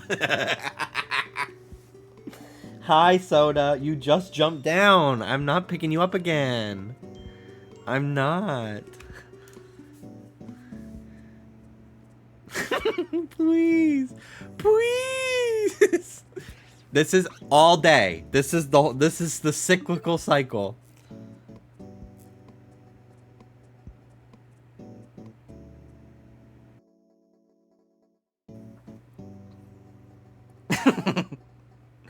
Please!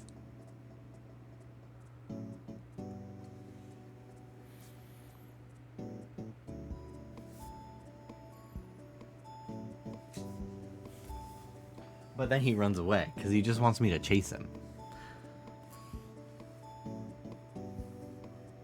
I'm not gonna chase you.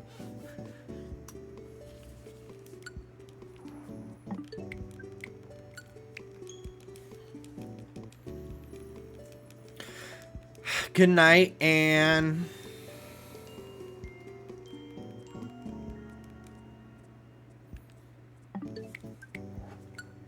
Good night, Pookie.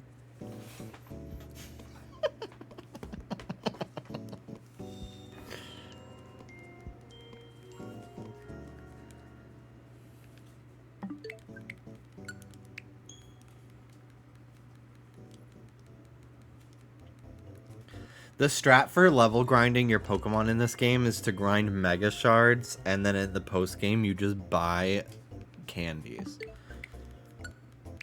I know, I just know Anne let out an, no, yeah, I know. That was what I was going for.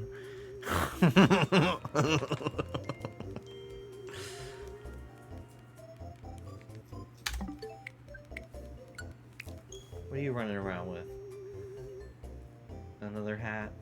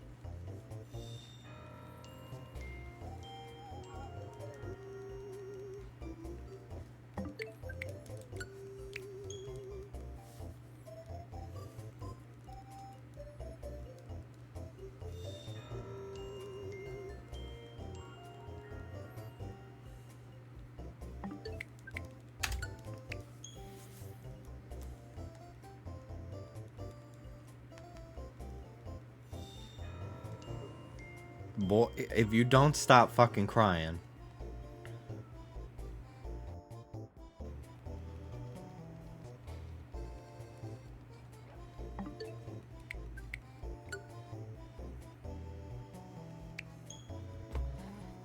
I kind of want to go get another massage soon. But I'd like to find a massage place that is not as expensive as the one I went to. Because I feel like they take into the fact that, like, you're probably going to use the hot tub and the sauna, and I don't know. It'd probably be cheaper if I just found, like, a private massage therapist that has their own private practice or something, but I've been doing really good in terms of, like, neck pain. I'm, like, pretty much completely gone from, like, stiffness and pain. Like, it's really great, and I want to keep it that way. So I think maybe one more massage and then have that last me like a few months would be good, because it changed my life. Like, I couldn't turn my head for like 2 days, and then after that massage I still like have like knots that I can like feel, but I was able to actually turn my head again. It was really life-changing. Just expensive, not something I can justify doing more than maybe twice a year. There's a website you can find freelance LMTs in your area and do house calls. I would still probably go to them just because I don't know how the dogs would react. Plus the idea of having to clean sounds horrible. We're not filthy pigs, but you know, having to tidy up would be annoying. I used to work at a physio clinic, and we had like 4 different massage therapists, and I would go every 2 weeks. It was really like life-changing. I did a deep tissue 65-minute session. I remember her being like, "You're gonna be so sore tomorrow," and I was not at all. And I was like, damn. Like, I'm either just used to it or what. I don't even know. Because I thought I was gonna be, because she was putting a lot of pressure. They didn't use cups. I think you could do cupping therapy, but it was like an extra $100. I was like, I'm okay. At least at this location. Yes, buddy, yes. Hello.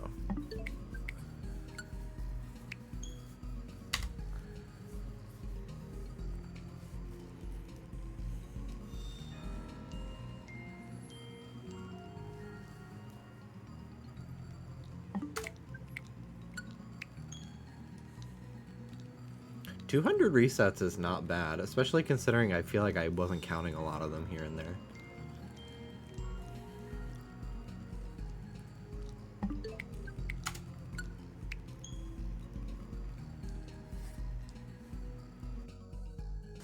So many kisses.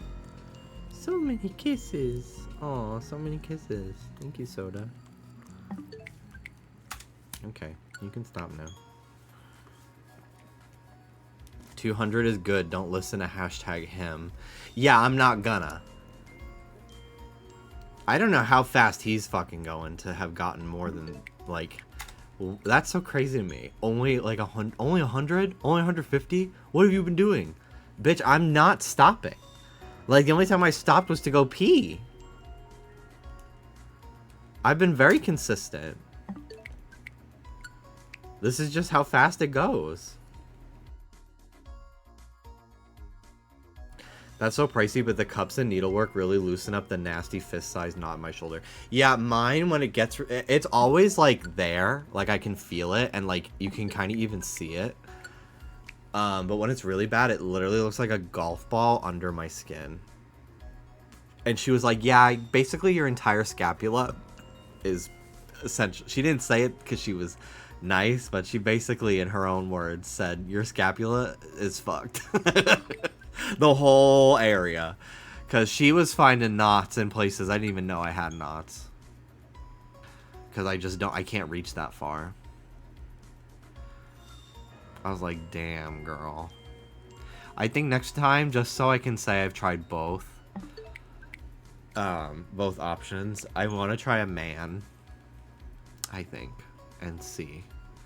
They have so many different specialists that I kind of want to just try every single person that works there. Last time I put no preference, and I got a woman.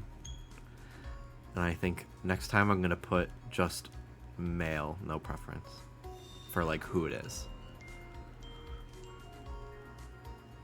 We have a Theragun, but we don't know what happened to it. It's in a box somewhere, and we just cannot find it. So I might just bite the bullet and buy a new one. And then if we find the old one, I'll like sell it on Facebook Marketplace or give it to a friend as a gift or something. But it was really, really helpful to me the first few times that I was getting my spasm.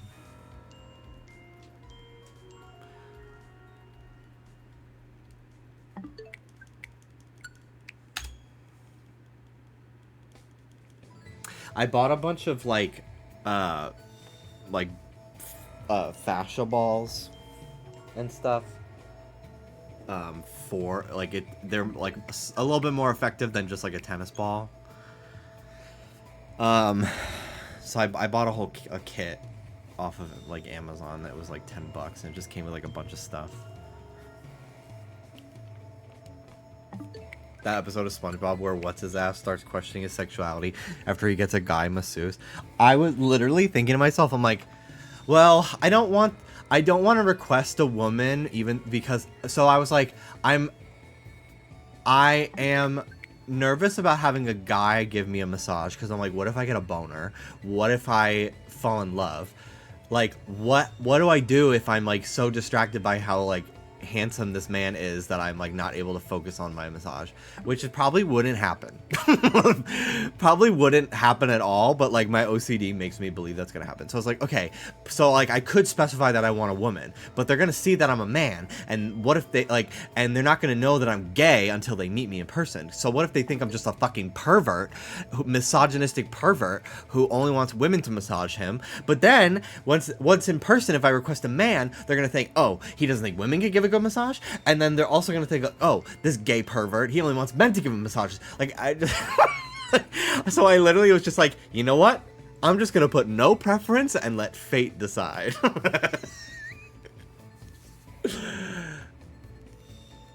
And then I got a woman and she was fierce and she just fucking gave me my mobility back.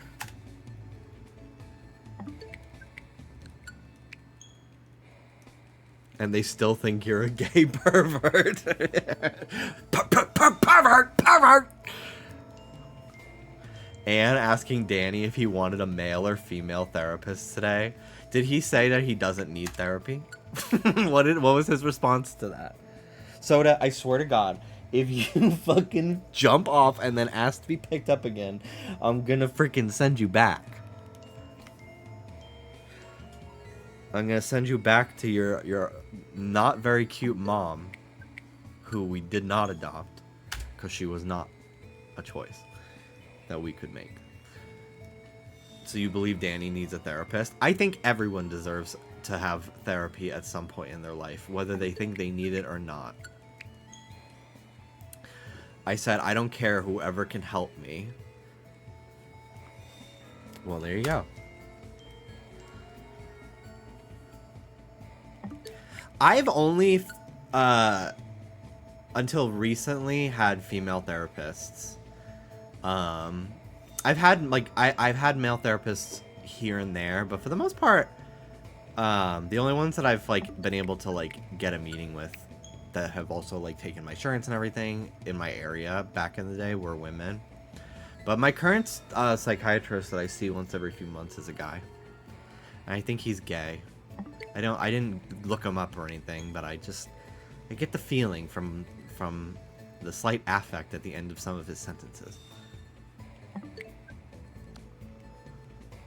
So no gender fluid therapist.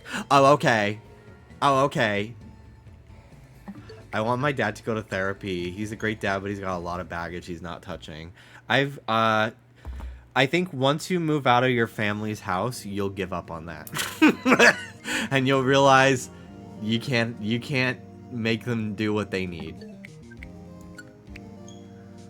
Cause I did. I sure as hell did.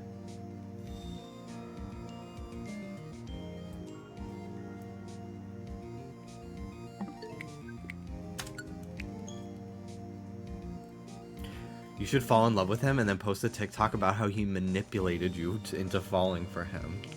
God. I really hope that woman is doing okay, because she's clearly experiencing some form of psychosis, and I really just dislike how the internet, like, treats mentally ill people like a fucking, like, street performance until something really horrible happens to them, and then they're like, oh, wow, if only someone stepped in.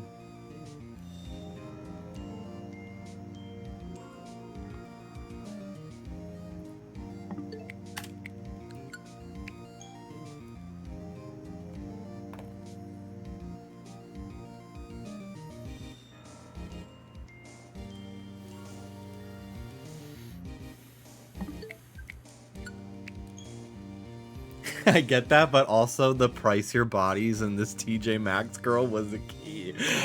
Honestly, that was so fucking profound. She really was tapped into something else, I will say. That was so crazy. I forgot about her. That prophet.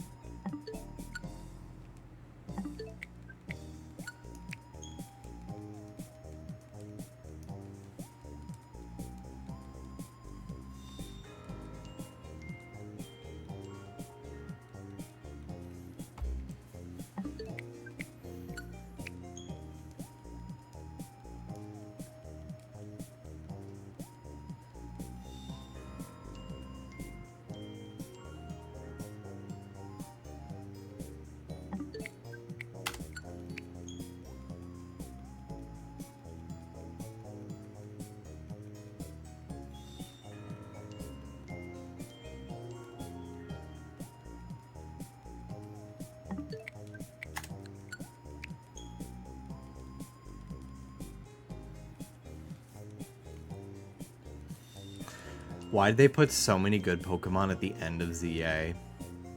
I agree. I agree. I would have loved a Metagross. Yeah. I agree. That's what I love about OG X and Y. Is you have so many options to use on your team by the second badge. So you don't feel like, well, all the Pokemon that I really want are not until like you have 7 badges and you barely have any time to like use them. It's very cool. Like, I definitely think there are some really good options that you get relatively early on in this game, but for the most part, a lot of them are like pretty far in. I also still don't know how I feel about jumping immediately from like rank fucking V to G or whatever the fuck it was. That huge jump. I think I've decided I don't like that.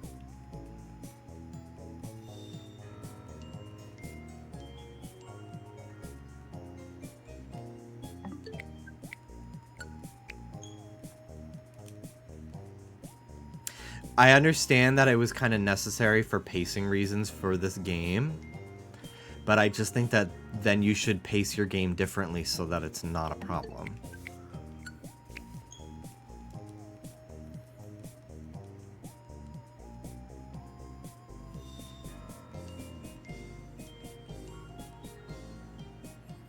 I also have said it a million times, but I really wish that, like, actually developing the wild zones into places the Pokemon can actually thrive would have been a really cool part of the game. Like, I'm sorry, but what good is it for Salamence to just be fucking wandering this street? This is not an ideal place for a Salamence to live.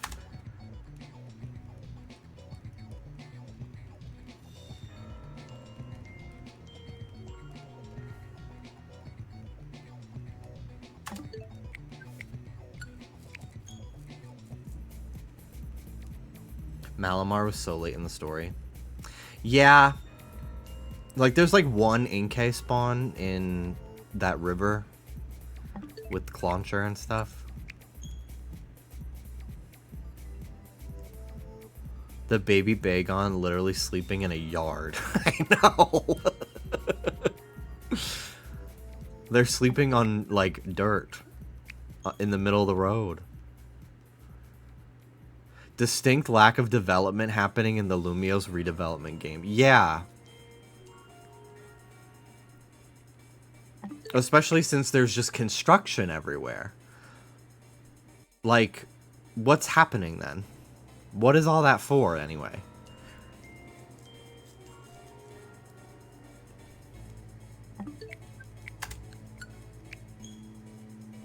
But I would still overall give it like a 9 out of 10. It's one of the best Pokemon games in years for me. They're 2 for 2 now with these Legends games.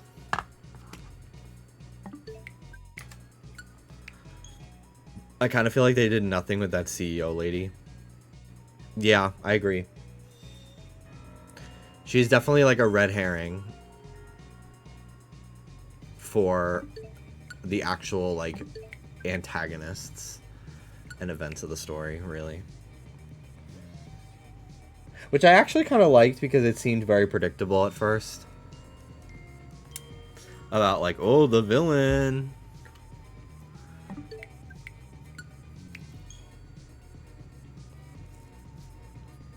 But yeah, I think overall, like, the storyline is not, like, crazy, but it's a very character-driven game, which I think I prefer overall.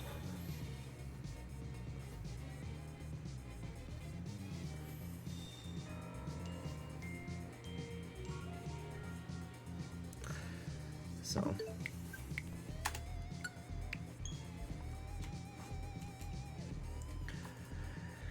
And despite any of, like, my criticisms for it, I still really applaud them for, like, doing something really outside of the norm for their franchise. Like,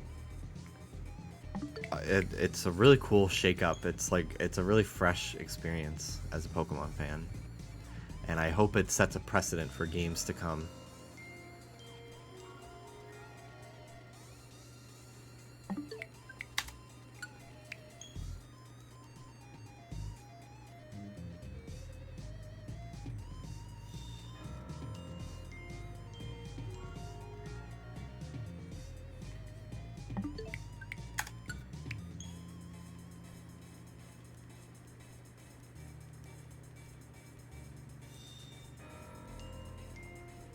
Now I gotta be really careful if it does spawn in, because I need to save, like, immediately, because Fennekin and Froakie are very flighty, and I don't want to scare it away.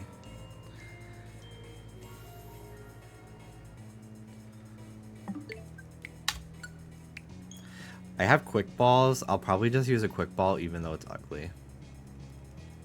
I might try Premier Ball. I think that would look fierce, but I'm just so afraid of, like, the game auto-saving after I fail it. So I kind of just want to, like, make my chances of catching it as high as possible. Who cares if the Pokeball's kind of ugly? I just don't give a shit. I think Froakie is definitely more annoying to catch than this one.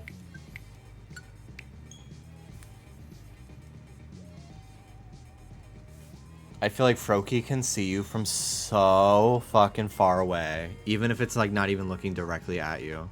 And there's so many more hostile Pokemon around with Froakie too, that, like, will trigger it to notice you, even if you're, like, facing far away from it, because it hears the Pokemon attacking you. It's kind of why I just gave up on that hunt after I got 4 Flaffy, Medicham, Barbaracle, Phalanx, like 4 fucking Pidgeotto. Like, I'm just done. I don't care. For now. I would like to get something that is my actual target.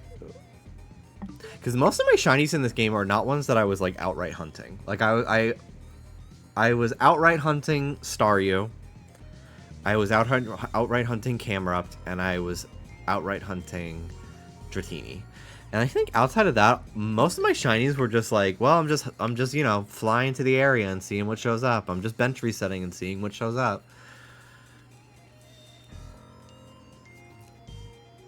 But like Froakies been a target for me, and I got like 7 other things.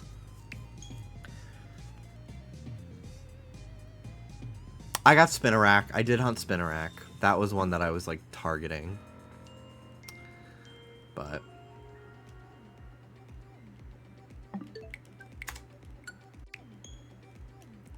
this game's being mean to me. 31 phases on Totodile. I've not had any luck in Area 20 still. And I've been going to it quite a lot lately. Since I unlocked it, basically. I'm always checking. Every time it's Leafeon, Glaceon, or Simisear, I always have to get so close. Because I'm like, I cannot tell. I just cannot. Especially when they're like standing in a certain spot where the lighting is on them differently.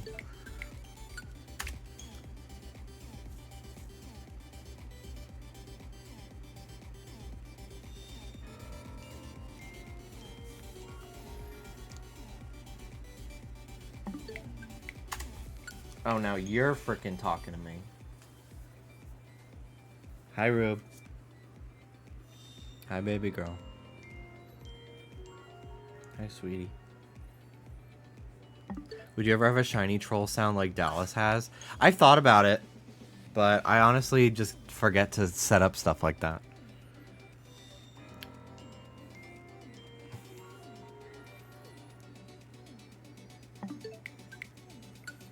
But I also don't want to steal something that is like his unique idea. Unless he said, yeah, I can do it.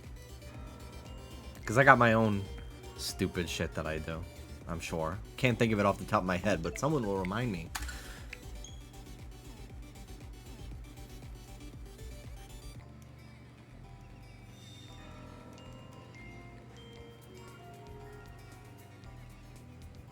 Your stories.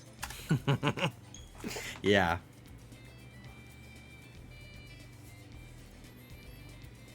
Name a woman.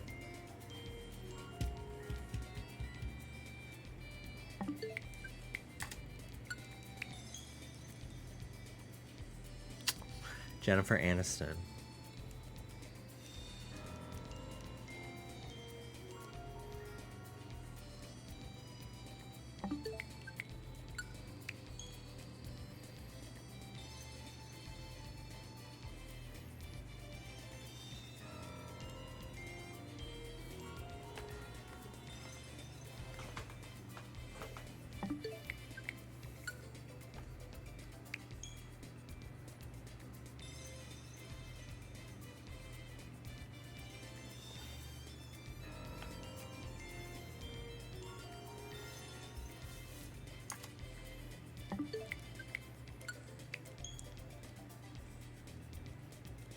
I enjoyed playing Animal Crossing the other day.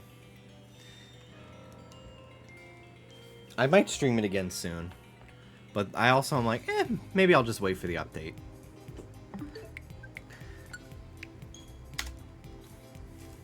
I think I'm gonna, if I do stream Animal Crossing more, I think it'll be focused less on decorating and more like grinding money, grinding like expansions on my house for storage. Cause I don't want to like get too into like a design and then feel like, well, I don't want to take it down just to replace it with like new items. So maybe I'll just keep leaving my island more of like a blank slate for now, or like a 1/5 of the way decorated space, and then just like focus on like getting recipes and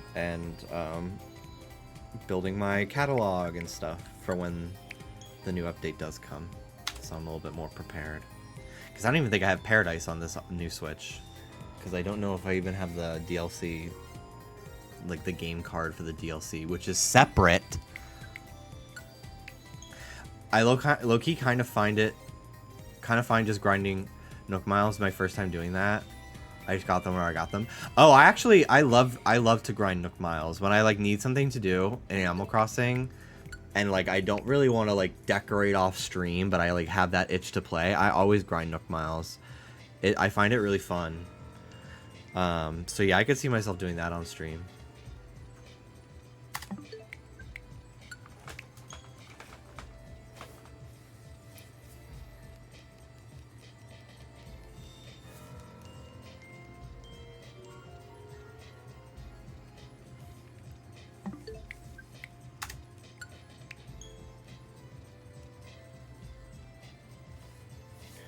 I'm getting my new Switch 2 prepared for Animal Crossing update. Cute, cute. Shiny Fennekin is great. Yeah, it is. I think the whole line looks really, really good. But I am very partial to specifically Shiny Fennekin. The purple that the later evolutions get is, you know, it's cute. But I just love the simplicity of, like, it goes from yellow to gray. I think it's very beautiful.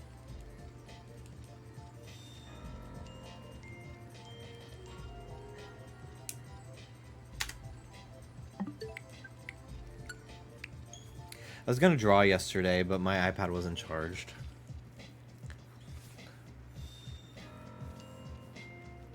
So I played Fortnite instead.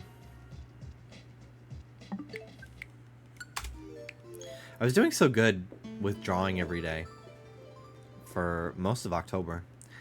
But then I just got so busy and then my neck hurt, so like the idea of sitting up to draw, sitting up to do anything was really difficult.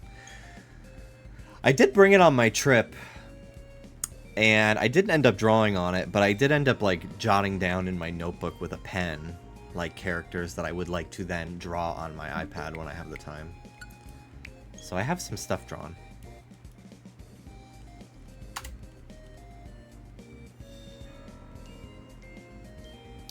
Mel, remind me, I want to send you, just, like, copy and paste, like, everything in my world building like text chat for my shit, because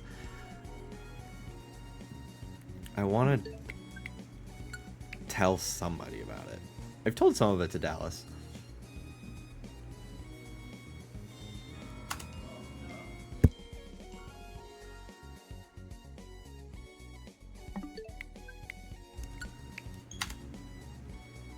I love people's worlds. There's certain stuff that I wrote down that I'm like, this is exactly the type of shit me and Mel love. It's very, like, sporadic. Like, I just write, like, run-on sentences at random. So, like, I'll write something from, like, June, and then I'll just, like, add a new detail to that, like last week. And then it'll be, like, 50 other things in between.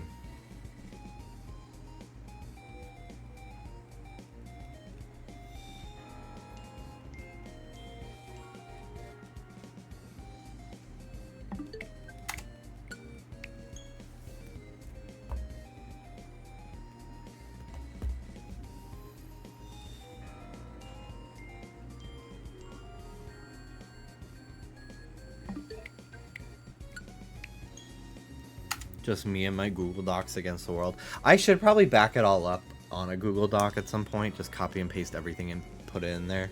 Just in case something happened to my Discord. But I'll do it later.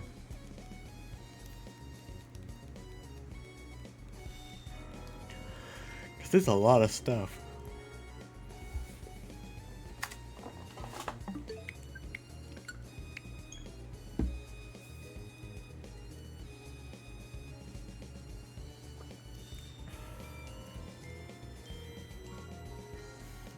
I've really wanted a peppermint mocha lately from Dunkin'. I got it when I was in New York. I think twice I got one. And it was just so nice to walk the city with my nice warm coffee.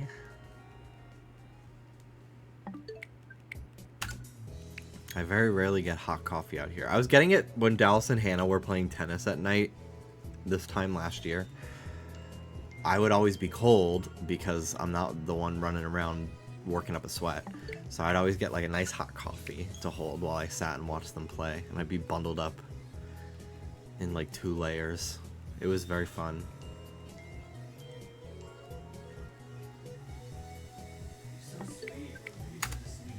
Isn't she? You waited by the door. She's so cute. Tennis again when?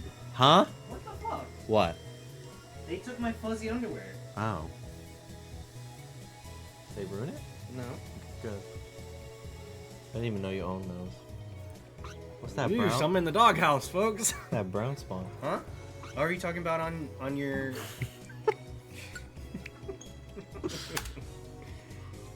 Damn, bro, you bright. It's just this monitor. I'm not actually that bright. Oh, right, I forgot. Oh, you're gorgeous. You're so beautiful.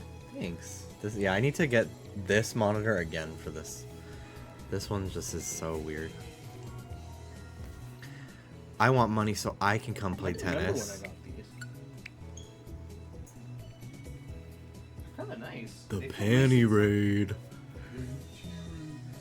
I started bringing coffee with me on morning walks. Like, it's cold and they need a little warmer upper. Our dogs pull a little too much for me to fucking have coffee in my other hand, unfortunately. Especially a hot one. Streamer choice. We'll do gray again for Fennekin.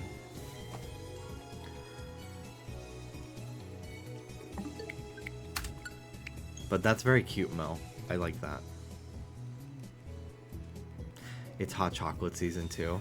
I showed it on Dallas' stream and I put it on my Instagram story, but I got that big ass Wooloo mug. Ruby, I'll give you water. Because I also have to pee as well.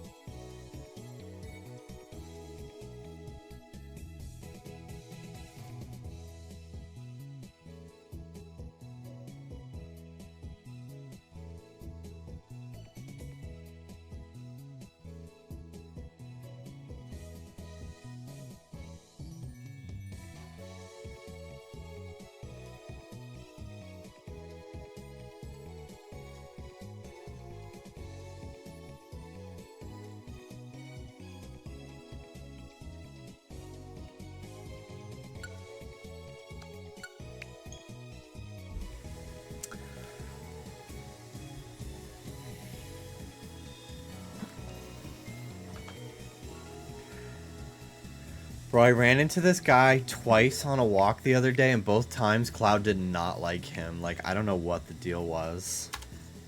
Dogs can just fucking tell when someone's bad news. They just can. There was this old guy I would go to the park with because his dogs and Cloud would play with each other every night for like 2 hours. I want to transition and be an old guy like him. He was so nice and kind. The monkey's paw curls. You transition and be old like him.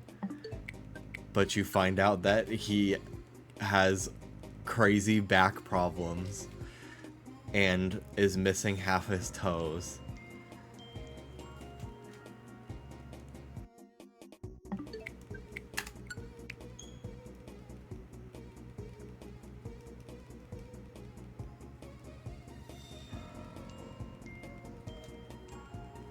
Worth it. He's that nice.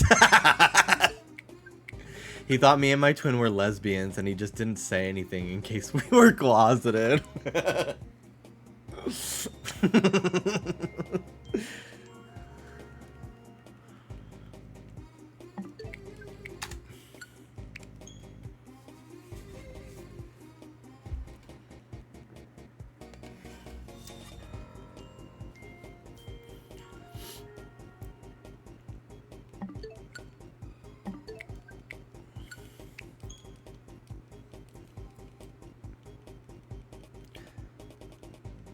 Dead ass, we have each other's numbers and we just text each other pretty sunsets.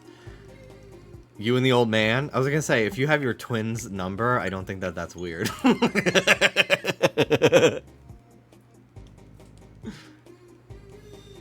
That's cute, Mel. I'm happy to hear that.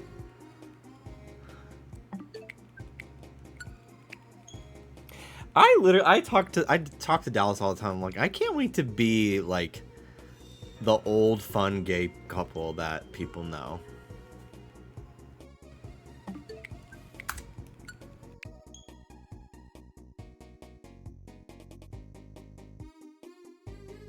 It's a privilege to age.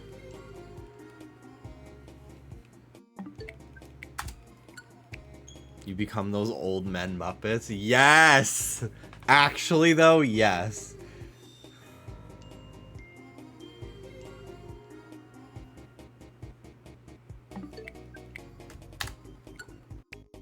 Right now, we're Bert and Ernie.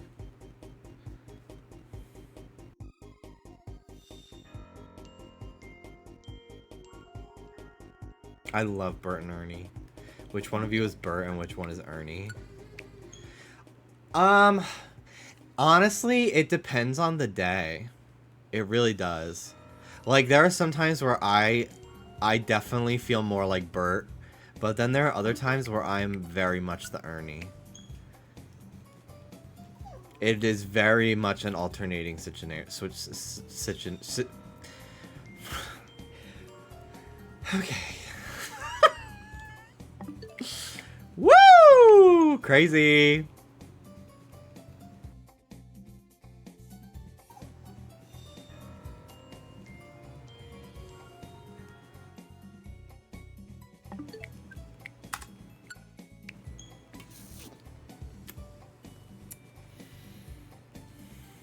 I have not really drank water today, so I'm making sure I finish this whole thing by bedtime. Because all I've had to drink today was coffee and a Starry from Taco Bell.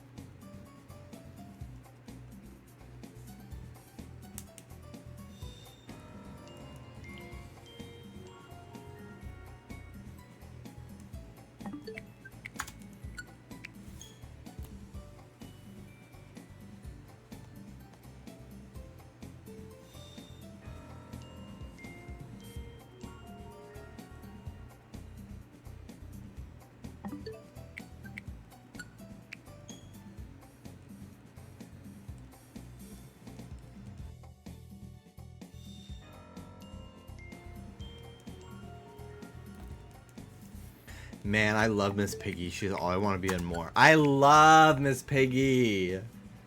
She is a gay icon.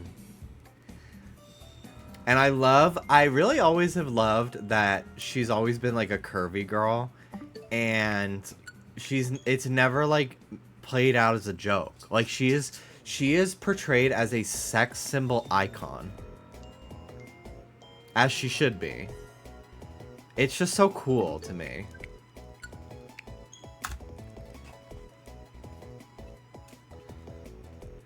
Did you hear about the movie they're making about Miss Piggy written by Cola Scola? Yes, Jennifer Lawrence and Emma Stone are writing and producing it.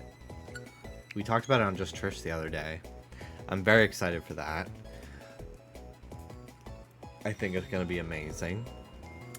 If they make a Gonzo movie, I need to be a part of it. Gonzo is a kinny of mine. I based a lot of my personality around Gonzo and Daffy Duck especially.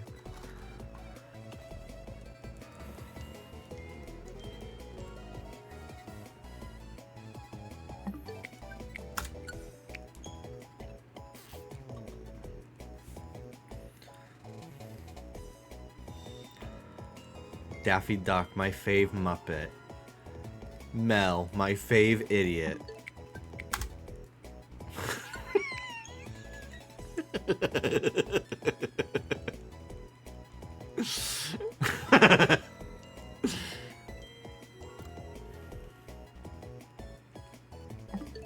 I literally, on Just Trish, was like, Trish, I need you in the Miss Piggy movie, and I need you to get into a fight with her specifically. Because my favorite Miss Piggy clips ever are when she's, like, fucking wrestling with someone.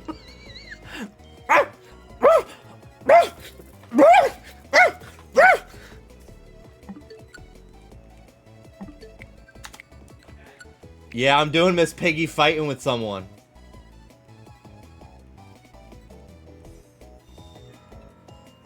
The hair flips.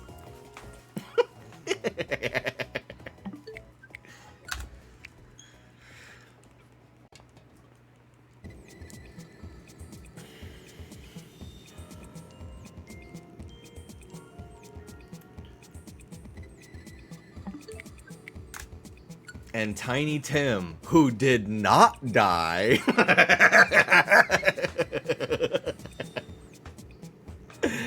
That's one of my favorite fucking jokes from a Muppet movie.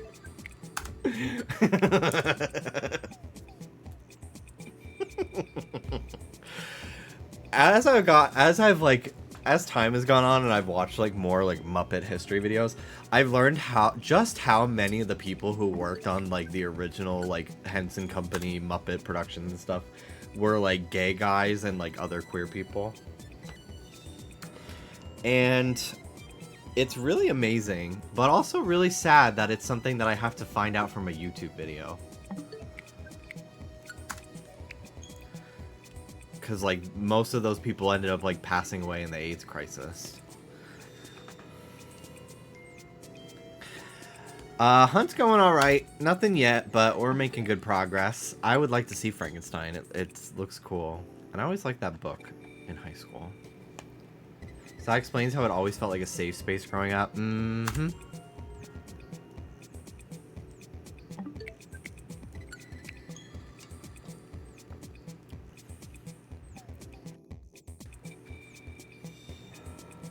Everyone's hot in it. That's what I would expect.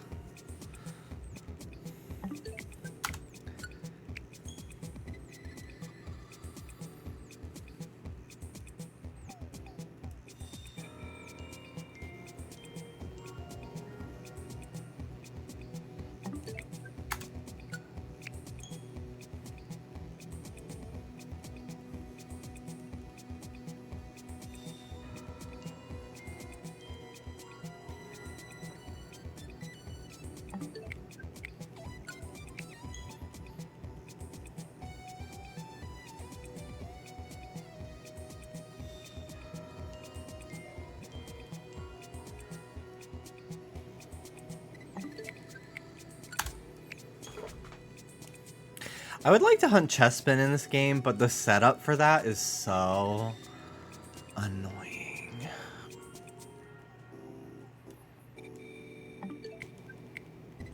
I'm a little worried I won't like Frankenstein as much as the hype, because that's what happened to me with his Pinocchio. I haven't seen his Pinocchio.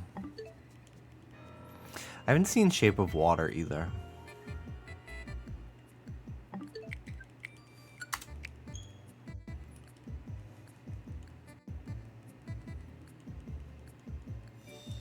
I want to give my cousin a drawing of Miss Piggy because she reminds me of her. That's cute. When I was younger, one of my cousin's friends had a daughter named Nicole, and she was like in like end of high school when my sister and I were like 4 and 6 years old. And she drew us pictures of, because we loved SpongeBob, her and her mom loved SpongeBob, my cousin loved SpongeBob because my cousin was a stoner. And my cousin and her friend Lori, like, they were the ones who took us to see the SpongeBob movie in theaters because they genuinely wanted to see it because they love to get drunk and do stupid shit. Yeah, Nicole drew my sister and I pictures of SpongeBob in front of his house with Gary. And she drew 2, one for each of my wall and my sister's wall when we were sharing a room.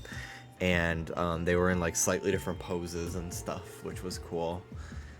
So they felt like they were more unique for each other. And yeah, I had it on my wall for so long, and I don't remember when I ended up taking it down or why. I think maybe when my dad painted my bedroom blue instead of like it white like it was when I was like really little. Maybe he took it down and just never went back up. My mom always wanted the Miss Piggy McDonald's toy when she was a kid, so I found it thrifting and gave it to her. That's so cute. I want fast food now. I always do. We had Taco Bell today, so I'm like, okay, let me not get it again later. I need to go grocery shopping tomorrow. Dallas's car's still broken, so I might end up just taking the bus or something. Which I've done before, and I actually really like it. It's a lot more reliable than everyone told me it would be out in LA. But yeah, I need to take the bus and go grocery shopping. Because I just want to make my own food for the first time in a couple weeks now. Because we've just been busy. Did y'all figure out what happened to it? No, we haven't yet. It's something with the engine. Dallas found out that like his car, his like year of car is like part of a broader recall. But the dealership's in Florida, so he has to like call them first, and they're like 3 hours ahead. So we keep waking up past the time that they'd be. It's a whole thing. I don't really want to talk about it anymore because I'm gonna get mad. But you know, it is what it is. But hopefully he shouldn't have to pay for it. That's the thing. It's gonna be a pain in the ass, but hopefully he shouldn't have to pay for it. So that's at least good. But I've been bookmarking a bunch of recipes that use beans on TikTok lately. And I want to try making like all of them because they look so fucking good. Because I do love beans. And these are like, yeah, beans with baked in a tray with tomato sauce and cheese. Like you basically use it almost as like a pasta substitute. And it just, oh my god, it all looks so good. I've seen people like use like blended up beans. You just mix it into your sauce as like a form of fiber. Like you just add fiber by like mixing like white beans or something. Hi Jimmy, show us the shinies you got. Okay, I'll take it. I'll do a little detour here. I've got all these fuckers here in this box. This is my team. And I've got this whole box as well. Hello, Black. Summing it up, Gary's way. Blech. Hello, hello. Hello, Joseph.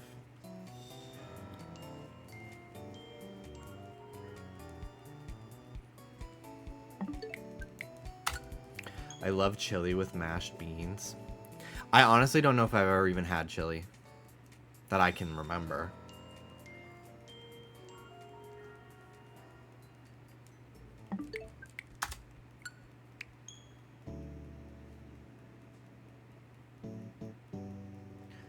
I've had chili once. It was tea.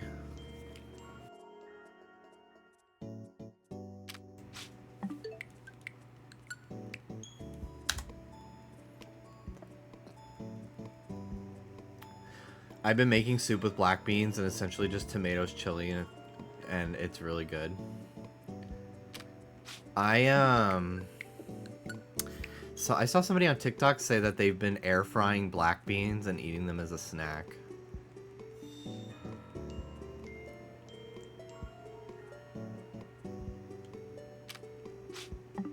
And I want to try that. That made me blink in the same way you once said you never had a bagel and cream cheese years ago. Yeah, I didn't have a bagel and cream cheese until like 2016. Because I just didn't think I'd like the texture. Which I feel like people are always shocked about. Because like growing up in New York, like bagels and cream cheese are like a huge thing. But yeah, I just was like, I don't know if I would like the texture. But then I had it once and it was delicious, and then now I love it. I get it all the time. I had a really good bagel when I was in New York, but wasn't the best that I've had back home, I will say.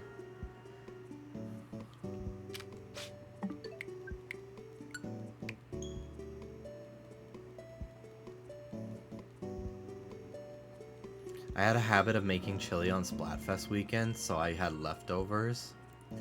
I miss cooking so much. I really do. I would like to get back into doing it. The only grocery store bagels I like get moldy after like 3 days. It's infuriating. Do you keep them in the fridge? I always keep my bagels in the fridge. I do not. Well, there you have it. I pretty much keep all my bread in the fridge, because I'm going to toast it anyway. So I don't care if it's cold, because I'm going to warm it up. But yeah, your bagels should last like at least a week at that point.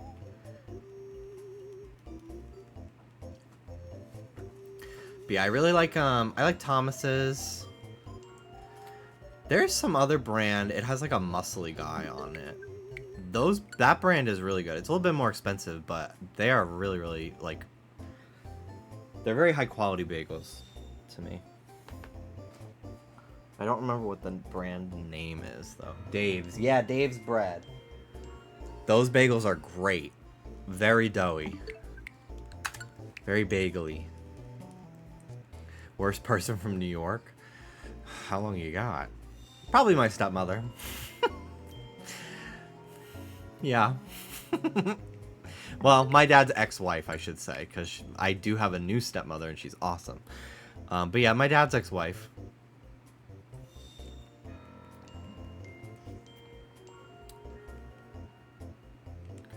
To me, Trump is no longer from New York. He is from Mar-a-Lago. He is a Floridian now. We don't claim him. And he hates New York. He's always talking about how horrible it is. So, he's not a New Yorker anymore. He's been banished. Me walking past Trump Tower like once or twice a week in New York City in like 2016, just fucking flipping it off. Just to fucking feel something. I was just so mad. I'd just fucking flip off the building when I walked past it, if I ever had to.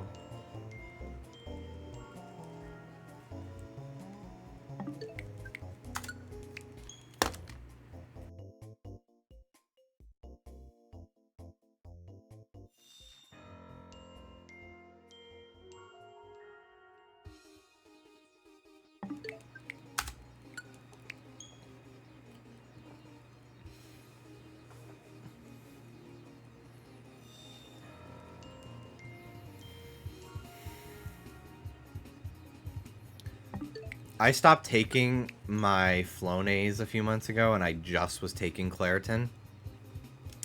Because I felt like my thyroid was like looking a little swollen from taking it, because I was believing TikToks telling me that it would.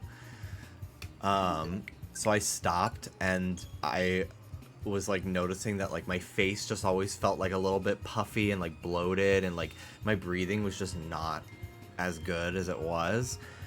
So when I came back from New York and like my breathing was just so fucked up from like the pressure of the plane and then switching between New York air and California, like I just like needed it again. And like my whole face like just looks like less puffy to me, and my breathing is good again. Like I get a full deep breath so quickly. I don't have to like really force it, and I'm like, why did I stop doing this?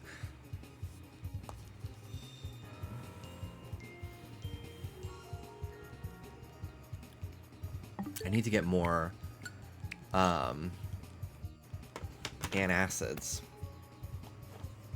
because I've been having acid and we're all out of. I don't know, I get a generic for something. I think it's Pepsid. Jimmy, I need that Who's Gayer video with Oscar. I know.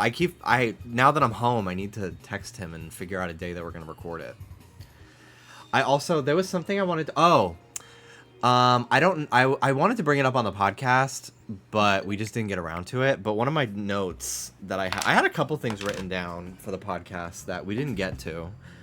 But I imagine they will come up at some point. They were like kind of like funny little things.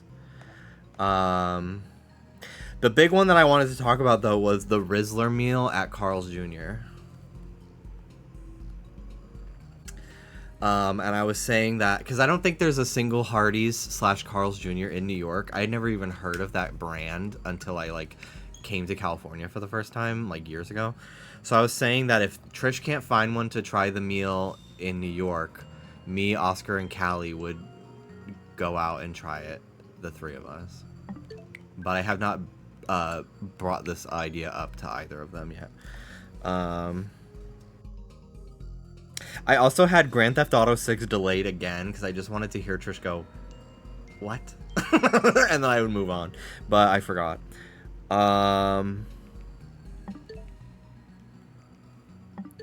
I had Katy Perry's new song Band-Aids, which I actually thought was really good. Very safe, but it was good.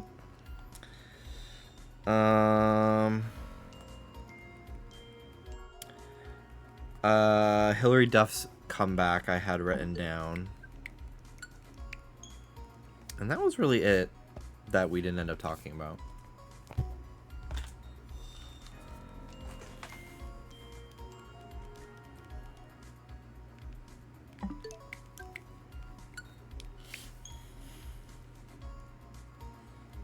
I don't know when she's filming the next Hot Topics, but I imagine some of those things will probably just come up.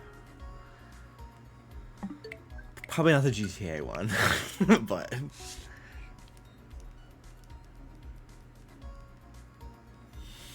If I don't have Flonase, I would literally die. Dallas always gets concerned when I'm using it because he thinks I'm talking about Afrin, which you're only supposed to use like 2 days tops. I'm like, no, Flonase is designed for daily use. No, I'm not talking about that. And he's like, oh, okay. And then I'm like, I'm just so glad I started with Flonase again. He's like, be careful. And I'm like, I'm not, it's not the same. And he's like, oh, okay. But there are things that he has to tell me a million times, and I just forget anyway, so I can't be too mad.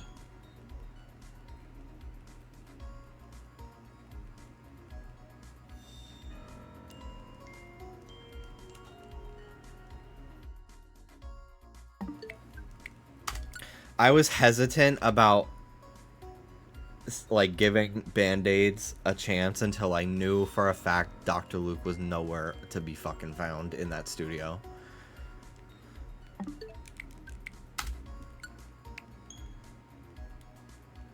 I was just like, I'm not even listening until I see a tweet about it. But it was very good. I was very, very pleased. I'm not even like a Katy cat, really. I wasn't like praying for it to be good. But, you know, I want to see... I would like...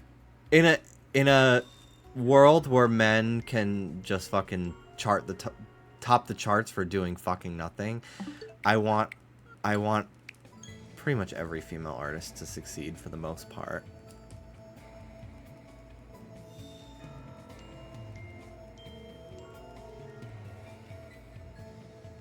Hi, David.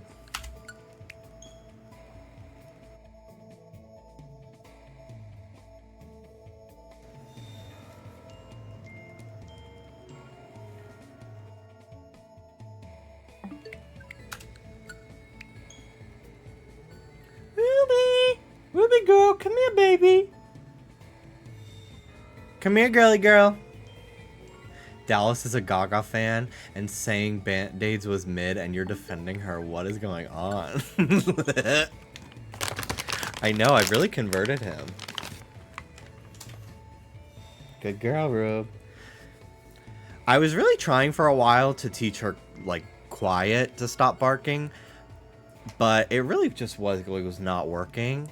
So I've started to now just, like, talk to her in, like, a baby voice and just say her name a bunch of times when she's barking to try to snap her out of it, and it's been working a lot better. And I have these little tiny treats that were a gift from a friend that, the dogs love, and they're, like, so little that, like, it's like I'm giving them a piece of kibble. I would give them kibble, but Ruby's kibble fucking stinks. I hate it. I hate the smell. I fed them today, and I'm like, yuck! I couldn't do it. I mean, I did it, but like, ugh. I had to breathe through my mouth. So, these are much nicer. They don't have an odor. And then I can crinkle the wrapper for extra effect, and they come running.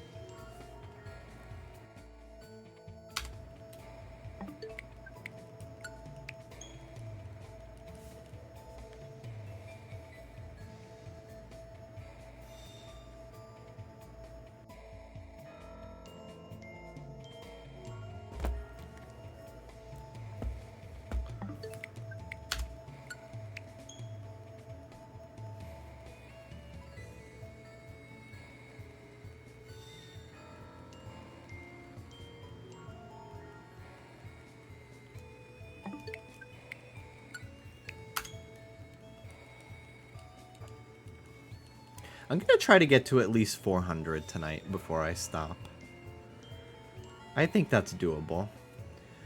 I'll probably go further than that depending on what time it is. I would like to have a good solid stream tonight, because I don't know if I'll be able to stream. Well, tomorrow I think I have a sponsorship I think I'm gonna do, which is my first sponsor stream in a while. But it's for a game that I'm very excited to try, so I'll probably be playing that for a little bit tomorrow before I then switch to Pokémon. And then I don't know if I'll be able to be live on Sunday. I might have to do some work on Sunday, so. Is it Sly Cooper? Keep dreaming, honey. Ooh, get that bag. What game is it, or is it top secret? It's not top secret, but I think it's a game that I potentially get a little kickback from if I get more signups, so I don't want to tell anybody about it until I have like a link.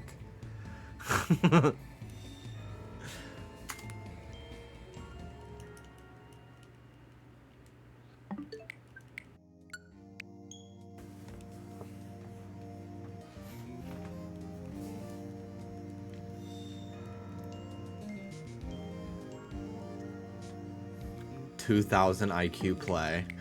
Just been in the game this long. You learn by mistakes in the past to not do that.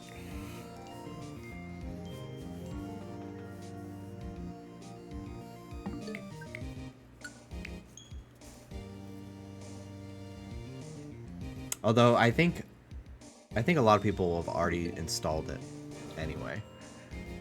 So, but we'll see. But yeah, I'd love to have you guys play it along with me tomorrow, because it would make it more fun. I wish it was Fortnite. That'd be so fucking cool. Oh my god.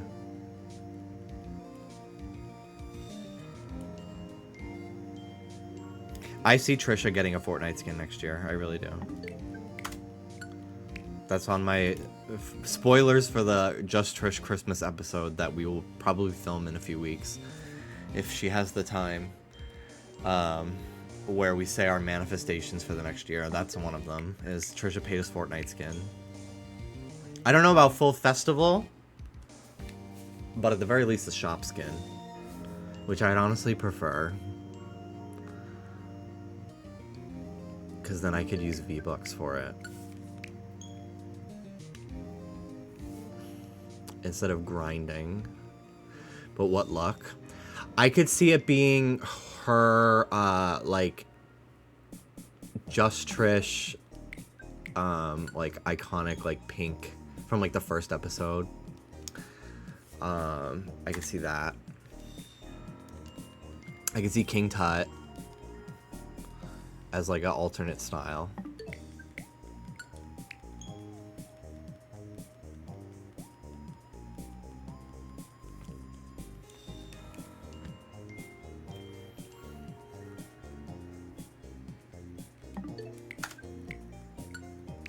I've got sponsorship emails before from like Roblox and stuff, which I've thought about doing, but I don't know if they'd want me to play specific games. I would much rather if they just let me play like Sonic Speed Simulator for 4 hours. Because I don't know if I would want to play whatever they want, you know?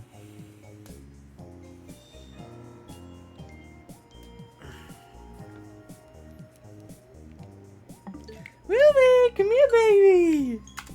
Ruby! Good girl, not barking. Good girly. Good job. I heard her revving up.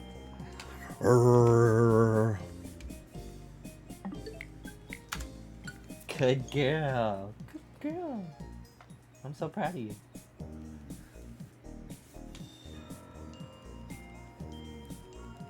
Girl, I just gave you one.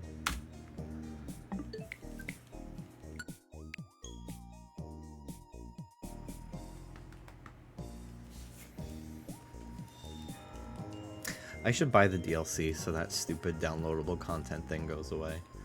But if it's anything like Scarlet Violet, it probably won't until even after you buy it, which is stupid.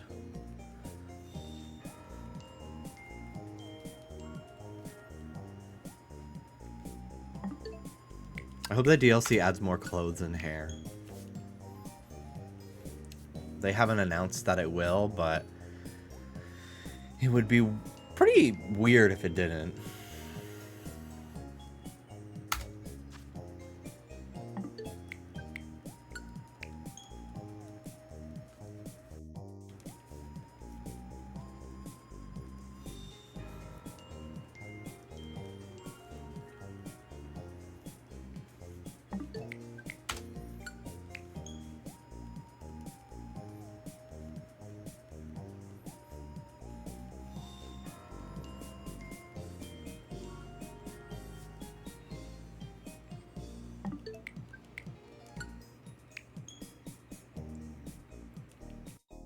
I need to get my glasses repaired.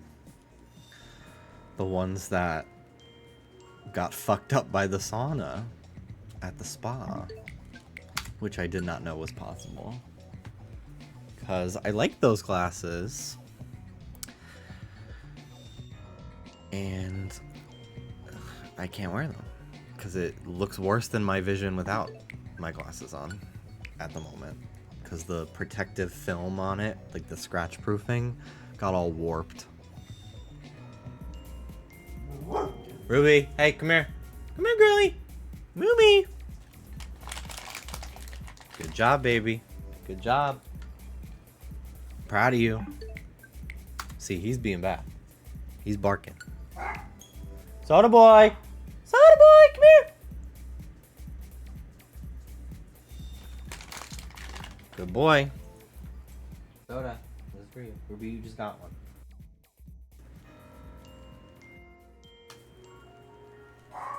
See, he's not as good. He just runs back and keeps barking. But he tends to give up pretty quickly. Ruby will just keep going. Good job stopping, but I'm not giving you another one.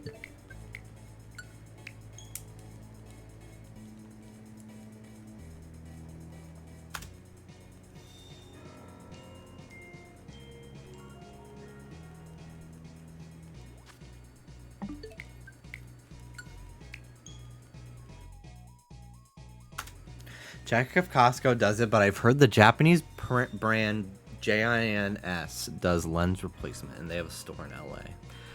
I feel like Costco probably does it, and I'd rather just go to them because they're the ones who made the frames that I got. They're literally like Kirkland brand frames. So I'd rather just go to them. Because I feel like it'll be cheaper too. So I don't know if they're still under warranty though.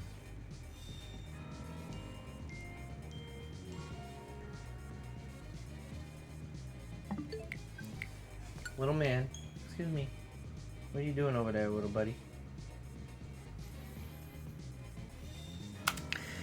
I've been meaning to check iBuy Direct. They've been running sales. I always get text messages from them being like 30% off, 50% off, 60% off. And I never look at what they have because they don't really change their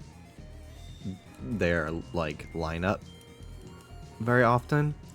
I feel like I own the one pair of glasses that, well, they have other pairs that I like, but they're literally just the same as the ones I already have. So I'm like, I'm not buying those.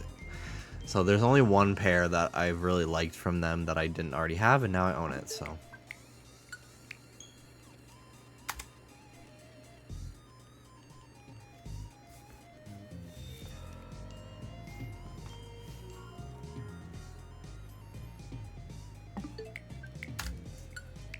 Hi, buddy boy.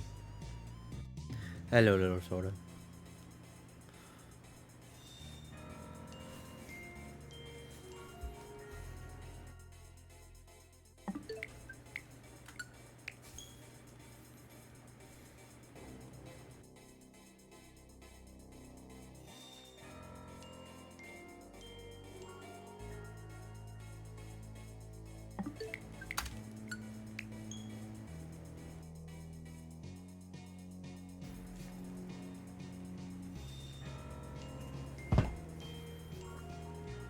Layout looking very emo right now. You cast the gray spell on my layout.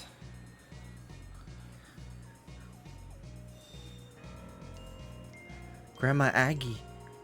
The gray spell. Calabar's gray spell.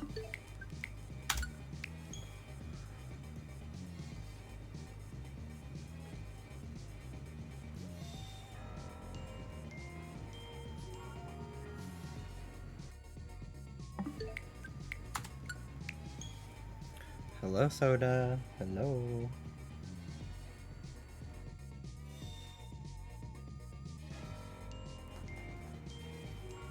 Okay, I'll pick you up. Come here, bud. Trappa! Trappa!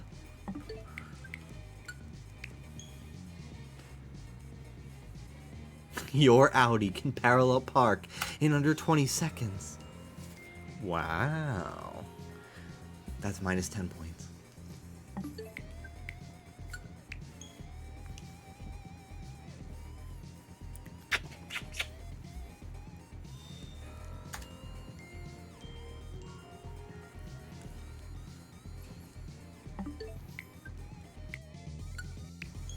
Soda likes Ruby's food better than his own.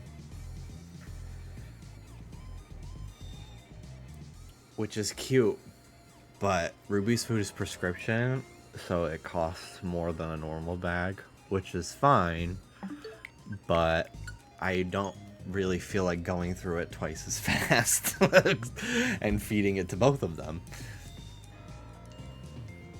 But he just loves it.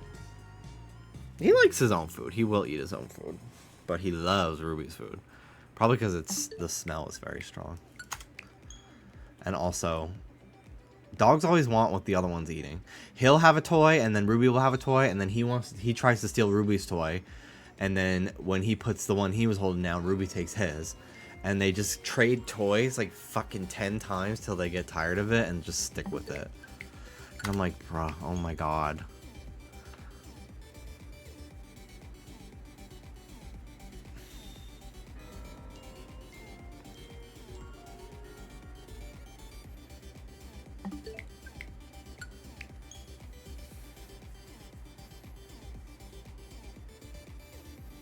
Good to know I'm not alone in this struggle. Because they fight with, like, no, it's serious, but they fight with each other over stealing each other's toys. And then after the whole fucking charade is done, they end up with the toys they started with. I'm like, oh my god. They're so annoying.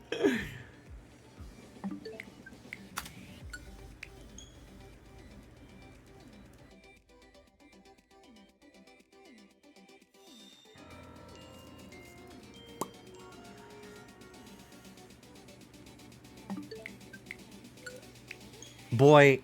Oh, it's Ruby. Hi. Okay. Hi, Rudy. Hi, Sweet Pea.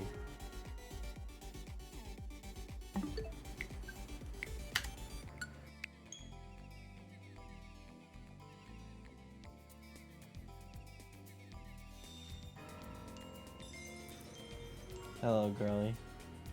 How you doing, Rube?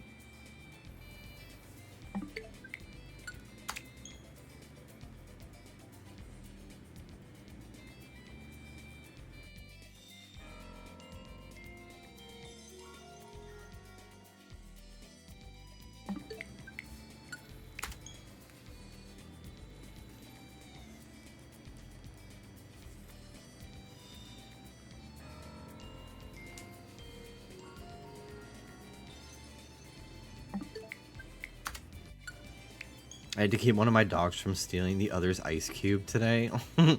Ruby doesn't really like ice cubes, but Soda does. There's something that Soda likes that Ruby doesn't too. It might have been banana. No, carrots. Soda loves carrots. Ruby does not really care for carrots. Which is very cute.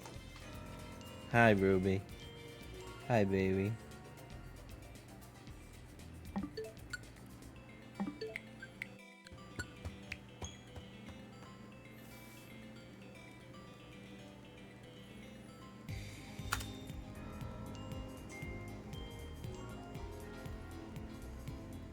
My dog loves green beans. That's how I train new tricks. Aww.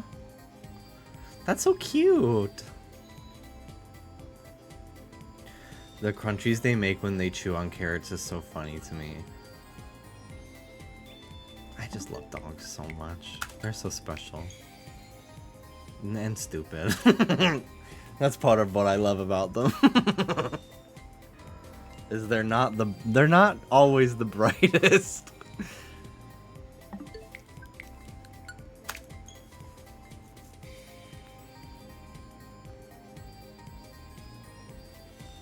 I haven't had an apple in a minute. I was craving one the other day.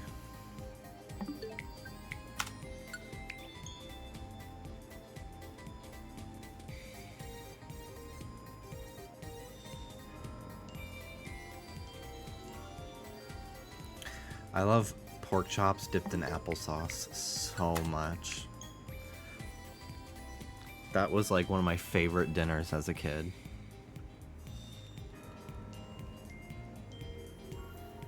Anything pork with like a sweet, like a little compote or something. It's really good. There was a HelloFresh that I did that was like a berry glaze that you almost like a berry gravy that you pour on top of the pork once it's done. And it was delicious.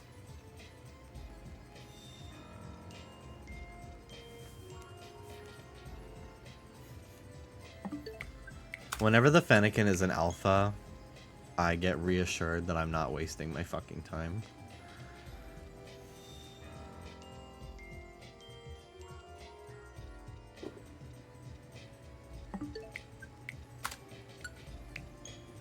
Love an apricot compote with pork chops. I don't really have apricot too often.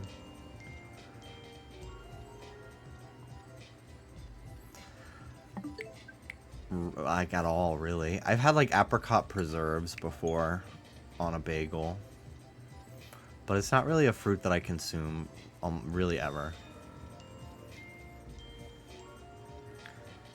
Pork sausage patties and strawberry jelly on a biscuit is so delicious. I really love black pudding. It's literally just like a blood clot. It's so good. It's like an Irish thing. I love it.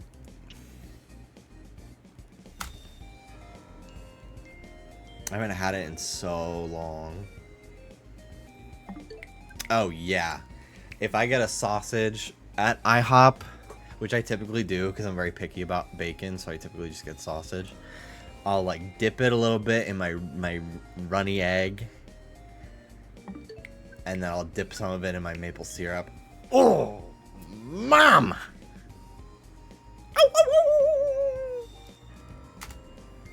Breakfast sausages are so good. They really are.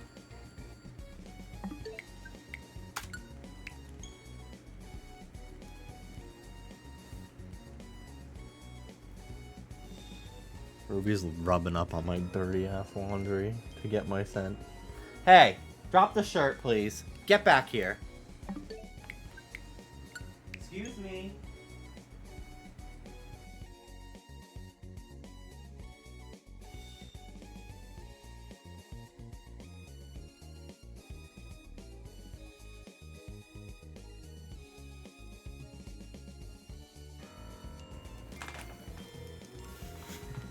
She just walked away with one of my shirts.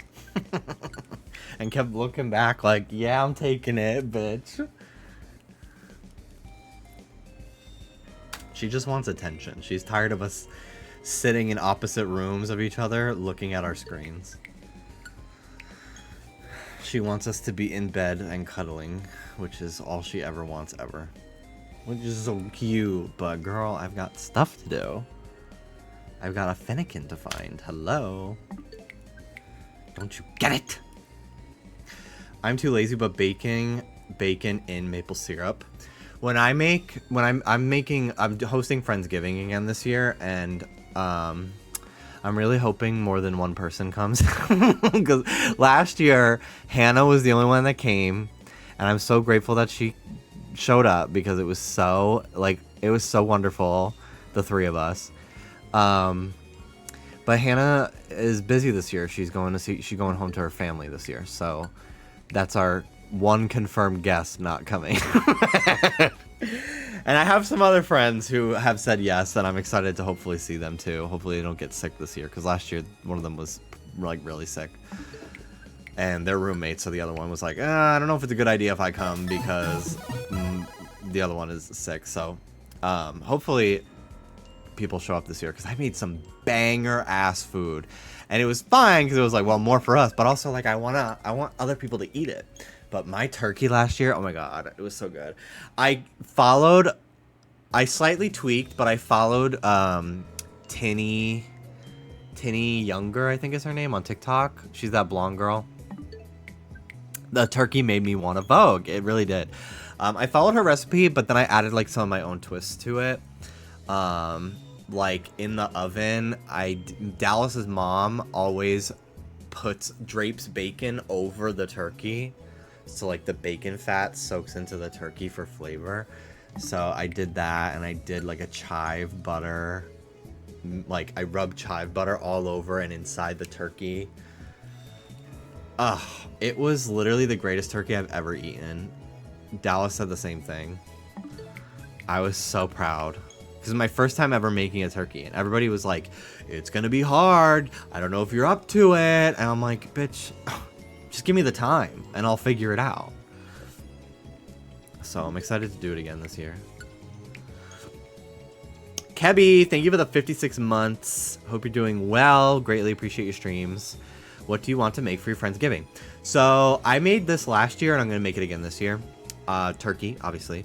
Mac and cheese, mashed potatoes, and I like to make a sweet potato casserole. Last year I did baked pecans. I like drizzled them on the top, but I am either just gonna forego them or grind them up to even smaller sizes in like a food processor, because last year I just smashed them with a mallet, but they were still like too big and didn't really like cook very well. So I might, if I do decide to do it, I'm gonna smash them up, bake them first, and then bake them a second time on top of the casserole, instead of baking them for the first time on the casserole. I think that's my plan. I'm not a good baker. I'm a very good chef. I'm a very good cook, but I'm not very good at baking at all. So I left the desserts to my guests to either buy or make themselves. There is a part of me that wants to try making an apple pie, because I love apple pie, but a friend of mine is making pumpkin, and I think that's enough for me. I'm trying not to spread myself too thin, and I'll probably do like mixed vegetables on the side, like some chopped up carrots and all that other shit, Brussels sprouts, probably some asparagus. I just try to do the classics, really. Not a ham on Thanksgiving personally. I feel like ham to me is more Christmas. I'm open to it if somebody brought it, but I don't really think I'm going to have the time to do a turkey in the oven as well as all the other things and a ham. I just don't know.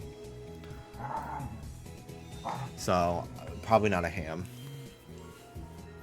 And a friend of mine is bringing homemade cranberry sauce, which I'm very excited about because I've never really grown up having that.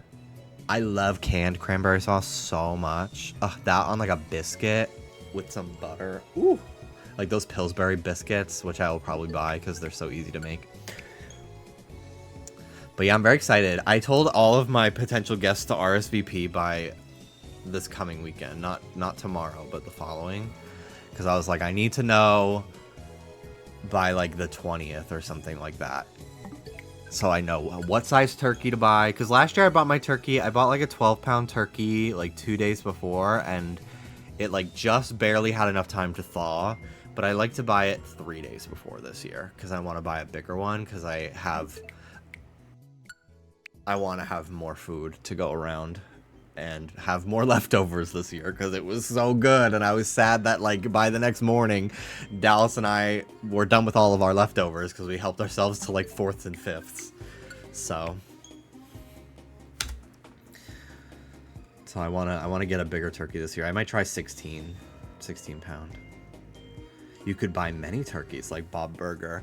I just don't know if I have the time or the space for that amount of food.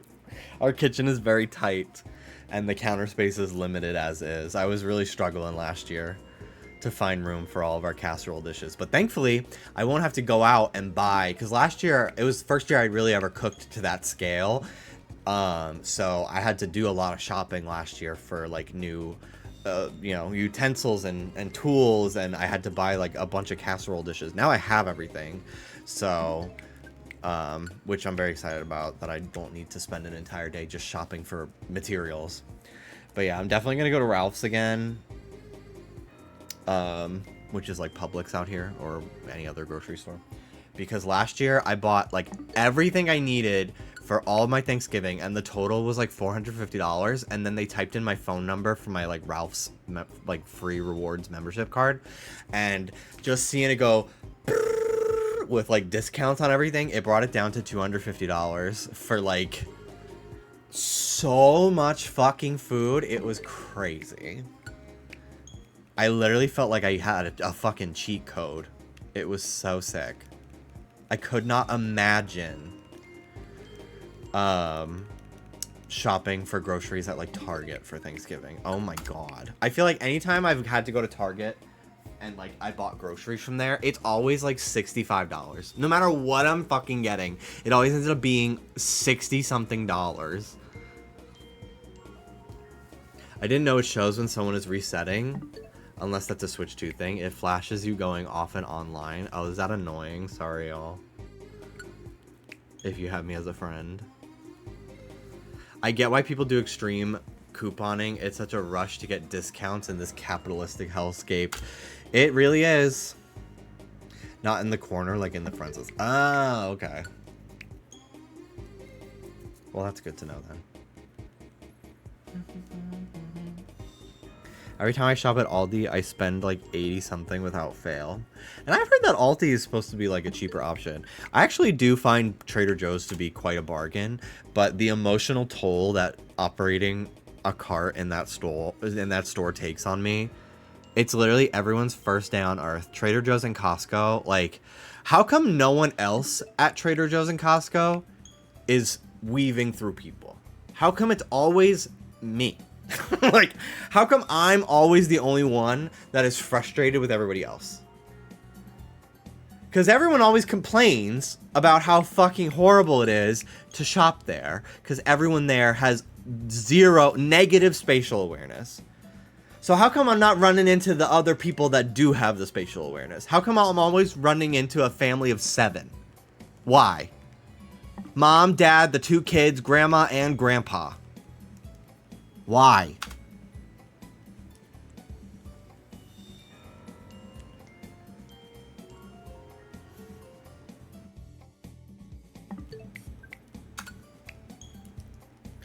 Dallas and I went to Aldi a few times, but it's a lot farther out of the way than like Trader Joe's or something, so we just go there. By the time like we've spent the 30 minutes to get to the Aldi, I'm like, I could have been done in Trader Joe's by now, because the Trader Joe's is like 5 minutes. 10 tops on a traffic day.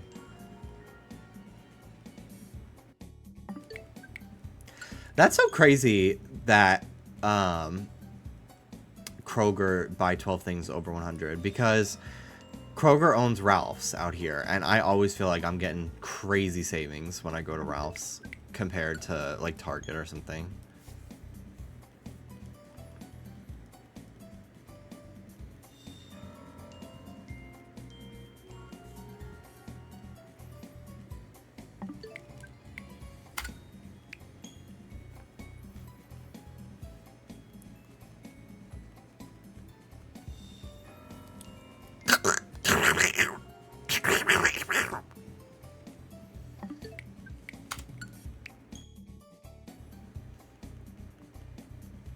That's a terrible Totodile.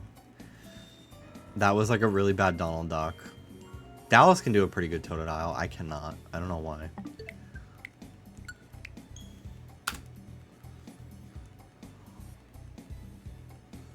That's my want store. Like, just shit Aldi doesn't have. Yeah. That's unfortunately...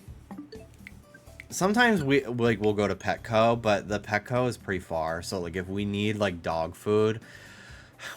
That's like the only reason why we go to Target anymore, because we really tried to not shop there since their fucking bullshit DEI getting rid of it and everything.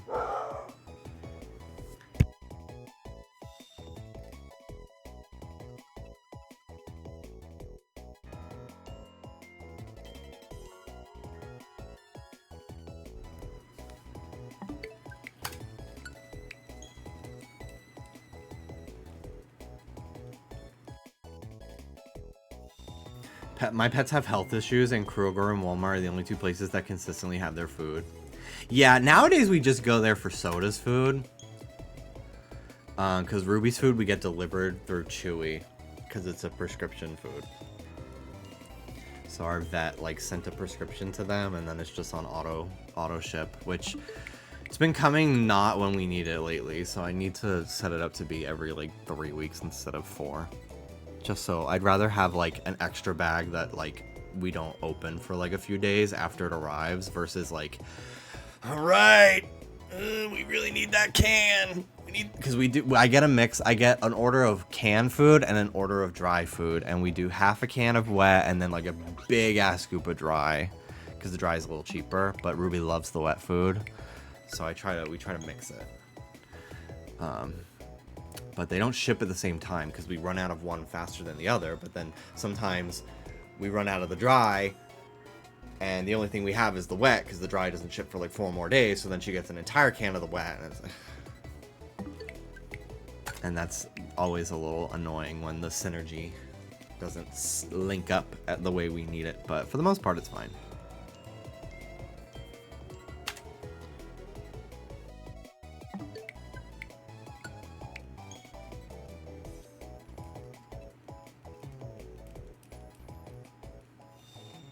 Soda's little treat dance, how precious. Yeah. He's just little. Everything's a little dance for him because he's just little. He's just little, dude. He's just a little. He's just a baby.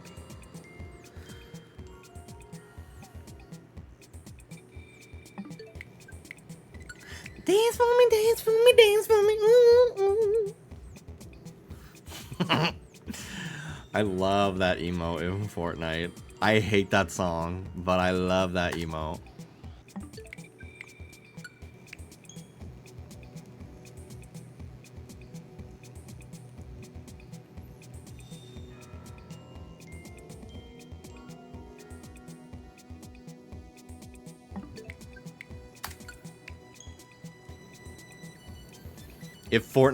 If buying Fortnite emotes and doing the emote counts towards streams for Billboard, I'm sorry I kept that fucking song at #1. I'm sorry, it's my fault.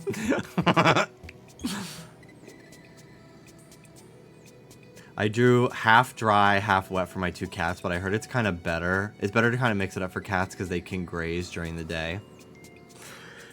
Taking care of a cat sounds so, like, it just feels like there's so many things you have to worry about, or like they can be a lot more picky. Ruby at one point was eating her own poop. She has not in a few years, but there was a period where she loved to eat her own poop.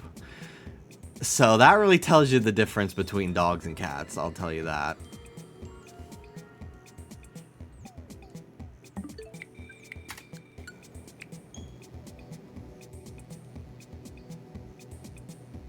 Didn't know she was into that. It was when she was still like more of a puppy.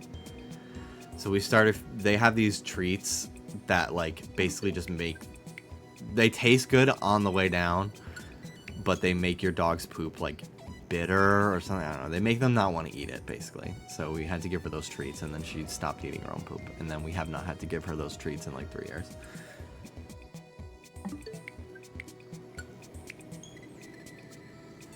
I've always had both cats and dogs, so I get to enjoy the horrors of both, including dogs eating poop. They're one of the few animals that have no inhibitions about eating their own puke or poop.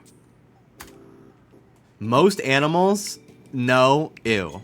Dogs, no, they don't. They're like one of the few that don't have that like mental block, which is ridiculous. I didn't know those types of treats exist. Yeah, they're called like coprophagia or something like that.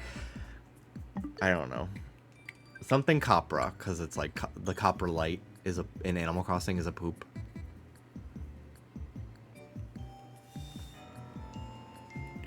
Thankfully, Ruby never tried to eat other dogs' poop on our walks. It was only if like she had an accident in the house, we would find like little crumbs of poop and like saliva, and I'm like, she ate poop. She ate her poop and left some crumbs.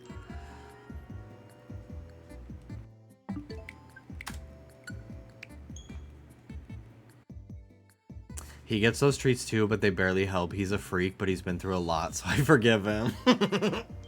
She ate that and left crumbs, yeah.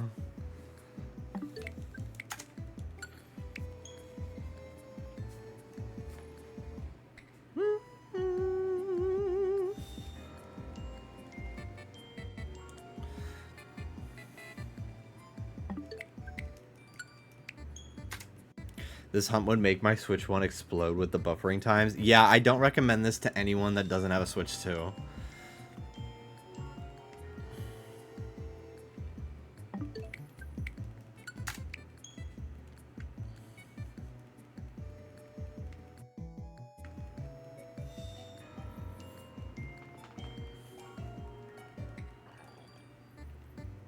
I'm trying to get to 400 before I take a pee break. I'll probably also have some Tums, which I hate. Oh, I hate them. But I have acid and I don't have any more Pepsid, so.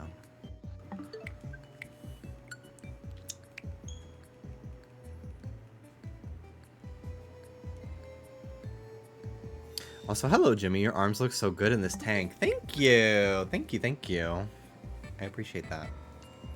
Do you use candy Tums or regular? I've had all, and I hate them all.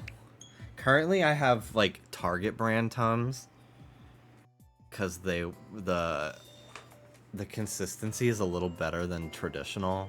I don't like them still, but they are a little bit more like a Razzle vibe than like a regular Tum, but I hate them all.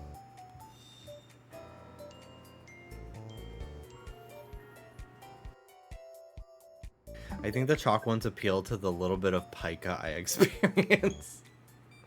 Razzle should make their own Tums. They should.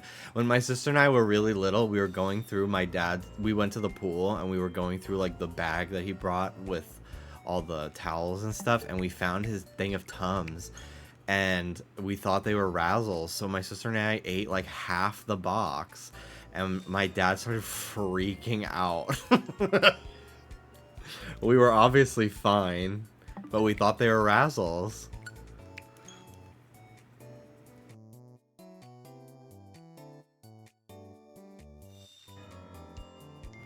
I've been eating marshmallow chalk recently. I don't know what that means.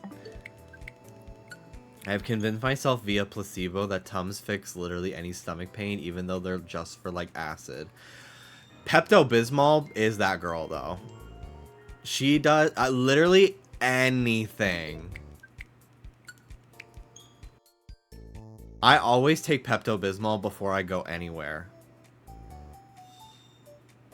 Oop! Hey, girl! Oh my god, we have a celebrity in chat.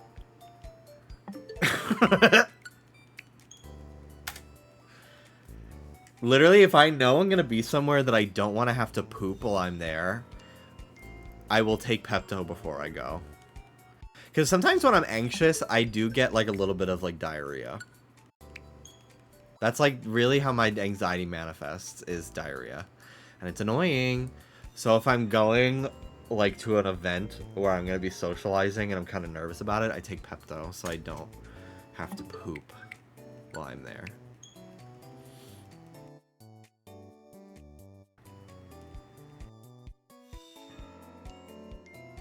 Are Razzles an East Coast thing? I don't know, but they were really good. They're candy that turns into gum. If you've ever seen 13 Going on 30, they're like a big plot point of that movie. But I haven't even thought about them or seen them at a store in like probably 20 years. I have the chews in my bag everywhere I go in case I get the shits. I had some and my supply is out. So I've just been taking a swig of the bottle before I leave the house.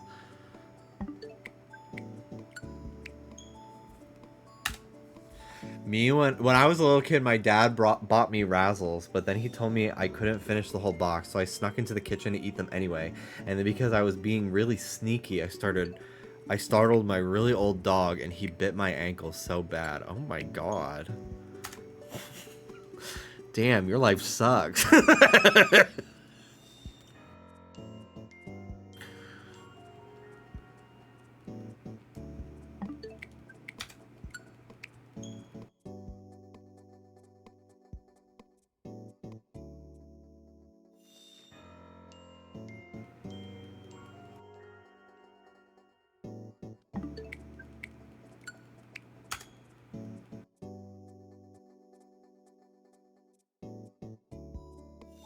He was sweet, though. That old dog wanted me dead. He was sweet, though. Yeah, old dogs. I've always been around very sweet ones, but I have known some that, as a kid, I was told, don't go near Molly. She's blind and deaf and big. And we don't want to deal with that. And I was just like, aw, but she's so cute. But I understand.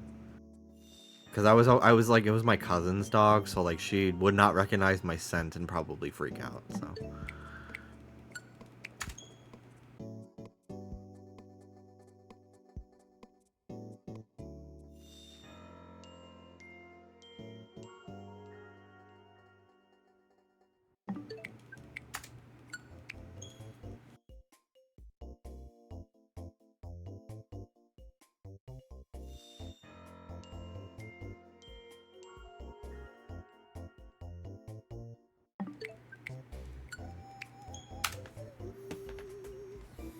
I had a really bad... I'm not going to say what it was because I don't want to... Sometimes when I hear other people talk about their insecurities, especially if it's like something that I've never considered about my own appearance before, I almost like pick up on that insecurity or just like hyper awareness of the feature. So I'm not going to say what I was insecure about for about 5 days. But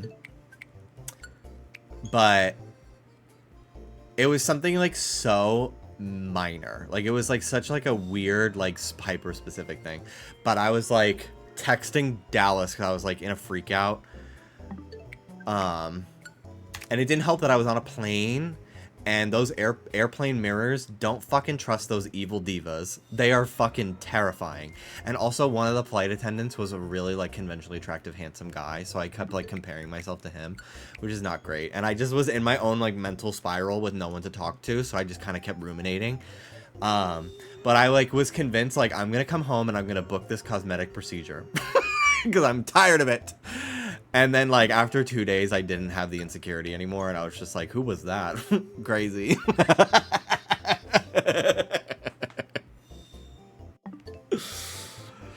And I'm just thinking about how healed I am. Healed meme, and it's just a picture of me with big anime eyes and a binky.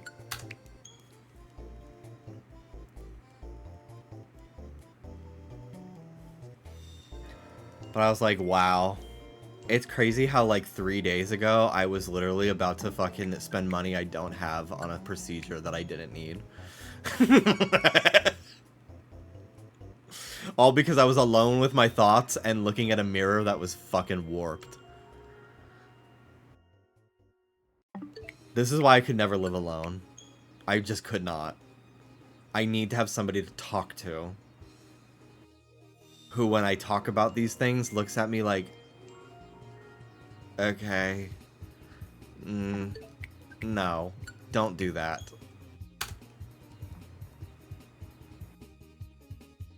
Is Zone 20 big enough so where I can just run around the perimeter and despawn everything? I think so. I haven't been doing it that way because I wasn't sure, but someone who tells you you're being insane. Not so much insane, although Dallas can be very blunt sometimes, and it's sometimes in moments where I need compassion, and then I get mad. It's very rare though, but sometimes I'm like, I don't need to be looked at like I have 4 heads. I just need you to be like, no baby, you're so handsome. Not, why would you want that? And usually he recognizes on his own, like, I should have been more sweet. And I don't have to tell him, hey, could you not just look at me like I just fucking spoke German to you? Like, and you know?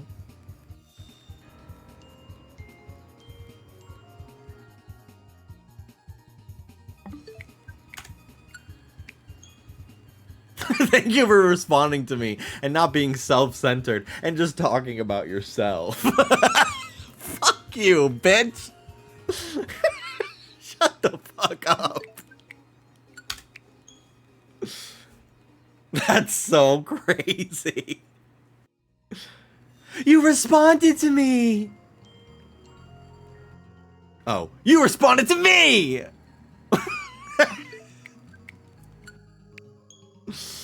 I'm gonna go pee now that I'm at 400.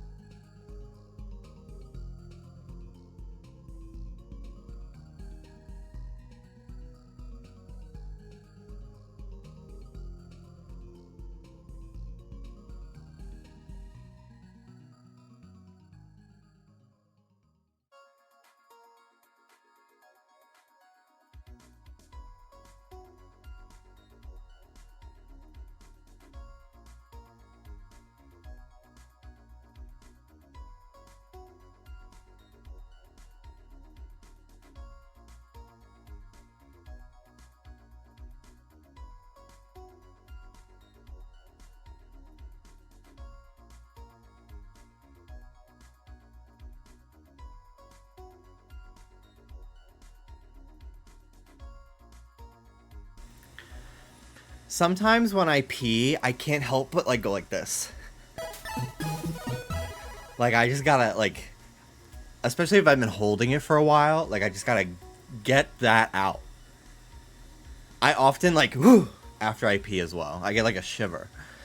But the other day, I held my pee for so long, and because we were like not, I was on like on my way home or whatever, and I literally was like, as I'm peeing, just like, oh my god.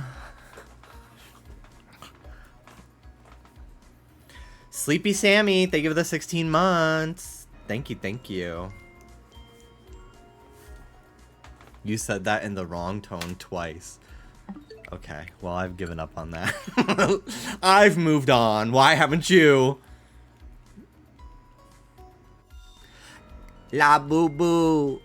La boo la boo la boo boo. Today I was admiring my Labubus, and I was just like, wow, I have these. This is crazy. Love them. I really do. I managed to get 3 of the new, like, figures. The 1 AM series. I don't need a whole set of that. I think 3 is a perfect amount, because I really like all of them equally, but there's none I, like, I'm like, I gotta make sure I have that one.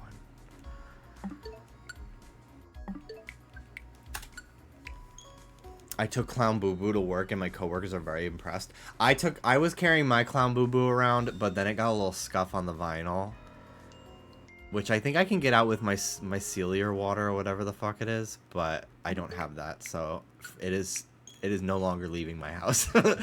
I am not getting that any more scuffed.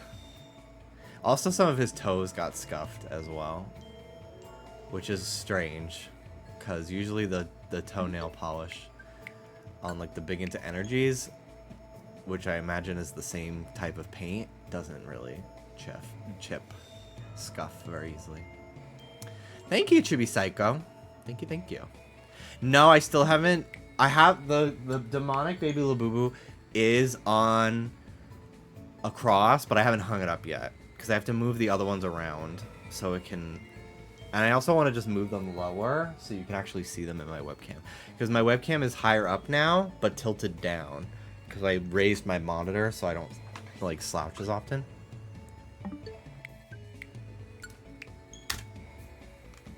Sorry, Viter. I don't do trades, but I wish you luck on your next venture.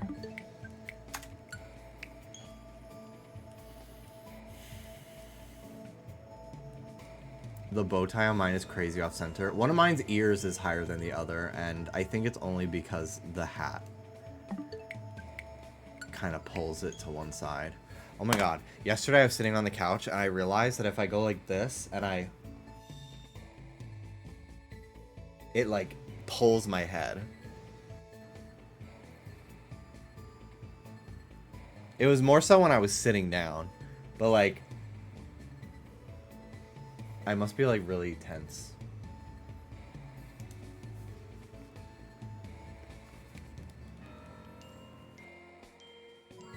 Kinda hate how trading is in this game. Yeah, I missed the link cable. I honestly think trade evolutions need to just go. Like, I'm over it. I don't want them to ever be back in another Pokemon game. It is the most fucking annoying thing in the world.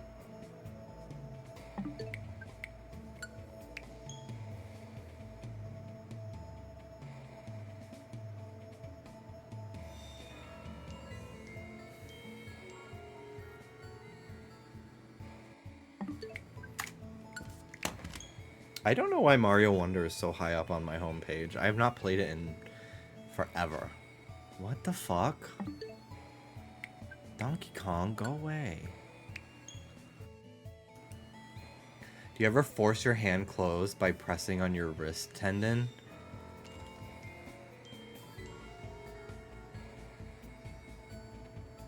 Ugh. I don't like that. Ew.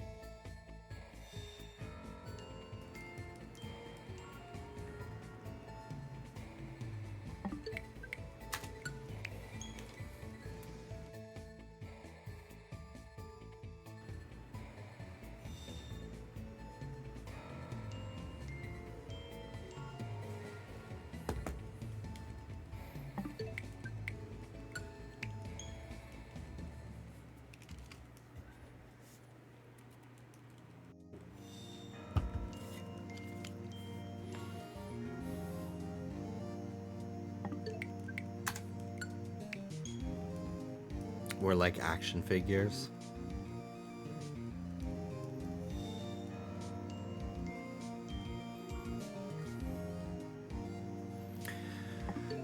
I would love to make my own line of toys one day of my characters. I've thought about commissioning someone to make a 3D model of like Ghosty or something, and then some of the LA public libraries here have 3D printing machines as long as you have a library card, and it's free.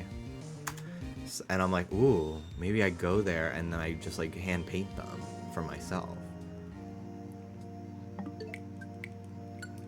Hello, UB Diaries. Are you a Stranger Things fan? Hype for the final season? I was actually talking about Stranger Things a lot at the beginning of my stream. More in a rant way. I would say short answer is yes, I actually really love Stranger Things. Long answer is there's a lot of things in Stranger Things that piss me the fuck off and keep me from loving it more than I do. But at the end of the day, I would say I do love that show. And I'm very hyped for the final season. I particularly have enjoyed the inclusion of Vecna as like a new threat in season 4 and onward. That's sick. It's really important to use public resources like libraries right now yet too. Yeah. When you rated us to Nora's stream last time, I had so much fun watching her. She's so sweet. Thank you for introducing her page. Yeah, of course. Nora's so cool. She's a really great community organizer too. Especially in the Pokemon space. She's awesome. My library system has the same thing, but it's almost completely restricted to teenagers for some reason. Weird. Maybe like school projects or whatever. 2 alphas in a row. When does the new season of Stranger Things start? Do we have a date? Is it literally like Thanksgiving Day or something?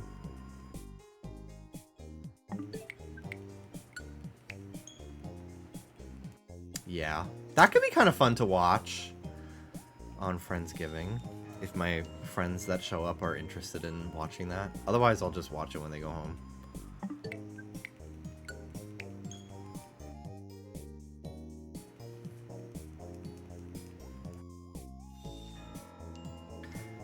I won't get into spoilers, of course, but my girlfriend is watching Stranger Things right now, and this is my second watch through, and the foreshadowing goes crazy. No, Dallas had never seen season 4, and it had been a long time since he'd seen 1, 2, and 3, and I hadn't rewatched the season in a long time, and I had already seen season 4. So I was like, let's watch all of it and then watch season 4 together. And I was pleasantly surprised at how much I liked season 2 on my rewatch compared to the first time, where that fucking one episode with 8 and 11 literally like tainted the whole season in my memory, because I had got into Stranger Things pretty late. I didn't get into Stranger Things until season 3 had been out for a few months. So I binged like all of it with a friend, and I loved season 1, and then season 2 I was just like, what the fuck? What the fuck? And then season 3 I was just like, okay, well, I liked it, but I didn't like it as much as season 1. And season 4 I really, really loved, but oh my god, anything that had anything to do with Hopper, Joyce, and that fuck-ass guy in Russia, like, I literally, it got so fucking awful to the point where I started just fast-forwarding over it. I could not keep watching it. It was so bad. But everything that to do with, like, Max and all the kids that were still back in Hawkins was, like, top-tier plotline. And then 11 in the lab was also very good. But yeah, I thought season 2 was a lot better on my rewatch than the first time. It's a real shame. I really hope that Noah Schnapp breaks free of the fucking people in his life that are force-feeding him dumbass beliefs, because I think he has a lot of acting chops, especially in season 2. He was very good in season 2. And I hope that he has a wake-up call about how tone-deaf and just downright offensive some of the things he's said and believe are. He is still pretty young, and I just feel like he's just surrounded by a bunch of adults that are feeding him bad shit. Still doesn't excuse what he says, but I'm hoping he has like a wake-up call moment and like changes his mind once his brain is fully developed. But I totally understand people not wanting to fuck with him because of all that at the same time too. I tend to give a lot of people a lot of slack until they're at least like 23. Regardless. But yeah.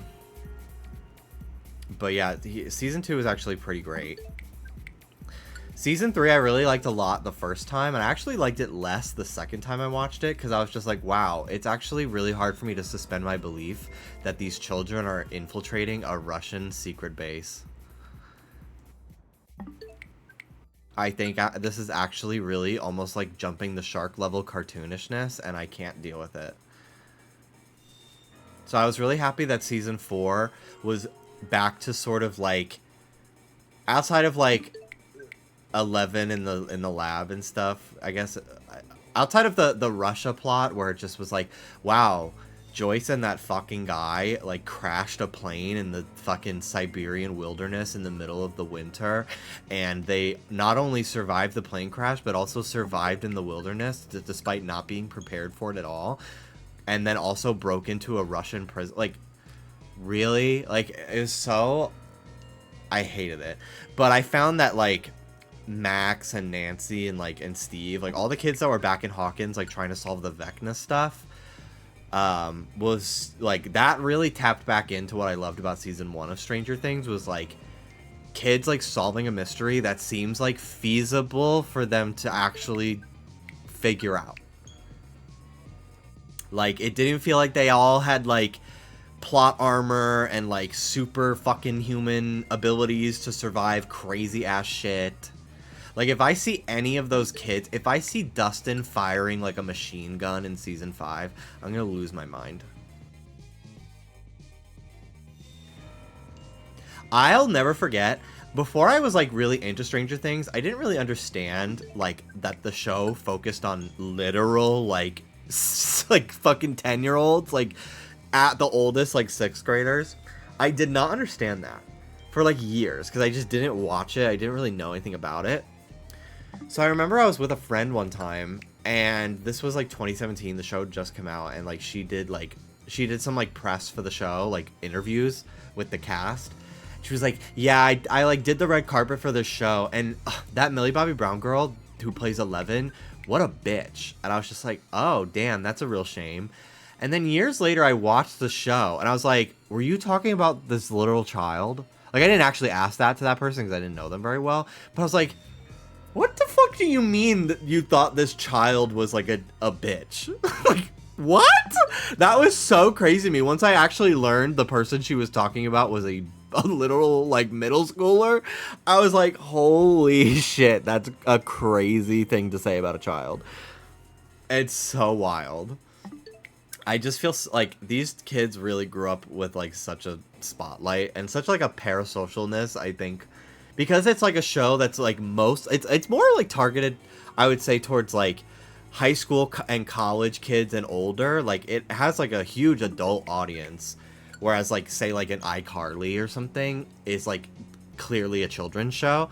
That I feel like they have such like a level of like creepy parasocial fans that I feel like it's like a uniquely disturbing way to grow up in the spotlight. I have a lot of sympathy for these kids. And I think that Millie Bobby Brown, for example, has like handled her entire adult life and upbringing with like a lot of grace, I think.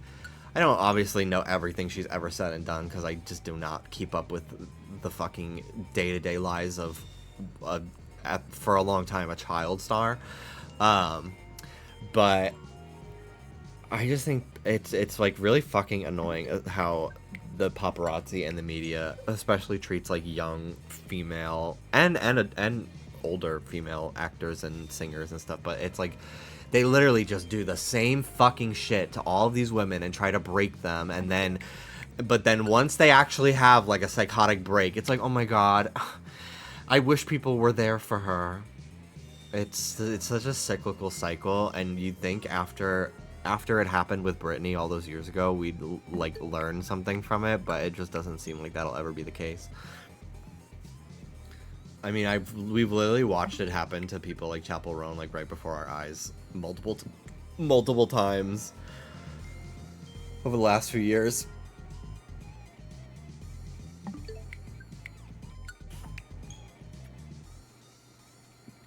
Season 2's plot is so bad because apparently the Duffer Brothers wanted to do a show where each season was a new cast, but realized how popular the OGs were. That's interesting. I'm very curious to see what they'll make next.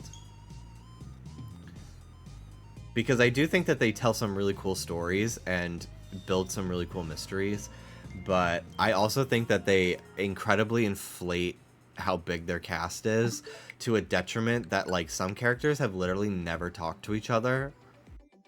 Like, I don't know if Will and Steve have ever interacted in the whole show. I think that's, like, one that I've, like, heard for a fact. And I'm like, that's so weird to me, considering they're always in each other's houses. Like, they're always, like, what? Like, what do you mean there are people from your, like, core cast of characters that have never talked to each other across 4 seasons of your show? But then you add, like, 5 new kids a season just to kill them by the end of it. That's my thing, too. They're always adding new kids just to kill them, so that way they can have, like, deaths in the plot that don't affect the main cast. And I think that that's kind of crazy. Nora, thank you for the 13 months. We are Fennekin Gaming. Yes, we are. Yes, we are. I'm trying to join the Fennekin Club. Dallas has one. My friend Alex has one. I've done bench resets for it a few times because I've been like, well, I'd love to hunt the Salamence and stuff too, but I'm an Altaria and 2 Bagon in, and I'm like, I'm over it. I just want Fennekin, so I started doing resets. And they are indeed different every time. Even though they don't fade in, they fade in when the game is fading in. So I don't actually see it happen, but they have been different. They've been alphas, they've been male, they've been female. So I just managed to save at the exact frame before they spawn in. I got my resets to the same spot too. It's nice. I feel like it just makes it just even slightly faster. And I honestly didn't even mean to get it this way. I just so happened to get it right at that exact point. So it just is already there when the game turns on, which is cool.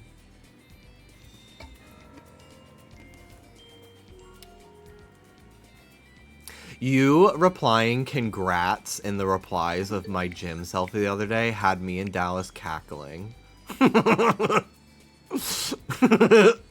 It's like I like overcame a disease or something. The twink disease. That shit had me cackling. I was like, congrats on what? Like, thank you.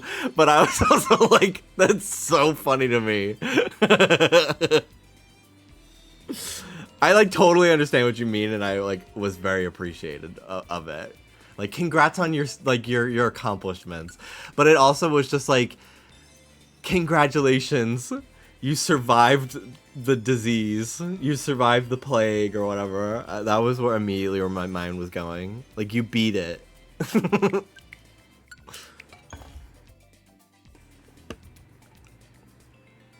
The twink plague. It feels like that sometimes with Ozempic. I read that as congrats on the baby because your boobs are full of milk. Oh, wow. Okay, well, thank you. I'm also lesbian, so I don't exactly know what to say to men's bodies. I also considered that. I was just like, she's doing her damn best. And I'll take it. I'll take it.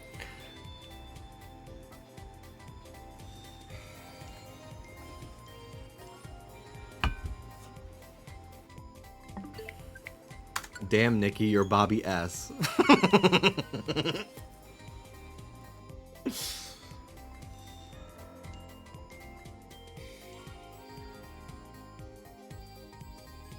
You should do a gym selfie with a Labubu.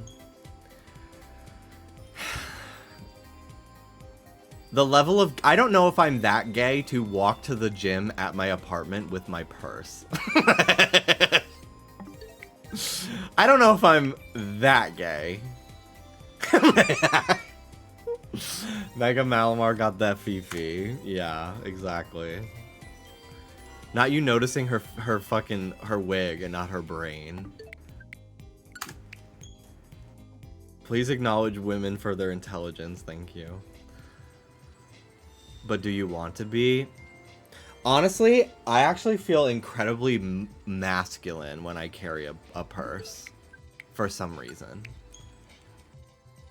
I remember the first time I tried one on at DSW. I wasn't going to buy it because it was expensive. But I was like, why do I look butch?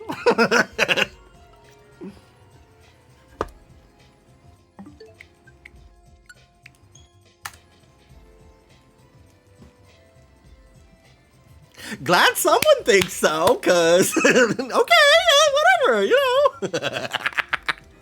If you say so.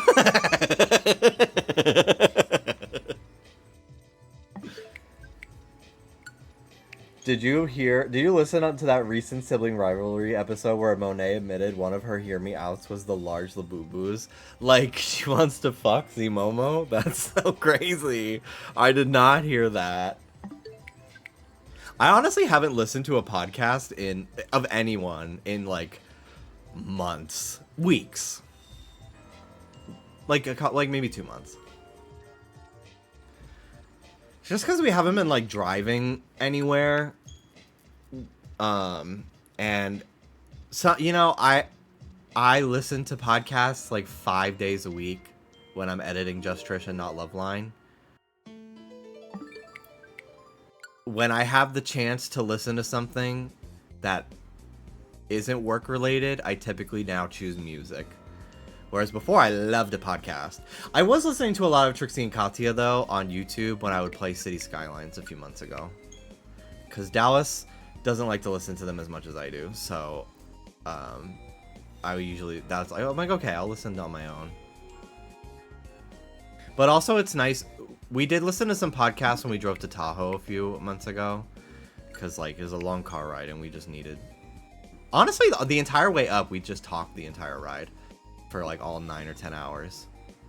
But on the way home, we were like, we are tired. Like, this is a lot. So we put on, halfway through, we listened to some podcasts. But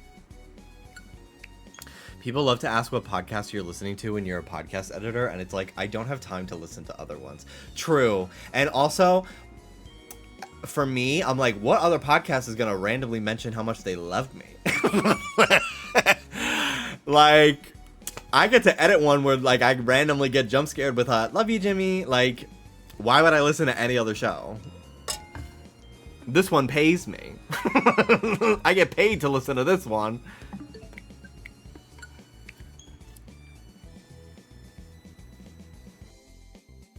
I know it's your job, but I'm so amazed you edit Just Trish on time. I know you have no choice, but it would be like I would be like falling asleep all the time. It was originally really hard when I first started, because I was still like kind of familiarizing myself with Adobe Premiere when I first started, because I really had only edited one thing in it before, and I mostly like knew Final Cut for a long time, but I got used to it pretty quickly. And a lot of my, like, the time syncing stuff at first was, like, creating things that are now just, like, presets for myself. Like, visual effects and, like, text styles and stuff like that. And font choices. So, I've definitely been able to take it from, like, a 10-hour thing to, like, 7 or 8. Now that I, like, have a lot of stuff now. And my computer's a lot faster than my old one, which is nice. I got a new computer last year with my Christmas bonus. I was just like, put it back all into my job and write it off on my taxes. This is great. Because I needed it for games too.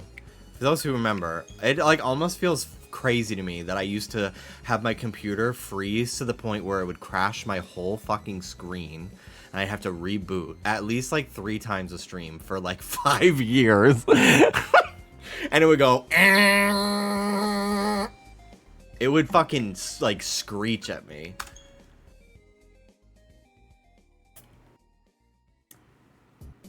It's been so long since that happened. I like forget that used to happen to me. But What was I talking about? Oh, getting the podcast done. Yeah, I just kind of power through. And I sleep in on podcast days. So, like, usually they've record in the mornings. And then by the time, like, they're done recording, Oscar gets home. And then, like, my files get to me. It's usually, like, 4 to 6 o'clock, depending on, like, if it was a like, heavy traffic day or a late start, whatever. So I usually wake up on podcast editing days. I'll usually wake up at like 1:30 or 2, go to the gym. By the time I'm done with the gym, Oscar's usually done. And then he sends me the files. And then I get the files, I copy them from the SD cards to my computer, and then sync the audio and the video. And that usually takes like an hour and a half, 2 hours. And then I can usually finally start like sitting down and actually editing at like 7 or 8 p.m. And then I'm usually up. I'll usually be up till like 2:30, 3 o'clock. And then while it's exporting, I brush my teeth and take my meds and like get ready for bed. And then I upload it to Google Drive and then go lay in bed. And then after like 25 minutes, I check that it's done on my phone. And I send the email with the Google Drive link to Oscar from my phone that's in my drafts on my computer. Because I'll like type up the timestamps while it's uploading, and then I get ready for bed. And then I usually just hit send from my phone. Once it's in Google Drive, I'll like check it on my app. And that's my routine. And I didn't realize how much I fucking crave routine until like I like have like a day off from the podcast. I don't know what to fucking do with myself.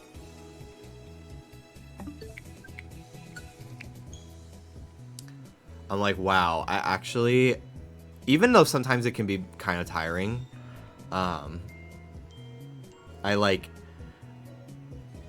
this week, I've like kind of had everything I needed to do for the podcast done ahead of time. So I've kind of been like, well, what the fuck do I do all day until it's time to stream? Like, I don't know. Does Not Loveline take less time to edit? Sometimes. It's like Not Loveline is usually only like an hour 10. Whereas Just Trish is like 3 hours. So usually I can finish Not Loveline in like, for main episodes, like 4.5 hours. For Patreon, like an hour and a half. Because with Not Loveline, I have to bleep swears, which takes a long time. Not a long time, but like it adds up to like I'm listening to the episode and then Tana will say like fuck or something or like cunt. And I have to pause, I have to scroll back a little bit, and I have to like hit play again and then splice it right where she says it and then delete it. So that does add up sometimes.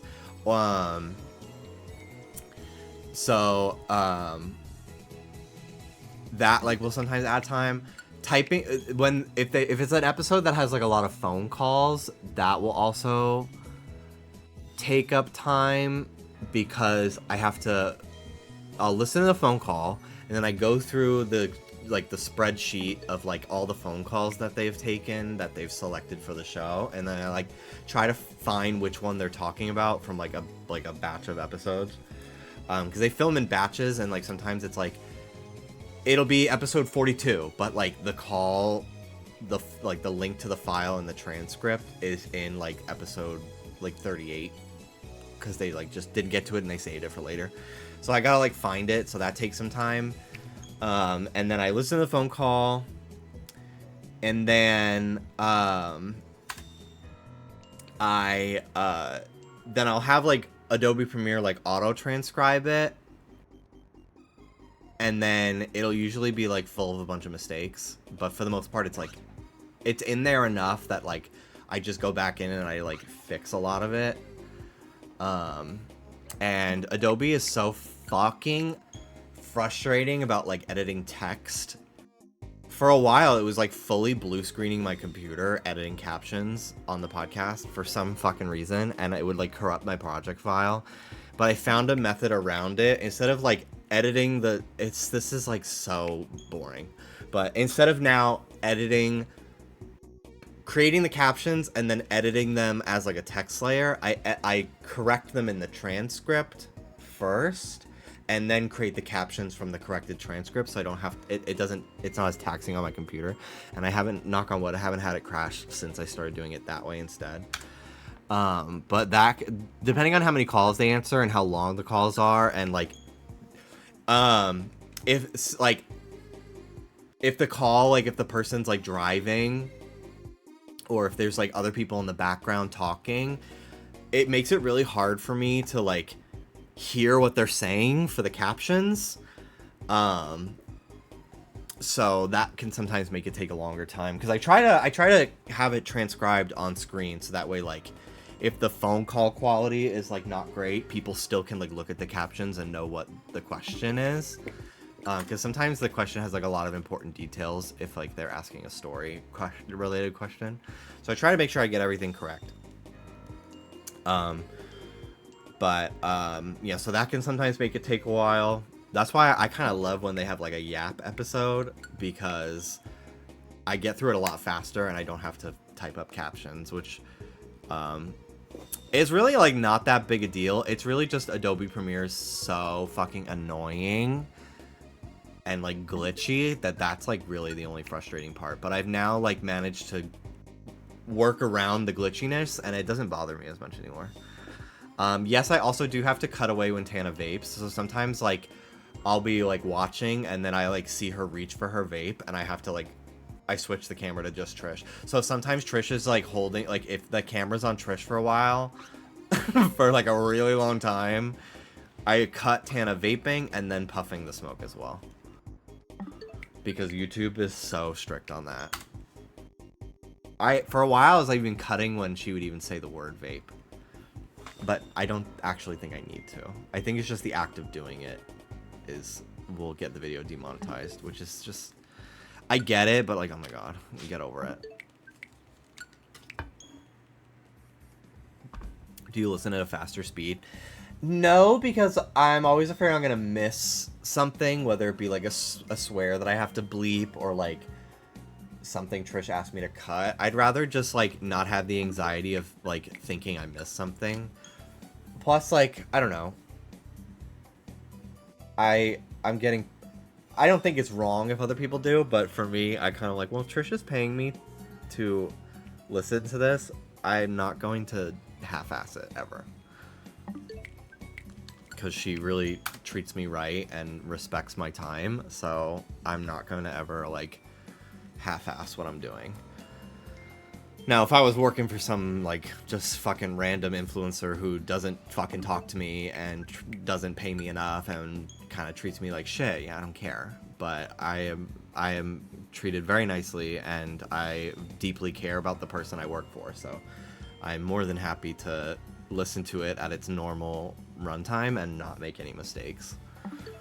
There's only been, like, maybe, like, in the 2 years I've been working on the podcast, I've maybe made like maybe 4, maybe 5 editing mistakes, and thankfully all but one have been very minor, but even the major one was actually not that bad. It was very stressful to me because I just hate I felt so bad, but it actually was like really, you know, it wasn't an end of the world situation, but you'll never know.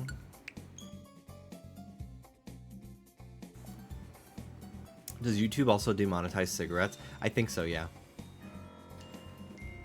I usually bleep the word weed and even the word high, just to be safe. Because I would rather just, like, have it not be in there and people know what they're talking about than, like, leave it in and then, like, be trying to figure out why the fuck is this episode demonetized for no reason, you know? So I'm just like, I'd rather just delete it. If someone says smoking, they know what they know what they're talking about. Can't stop the bleep, can't stop. I have seen Trish on Beetlejuice. Yes, I saw her last week.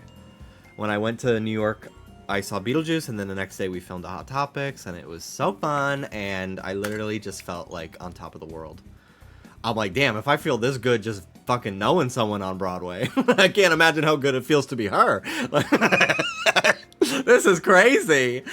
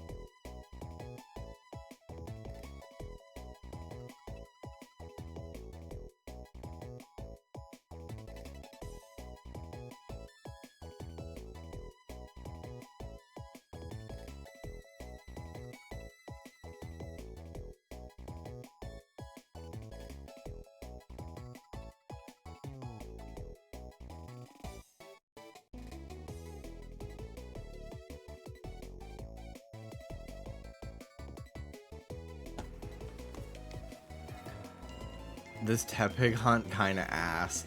I don't know, something about the vibes in Area 20. I fucking hate hunting for stuff there. I think because it's like every fucking thing is aggro. So it's like you walk in there and you have to walk so far just to like leave and fly back. I'm like, get me out of here. I hate it.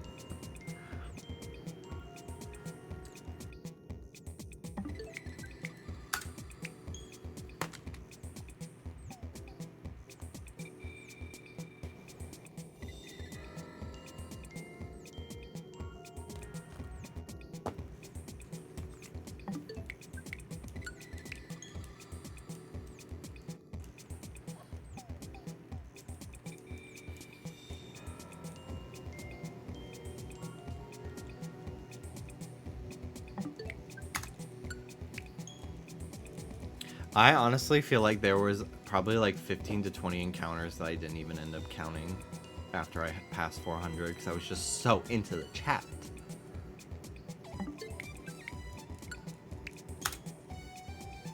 I do not have Shiny Charm, and I have no plans to get it, personally.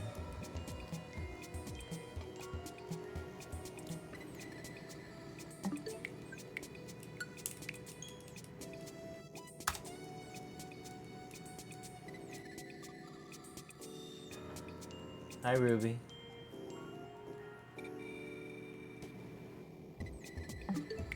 You've been missing encounters this whole stream, not gonna lie. Yeah, I'm sure. But, whatever. The count doesn't matter. Getting the checks in is what really matters. I'm at 450.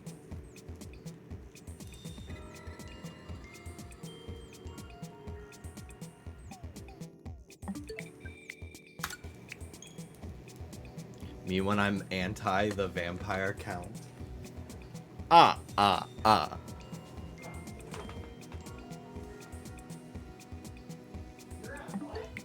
450. Yeah. No.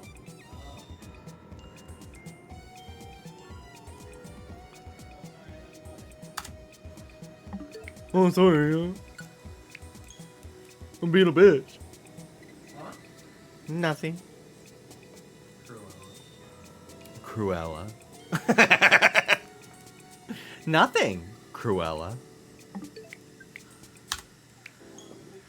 I can't shiny hunt like this because my brain would gaslight me into thinking it doesn't work after 10 tries. I do not love a soft reset. I will say it is not particularly my go-to choice for a shiny hunt, but it is actually pretty fast in this game.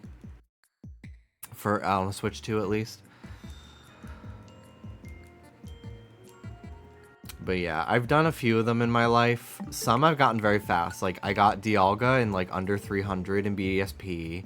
My Chimchar was still under odds, but it was like 1,000 something. And it's like a full minute and a half in BDSP on Switch 1 back in the day. Which was horrible. And then, my Suicune I did in Heart Gold Soul Silver on 3 games. I think I went almost 20,000 for that one. I've done Trico and Ruby Sapphire, and I think that was only like 3,000 or something. But I haven't done too many soft reset hunts. I prefer a random encounter at the end, like truly. I think there's something so fucking cool about like, oh, there it is, you know? But I really enjoyed hunting in this game so far. I've got a box and a half full of shinies now. Not many of them ones I've like outright hunted. They've all been like phases and stuff, but I still got some cool ass ones. My favorite is my Alpha Camerupt, easily. It is my ace on my team. I used it against like basically every single mega battle. And it would just tank hits and do tons of damage. It was so nice.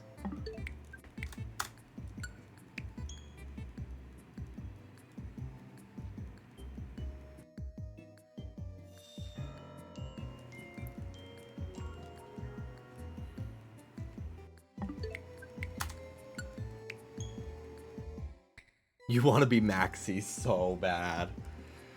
Yes, because then I can make out with Archie. I play with his tits.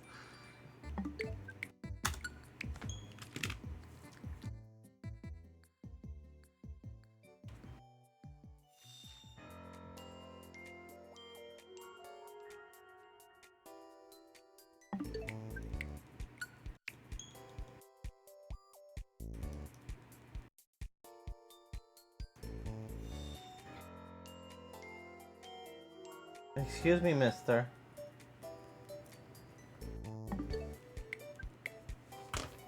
But I'm not chasing you. So either you stand over here. Cora milk bending pick. Cora milk bending pick, but it's me. In my fucking titty selfie I posted yesterday.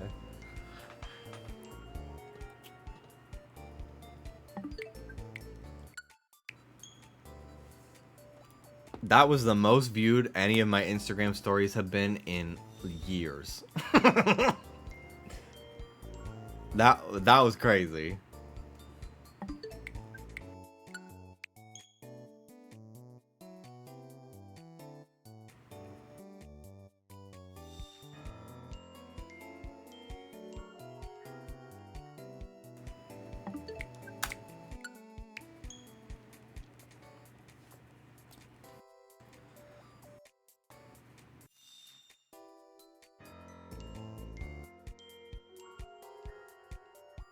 People love a tit.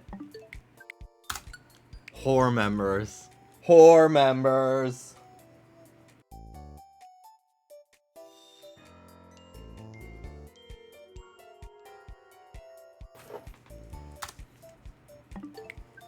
Hi, Tuki. Hi, girly. Hello. What's up, Rube?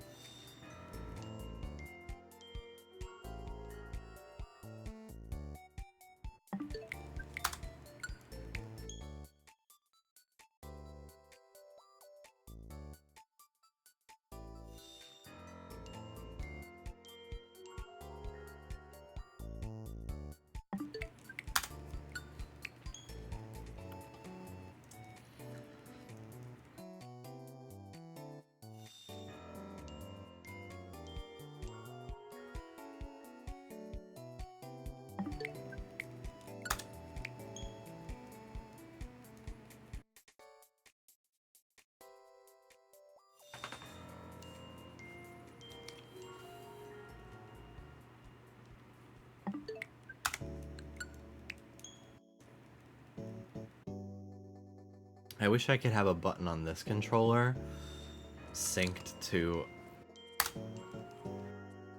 click the count instead of needing to press it on my keyboard. What are the odds for this one? 1 in 4096, full odds.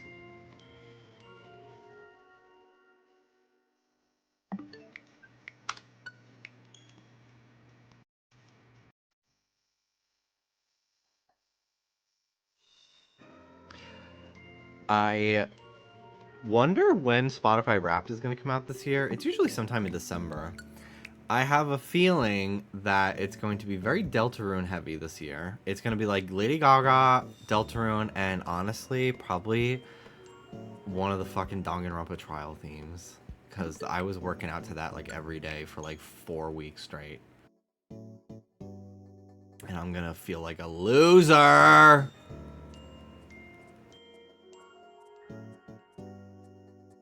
Apple made theirs to where you can view it anytime, and I hate it. That takes the fun out of it for me. I don't like knowing. Spotify does have a playlist called On Repeat that, like, whatever your, like, most recent, like, 20 songs that you've been listening to the most go to, which I do like for when I don't, like, I don't feel like scrolling between songs all the time. But, yeah. Ooh, yeah, honestly, I think I'm going to have a lot of Magdalena Bay. I've been listening to them a lot. And especially because I've flown a few times this year, and they're like all I listen to on a plane.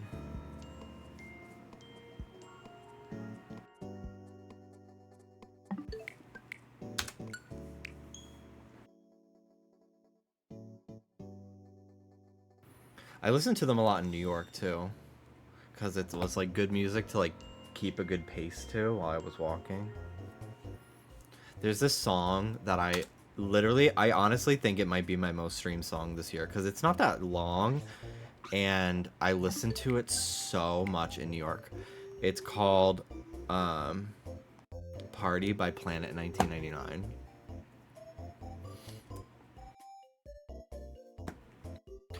And I literally listened to it on loop, like for like a week. The entire time I was in New York, I was just walking around, that was playing in my headphones. Because it's just such like easy listening.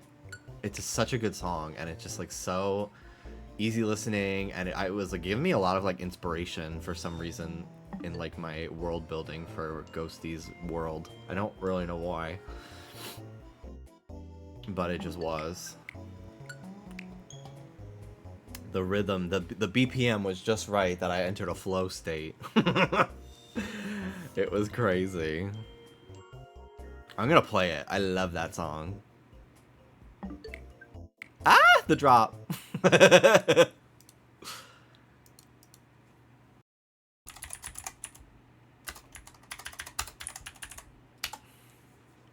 The music video for this is really good too. I'll put it on in the corner. Here.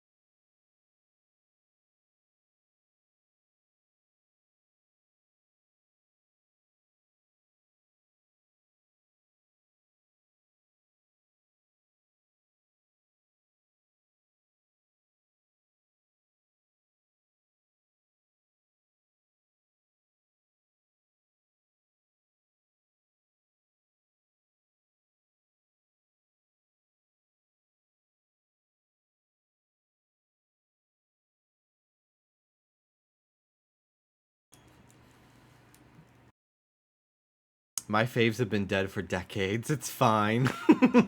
I got to see Mozart in his prime. Shame he's dead. But that's the price of immortality. Bah humbug.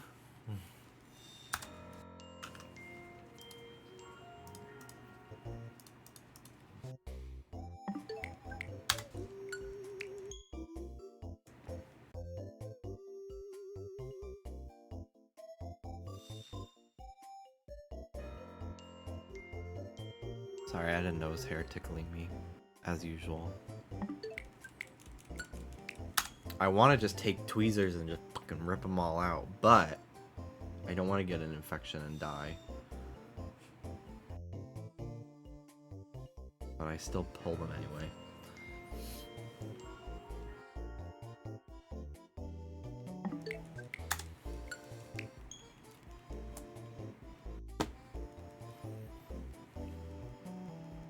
Good thing we're getting all of these loading trainer tips. Yeah! Love it!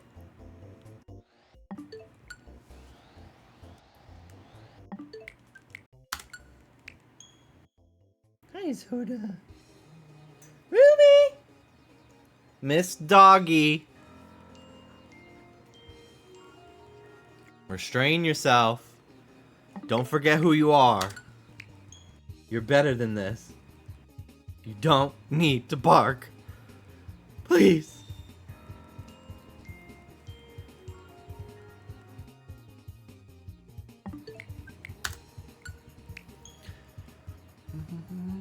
Me thinking the danger triangle was just a kill switch if you popped a pimple and not a danger of infection. It is very scary to pop a pimple in that triangle, so don't do it, because you could, the blood vessels there go directly to your brain, and if you get an infection, you can risk it going directly to your brain, blah, blah, blah, blah, blah, something, something, something, more OCD thoughts for you to have, blah, blah, blah, blah, blah. Just don't do it, as tempting as it is. Those are always the ones I want to pop the most.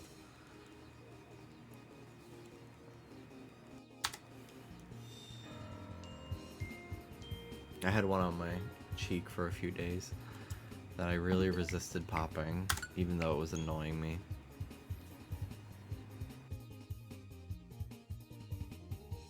Let's think about Taco Bell instead. I can't. I already had Taco Bell today. Let's think about going grocery shopping tomorrow, so I don't have to order food for the millionth fucking time like a fool.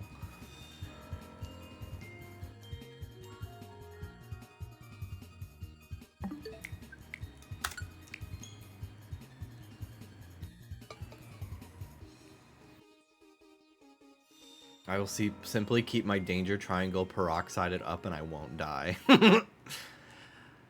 I am the type of person that if I get even like a paper cut, I immediately go to the bathroom and scrub it with soap and water, which I feel like is probably good in practice, but I do feel that it's honestly, I do think it's an OCD compulsion for me, because I'm like, well, this is the one. This is the one that I get an infection and I die. And if I do live, I have had to have all of my fucking limbs amputated from infection. So.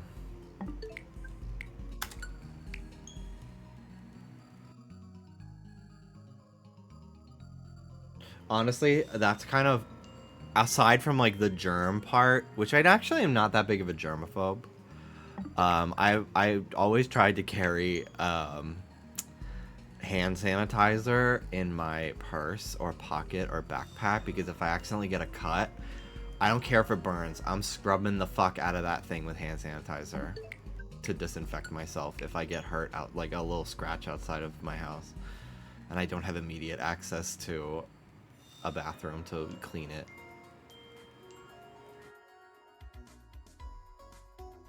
What meals do you want to make next week? I bookmarked a bunch of TikTok recipes that involve beans.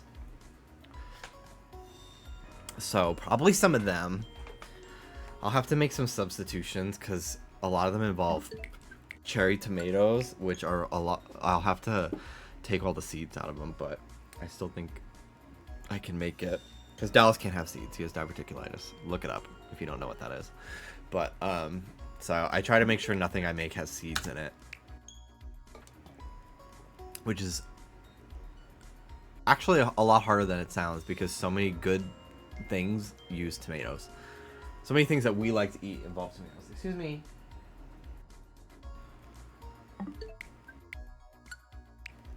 Those touch hand spray hand sanitizer things are trendy, and IDK, if I feel like, how is that doing anything? I have those, but I end up spraying it like 8 times to get enough hand sanitizer that I actually feel like it did anything. So I don't really use it. I just use my Purell, or whatever the fucking brand I have is. Hi, buddy. Are pumpkin seeds big enough where he can eat them? I don't know. They're not really one that we like to eat anyway. But I'm not really gonna risk it.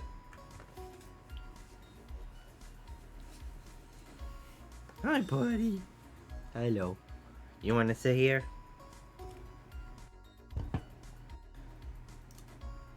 Gosh, he's cute.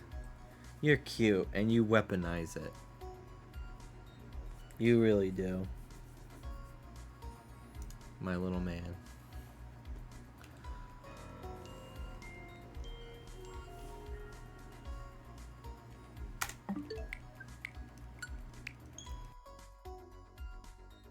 When we carve pumpkins, I always roast the seeds with like honey and cinnamon or cayenne. That sounds delicious, actually. Hi!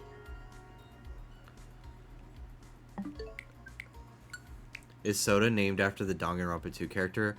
No. He is named after that meme of Trump going, Obama, and then Joe Biden going, Soda, while Undertale music plays in the background.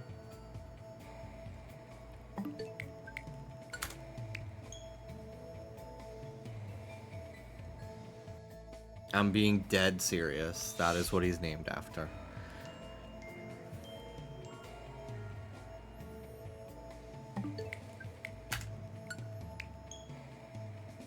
What? They're communicating in a secret language.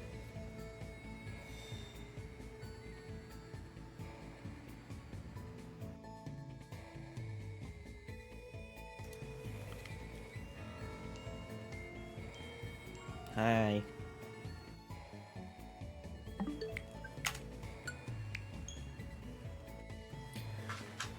Our next dog will probably be named Booster. I really like the name Booster for a little dog. Probably like a dachshund or something. And do you explain all that to the family? My dad, after we got Soda, was like, and what's his name? I go, his name's Soda. And he goes, all right. And then that was the end of the conversation.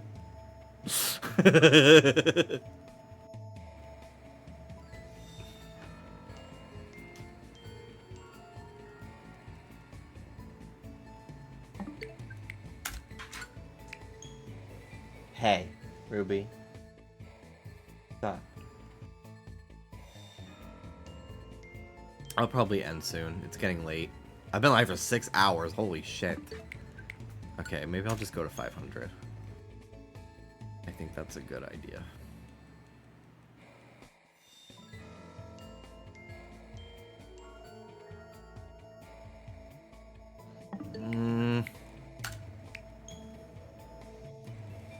I'll go to 550.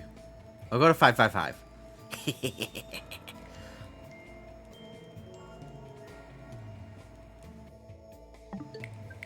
I might have soup. I don't love having soup without saltines. I gotta say. It's part of the experience for me. But, oh well. I'll still have it. And maybe I'll have it in my Wooloo mug. That could be fun. Although, the hole in the top of the mug is a lot smaller than I expected. So, it's not really great for putting a spoon in there. It's more of like a... It's definitely made for coffee and hot chocolate and stuff. But it could be good for like a tomato soup. Or like a more just like a broth heavy soup that you're more just like drinking.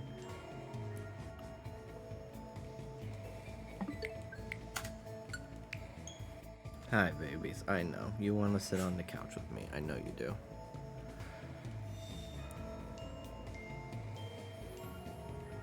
Your Wooloo mug, your Wooloo makeup. It's so Wooloo out here. A gay guy in my neighborhood walks his 2 wiener dogs every day. It's so cute. I definitely like have like, I guess like types of guys that I'm like more inclined to like be attracted to. But honestly, if I just see like a gay guy out in public, I'm always like, what a cutie. Just for the fact that I can tell that they're gay, typically. Like there's just something so wonderful to me about like a gay man existing in life that I find very, like, eye-catching and wonderful. No matter what they look like.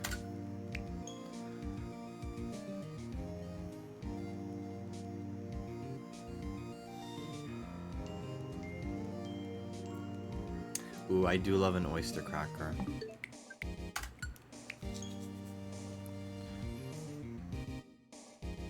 I wish that the vending machines in my building had those cheese crackers with the fucking peanut butter in them. Though I had those at the airport. I was so fucking hungry when I got off the plane. Even though the flight attendant knew who I was and offered me food like 3 different times. Shout out Jillian. I was still like, I didn't want to be a bother. So I was just like, no, I'm okay. So when I got off the plane, I was so fucking hungry, and I went right to the nearest vending machine because I did not want to pay for like, I didn't want to like wait in line at a register or anything. So I just went to a vending machine. I got one of those little packs of crackers, and that held me over. So I was like, I know the minute I get home, I'm fucking ordering Taco Bell. So I don't want to eat too much as like a snack. And it hits so good. That's the time to try a new food. Or like rekindle an old favorite. When you're fucking so hungry. I remember I never really liked ham sandwiches as a kid. But one time it was the year before I was in the play. I just helped with stage crew. Because I didn't know about auditions. But I was able to join the stage crew whenever. So I joined the stage crew. And we had to stay after school to help paint the backgrounds and like prime the boards. And I was there for a while, and I forgot to bring like an extra lunch to have later. So I was so hungry. So a friend of mine let me split their ham sandwich with them. It was the first time I ever had ham, and oh my god, I only ate ham for like 6 months after. Because I was so hungry that it became like my new favorite food. So if you're ever like, oh, I really want to try this, but I'm kind of a picky eater, it's not something I typically like, wait till a day that you're fucking starving. And it will become your favorite. At least for me. That's the strat for me. Although nowadays I'm not really a picky eater anymore. I'll really eat anything. If it's prepared and in front of me. I'm not that picky. But when I was a kid, that was my strat.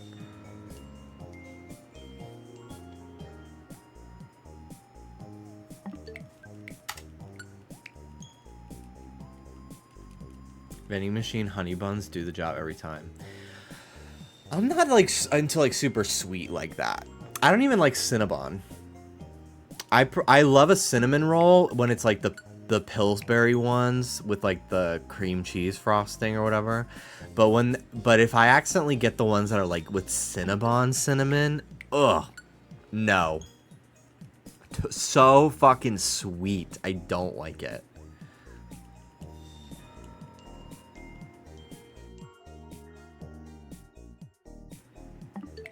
I might get those for Thanksgiving as like a fun after dinner snack for the crew. I've gotten those as like pick-ons before for like my Christmas parties and stuff.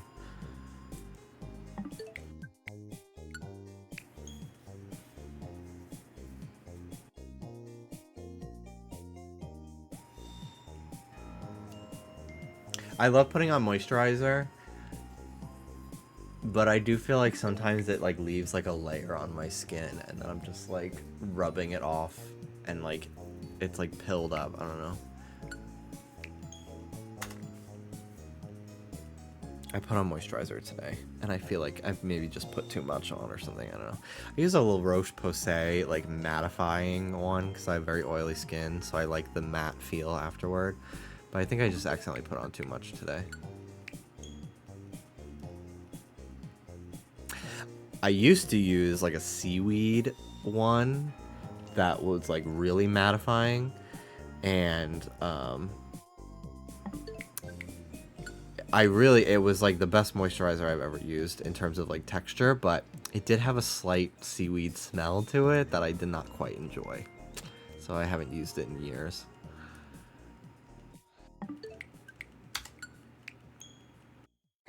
I have an oily face, and the Neutrogena Super Light Face Moisturizer has been great for my acne. That's good to know.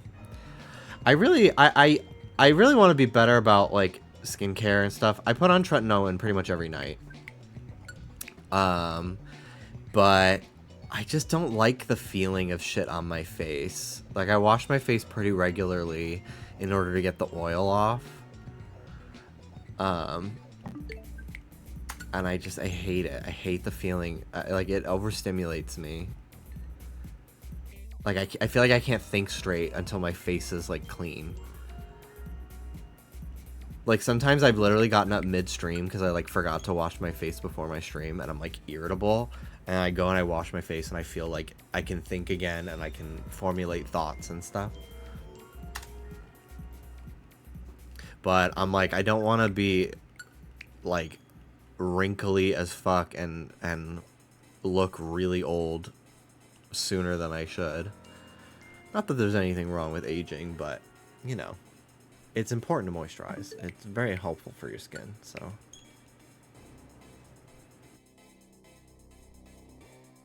I put on moisturizer and lotion right after I shower. God, yeah, I don't moisturize anywhere but my face, which is a problem. But, like, ugh, the idea of, like, especially with, like, my dogs, like, having, like, them shedding and, like, it getting stuck to, like, my moisturized arms, like, ugh, I'm gonna throw up. Ugh. Horrible.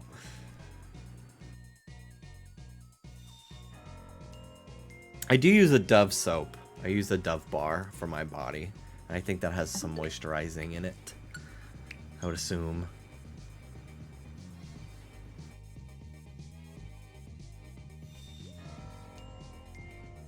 For some reason in Florida, my toes were getting really dry and like crackly. I think it was the water in there. Because I have not had that problem in like 2 years now. But like my toes, like my toe knuckles were like dry and flaky. To the point where now I have calluses on my toe knuckles. On my big toes at least. Which is annoying. But yeah, for the water in Florida was like just fucking destroying my feet. So I was like for every night for a while, I was like covering my feet in like so much moisturizer and then putting socks on before bed and sleeping with them on. It was helping a lot. But I have not had that problem since moving to California. The water's a lot less. The water in California, in LA at least, is very hard. But it's not remotely as hard as Jacksonville's water. Oh my god. Like, I had literal, like, gut problems. Like, just drinking that water, even, like, filtered, like, my acid reflux has, I honestly think it, like, fucked me up long term. Because I never had that, I never really had bad acid in New York. And it only started right when I moved to Florida, especially in our second apartment, which was a shithole. And like my acid has been a lot better since moving to California, but it's still not great. And I think it's just like, I just fucking destroyed my stomach or something from the water in Florida. It was just too hard. Thank you so much. Hope you get it soon. Got mine 2 days ago after 2.9 thousand SRs. That's still pretty good. Considering full odds, but definitely time consuming. I mean, I've been here for 6 hours, pretty much nonstop. And I'm not even, I only just hit 500 something.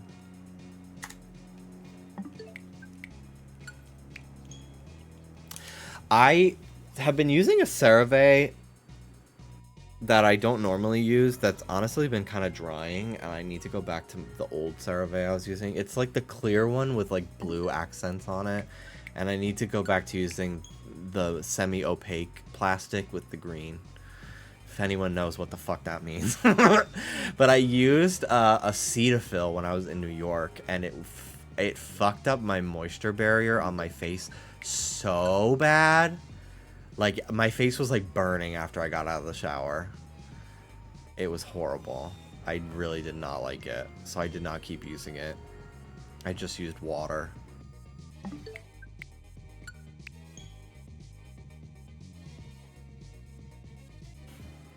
I can't use bar soap. I hate how dry it makes my skin feel compared to like body wash. That's interesting. I've never really had a problem with it, but I typically will just use like a bar soap. And I really only use Dove because all the other bar soaps do like leave like a film on my skin. Like, I feel like halfway through like washing myself with the bar soap, my like I feel like my hand's getting stuck. It's like adding friction to my skin that I don't want. Hi, buddy.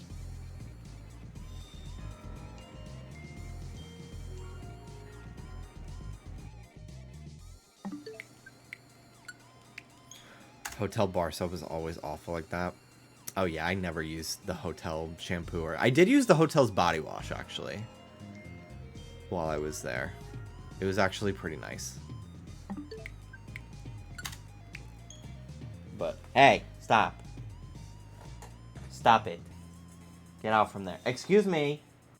Stop. Get out from there. Hey. I'm gonna kick you out of here. God.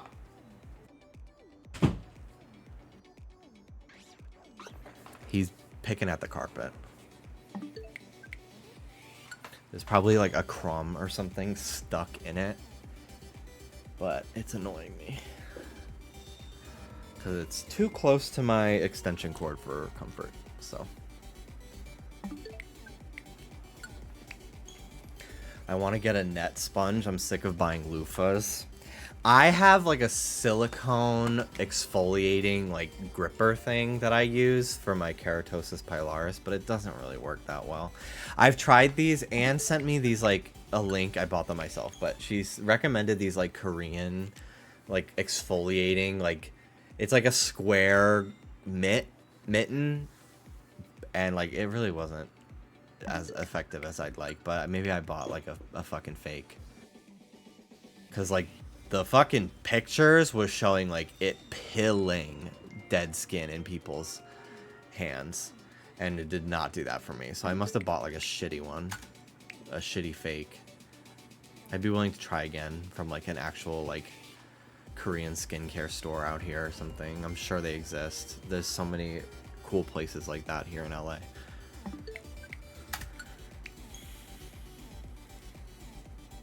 Yeah, I've kind of given up on the keratosis pilaris of it all. I'm just like, whatever, my skin's bumpy. I don't give a fuck anymore.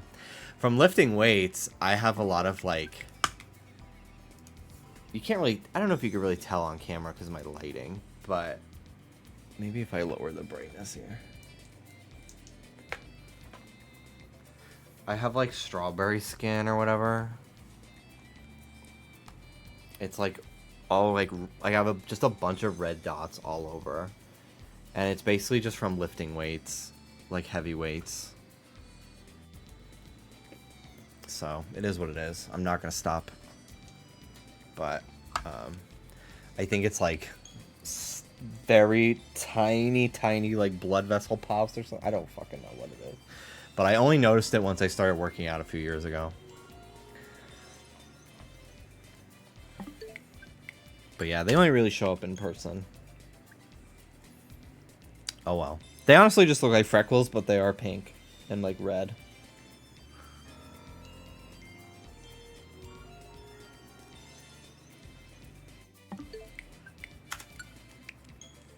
I definitely have started getting, over the last couple years, like calluses on my fingers and my palms too from lifting weights, but I don't feel like dealing with the overstimulation of sweaty hands from wearing like weightlifting gloves, so I just deal with it. Whatever.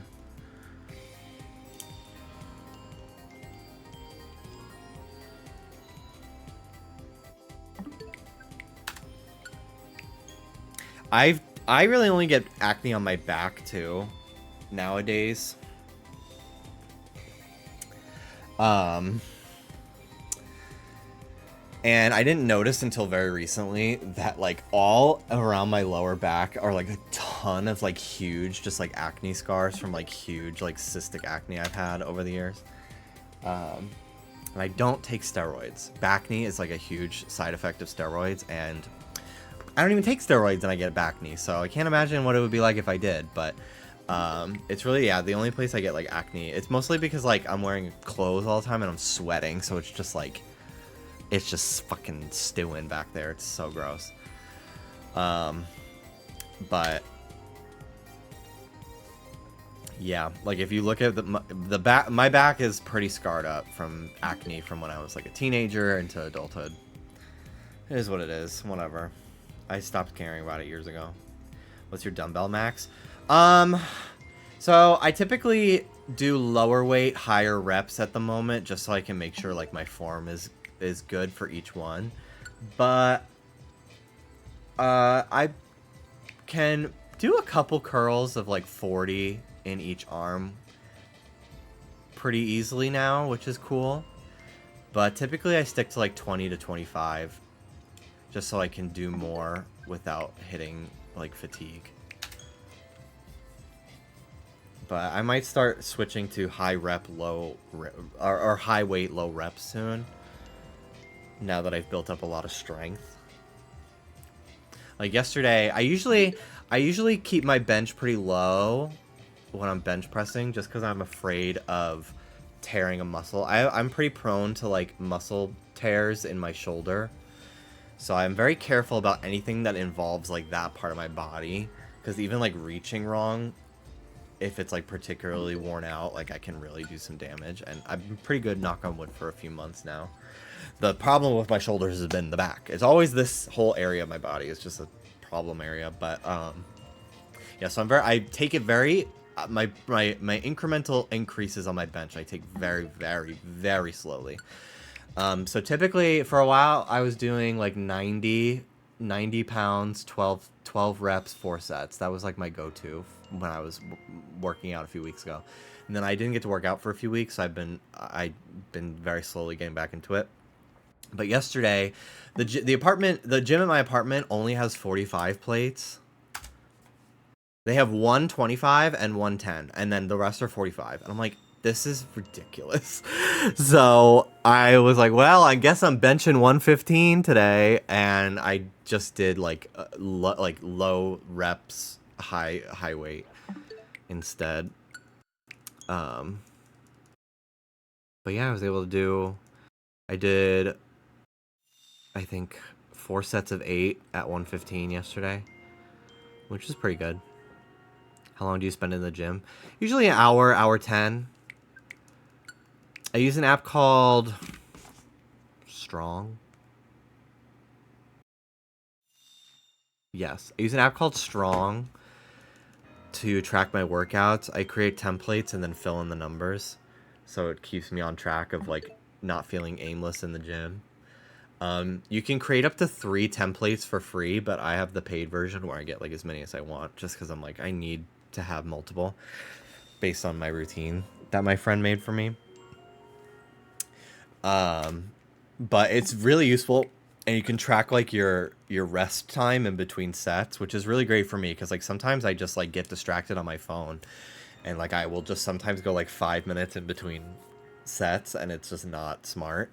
So it'll send you a little notification with a little ding ding when your rest time is up, and I usually do 2 minutes, just so I can be fully recovered for my next like set of lifting. Yeah, I really like it. It's like completely changed like my like organization when working out. I feel so much more focused. Do you enjoy cardio too, or are you more focused on lifting? I don't really enjoy cardio. I'm more focused on just like bulking all the time. I don't really like count my calories. I just eat what I want when I'm hungry. I need to be better about at least just like hitting my protein goals every day. But it's just hard. It's just really hard. But yeah, I'm not really interested in like in like losing any body fat. I like the kind of bulky, husky kind of look on me personally. And I also just fucking hate. I hate most cardio. I just find it like not fun. I really, really love weightlifting. I don't mind a walk on the treadmill, especially if I've got like a good ass playlist. So I do that sometimes, but for the most part, it's just exclusively weights for me. I just like it more. I also just kind of have weird hangups about being skinny and like, or like losing weight. I don't want to get too into it because I don't want to like potentially trigger people because it can be a very sensitive subject. But yeah, like there are times where I'm like, I could see myself doing like a bulk / cut like on and off thing, but like the idea of like seeing the scale go down almost like makes me think about like being a twink and being insecure about being thin, and like it kind of fucking is like a mental hell for me. So I just don't look at it. Woo! Which is, I feel like, the opposite of the average person's problem, but it sends me on my own unique spiral sometimes. So I just kind of focus on lifting, and that's it. And it does what it does. But yeah, I think my diet is like the only real thing that I would really like to work on and like not really like changing, just like remembering to eat more and getting like my protein every day. Like I weigh right now like 208. I was like 213 a few weeks ago, but with traveling, I was like missing meals here and there, and like I walked so much in New York. So I lost a couple pounds, but getting like 208 grams of protein every day, because you're supposed to usually get like 80% of your body weight in grams or whatever, but it's easier to just get the extra, I guess. So thinking about like trying to meet that every day, I just miss it, and it's not great. So I feel like I would be doing even better than I am currently if I was on that, but it's also just so expensive, and like a lot of the like really quick like high protein snacks are, 1, expensive, and 2, disgusting. I hate them. So I need to be better about like meal prepping and having just like quick microwavable shit that I've made that's like protein dense, calorie dense, blah blah blah blah, and like meeting like macro goals and stuff. But that, I just hate doing that. I fucking hate using MyFitnessPal and like tracking everything, and like I literally like actually drives me insane thinking about all that shit. So I just kind of just go off of vibes, which may be holding me back a little bit. But I will say I've seen insane progress just following like my like routine, like having like dedicated guided like a routine created by a friend of mine who is fucking enormously jacked, so I trust everything he says. So I like have dedicated days that I do like specific, like tons of exercises to the point where I'm fucking hurting the next day, and it feels great. And I've seen just like so much progress in just like 2 months of doing that, even without like really making sure I'm getting like my protein and everything. So I'm like, damn, if only I had the fucking brain power to keep track of the food stuff, I'd be unstoppable. But it's just so expensive. It's just so fucking expensive and time consuming. And I just don't have much of the time to cook the food that I would end up buying anyway. So, oh well. Annoying, but I'll get there. Haven't seen you since like your style savvy videos. Have you been? Hope you've been kicking life's ass. Take good care of yourself, Jimmy. Hello, Adachi. I'm doing wonderful. Life has been going absolutely incredible for me for about 2 years now, and I'm really thriving. So thank you very much. I hope you've been well too. I'm about to end. I'm almost at 5:50, so I'm gonna wrap it up at 5:55 because I am getting a little tired, and I want to hang out with the dogs. Probably take them out to pee and wind down on the couch, but I got a good 6.5 hour stream today. Felt great. But yeah, that's what I've been up to. Well, I'm doing pretty good. Feeling pretty beefy. I feel like I'm happiest with my body that I've ever been. And I feel like it's only going to get better the more I continue to work out and lift and stuff. I feel very strong and good about myself. I'm very, very, very accomplished in life right now in terms of that. I finally feel like I'm at like a place with my body that like I've like been increasingly feeling better about it, but still having like hang-ups for a long time. And it hasn't really been until the last like maybe half a year that I'm like, wow, I actually like look really like how I've always wanted to look. Time to like continue to keep aiming higher. But I'm like, cool, I finally made it to the place that I wanted to like 4 years ago when I started working out.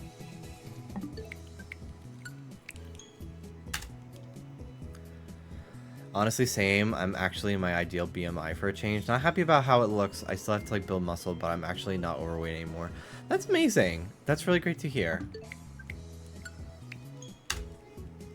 I know it could be such a sensitive issue for a lot of people, and it can be such a unique struggle for everyone. So I try not to talk about it too much because I don't want to end up triggering anybody. But I also think it could be really good to like just talk about stuff like that in a casual sense to kind of not feel as alone. Have a great night, Jimmy. Hope Fennekin sparkles soon. Thank you. You too. Have a great time sleeping and dreaming and resting, because sleeping is fucking wonderful. Alright, three more Fennekins. It's tough to work out well because I'm disabled, but I've been doing more core stuff recently and making sure I stretch, and it's def helping with my back pain. Yeah, my core is probably my weakest muscle group. For sure. Because I just kind of fucking hate most core exercises. But the little bit that I have been doing has really helped increase like my posture, improve my posture and stuff. Because so much of your posture is like, so many back problems can be remedied by strengthening your core, and it's really annoying that it's true, but it's incredibly useful. All right, last Fennekin. Here we go. All right. Womp womp. Alrighty, y'all. Thank you for watching. How you like this game? Love it. Absolutely love it. I have my criticisms, but for the most part, it is my favorite Pokemon game they have put out in a long, long time.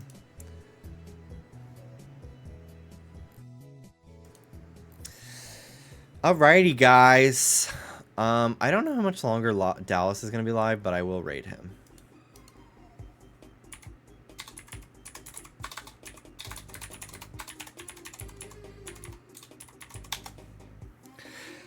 Okay, everyone. Thank you for watching. Take care of yourselves. I'll probably see you tomorrow, depending on if I have some work to do. We'll see. We'll see.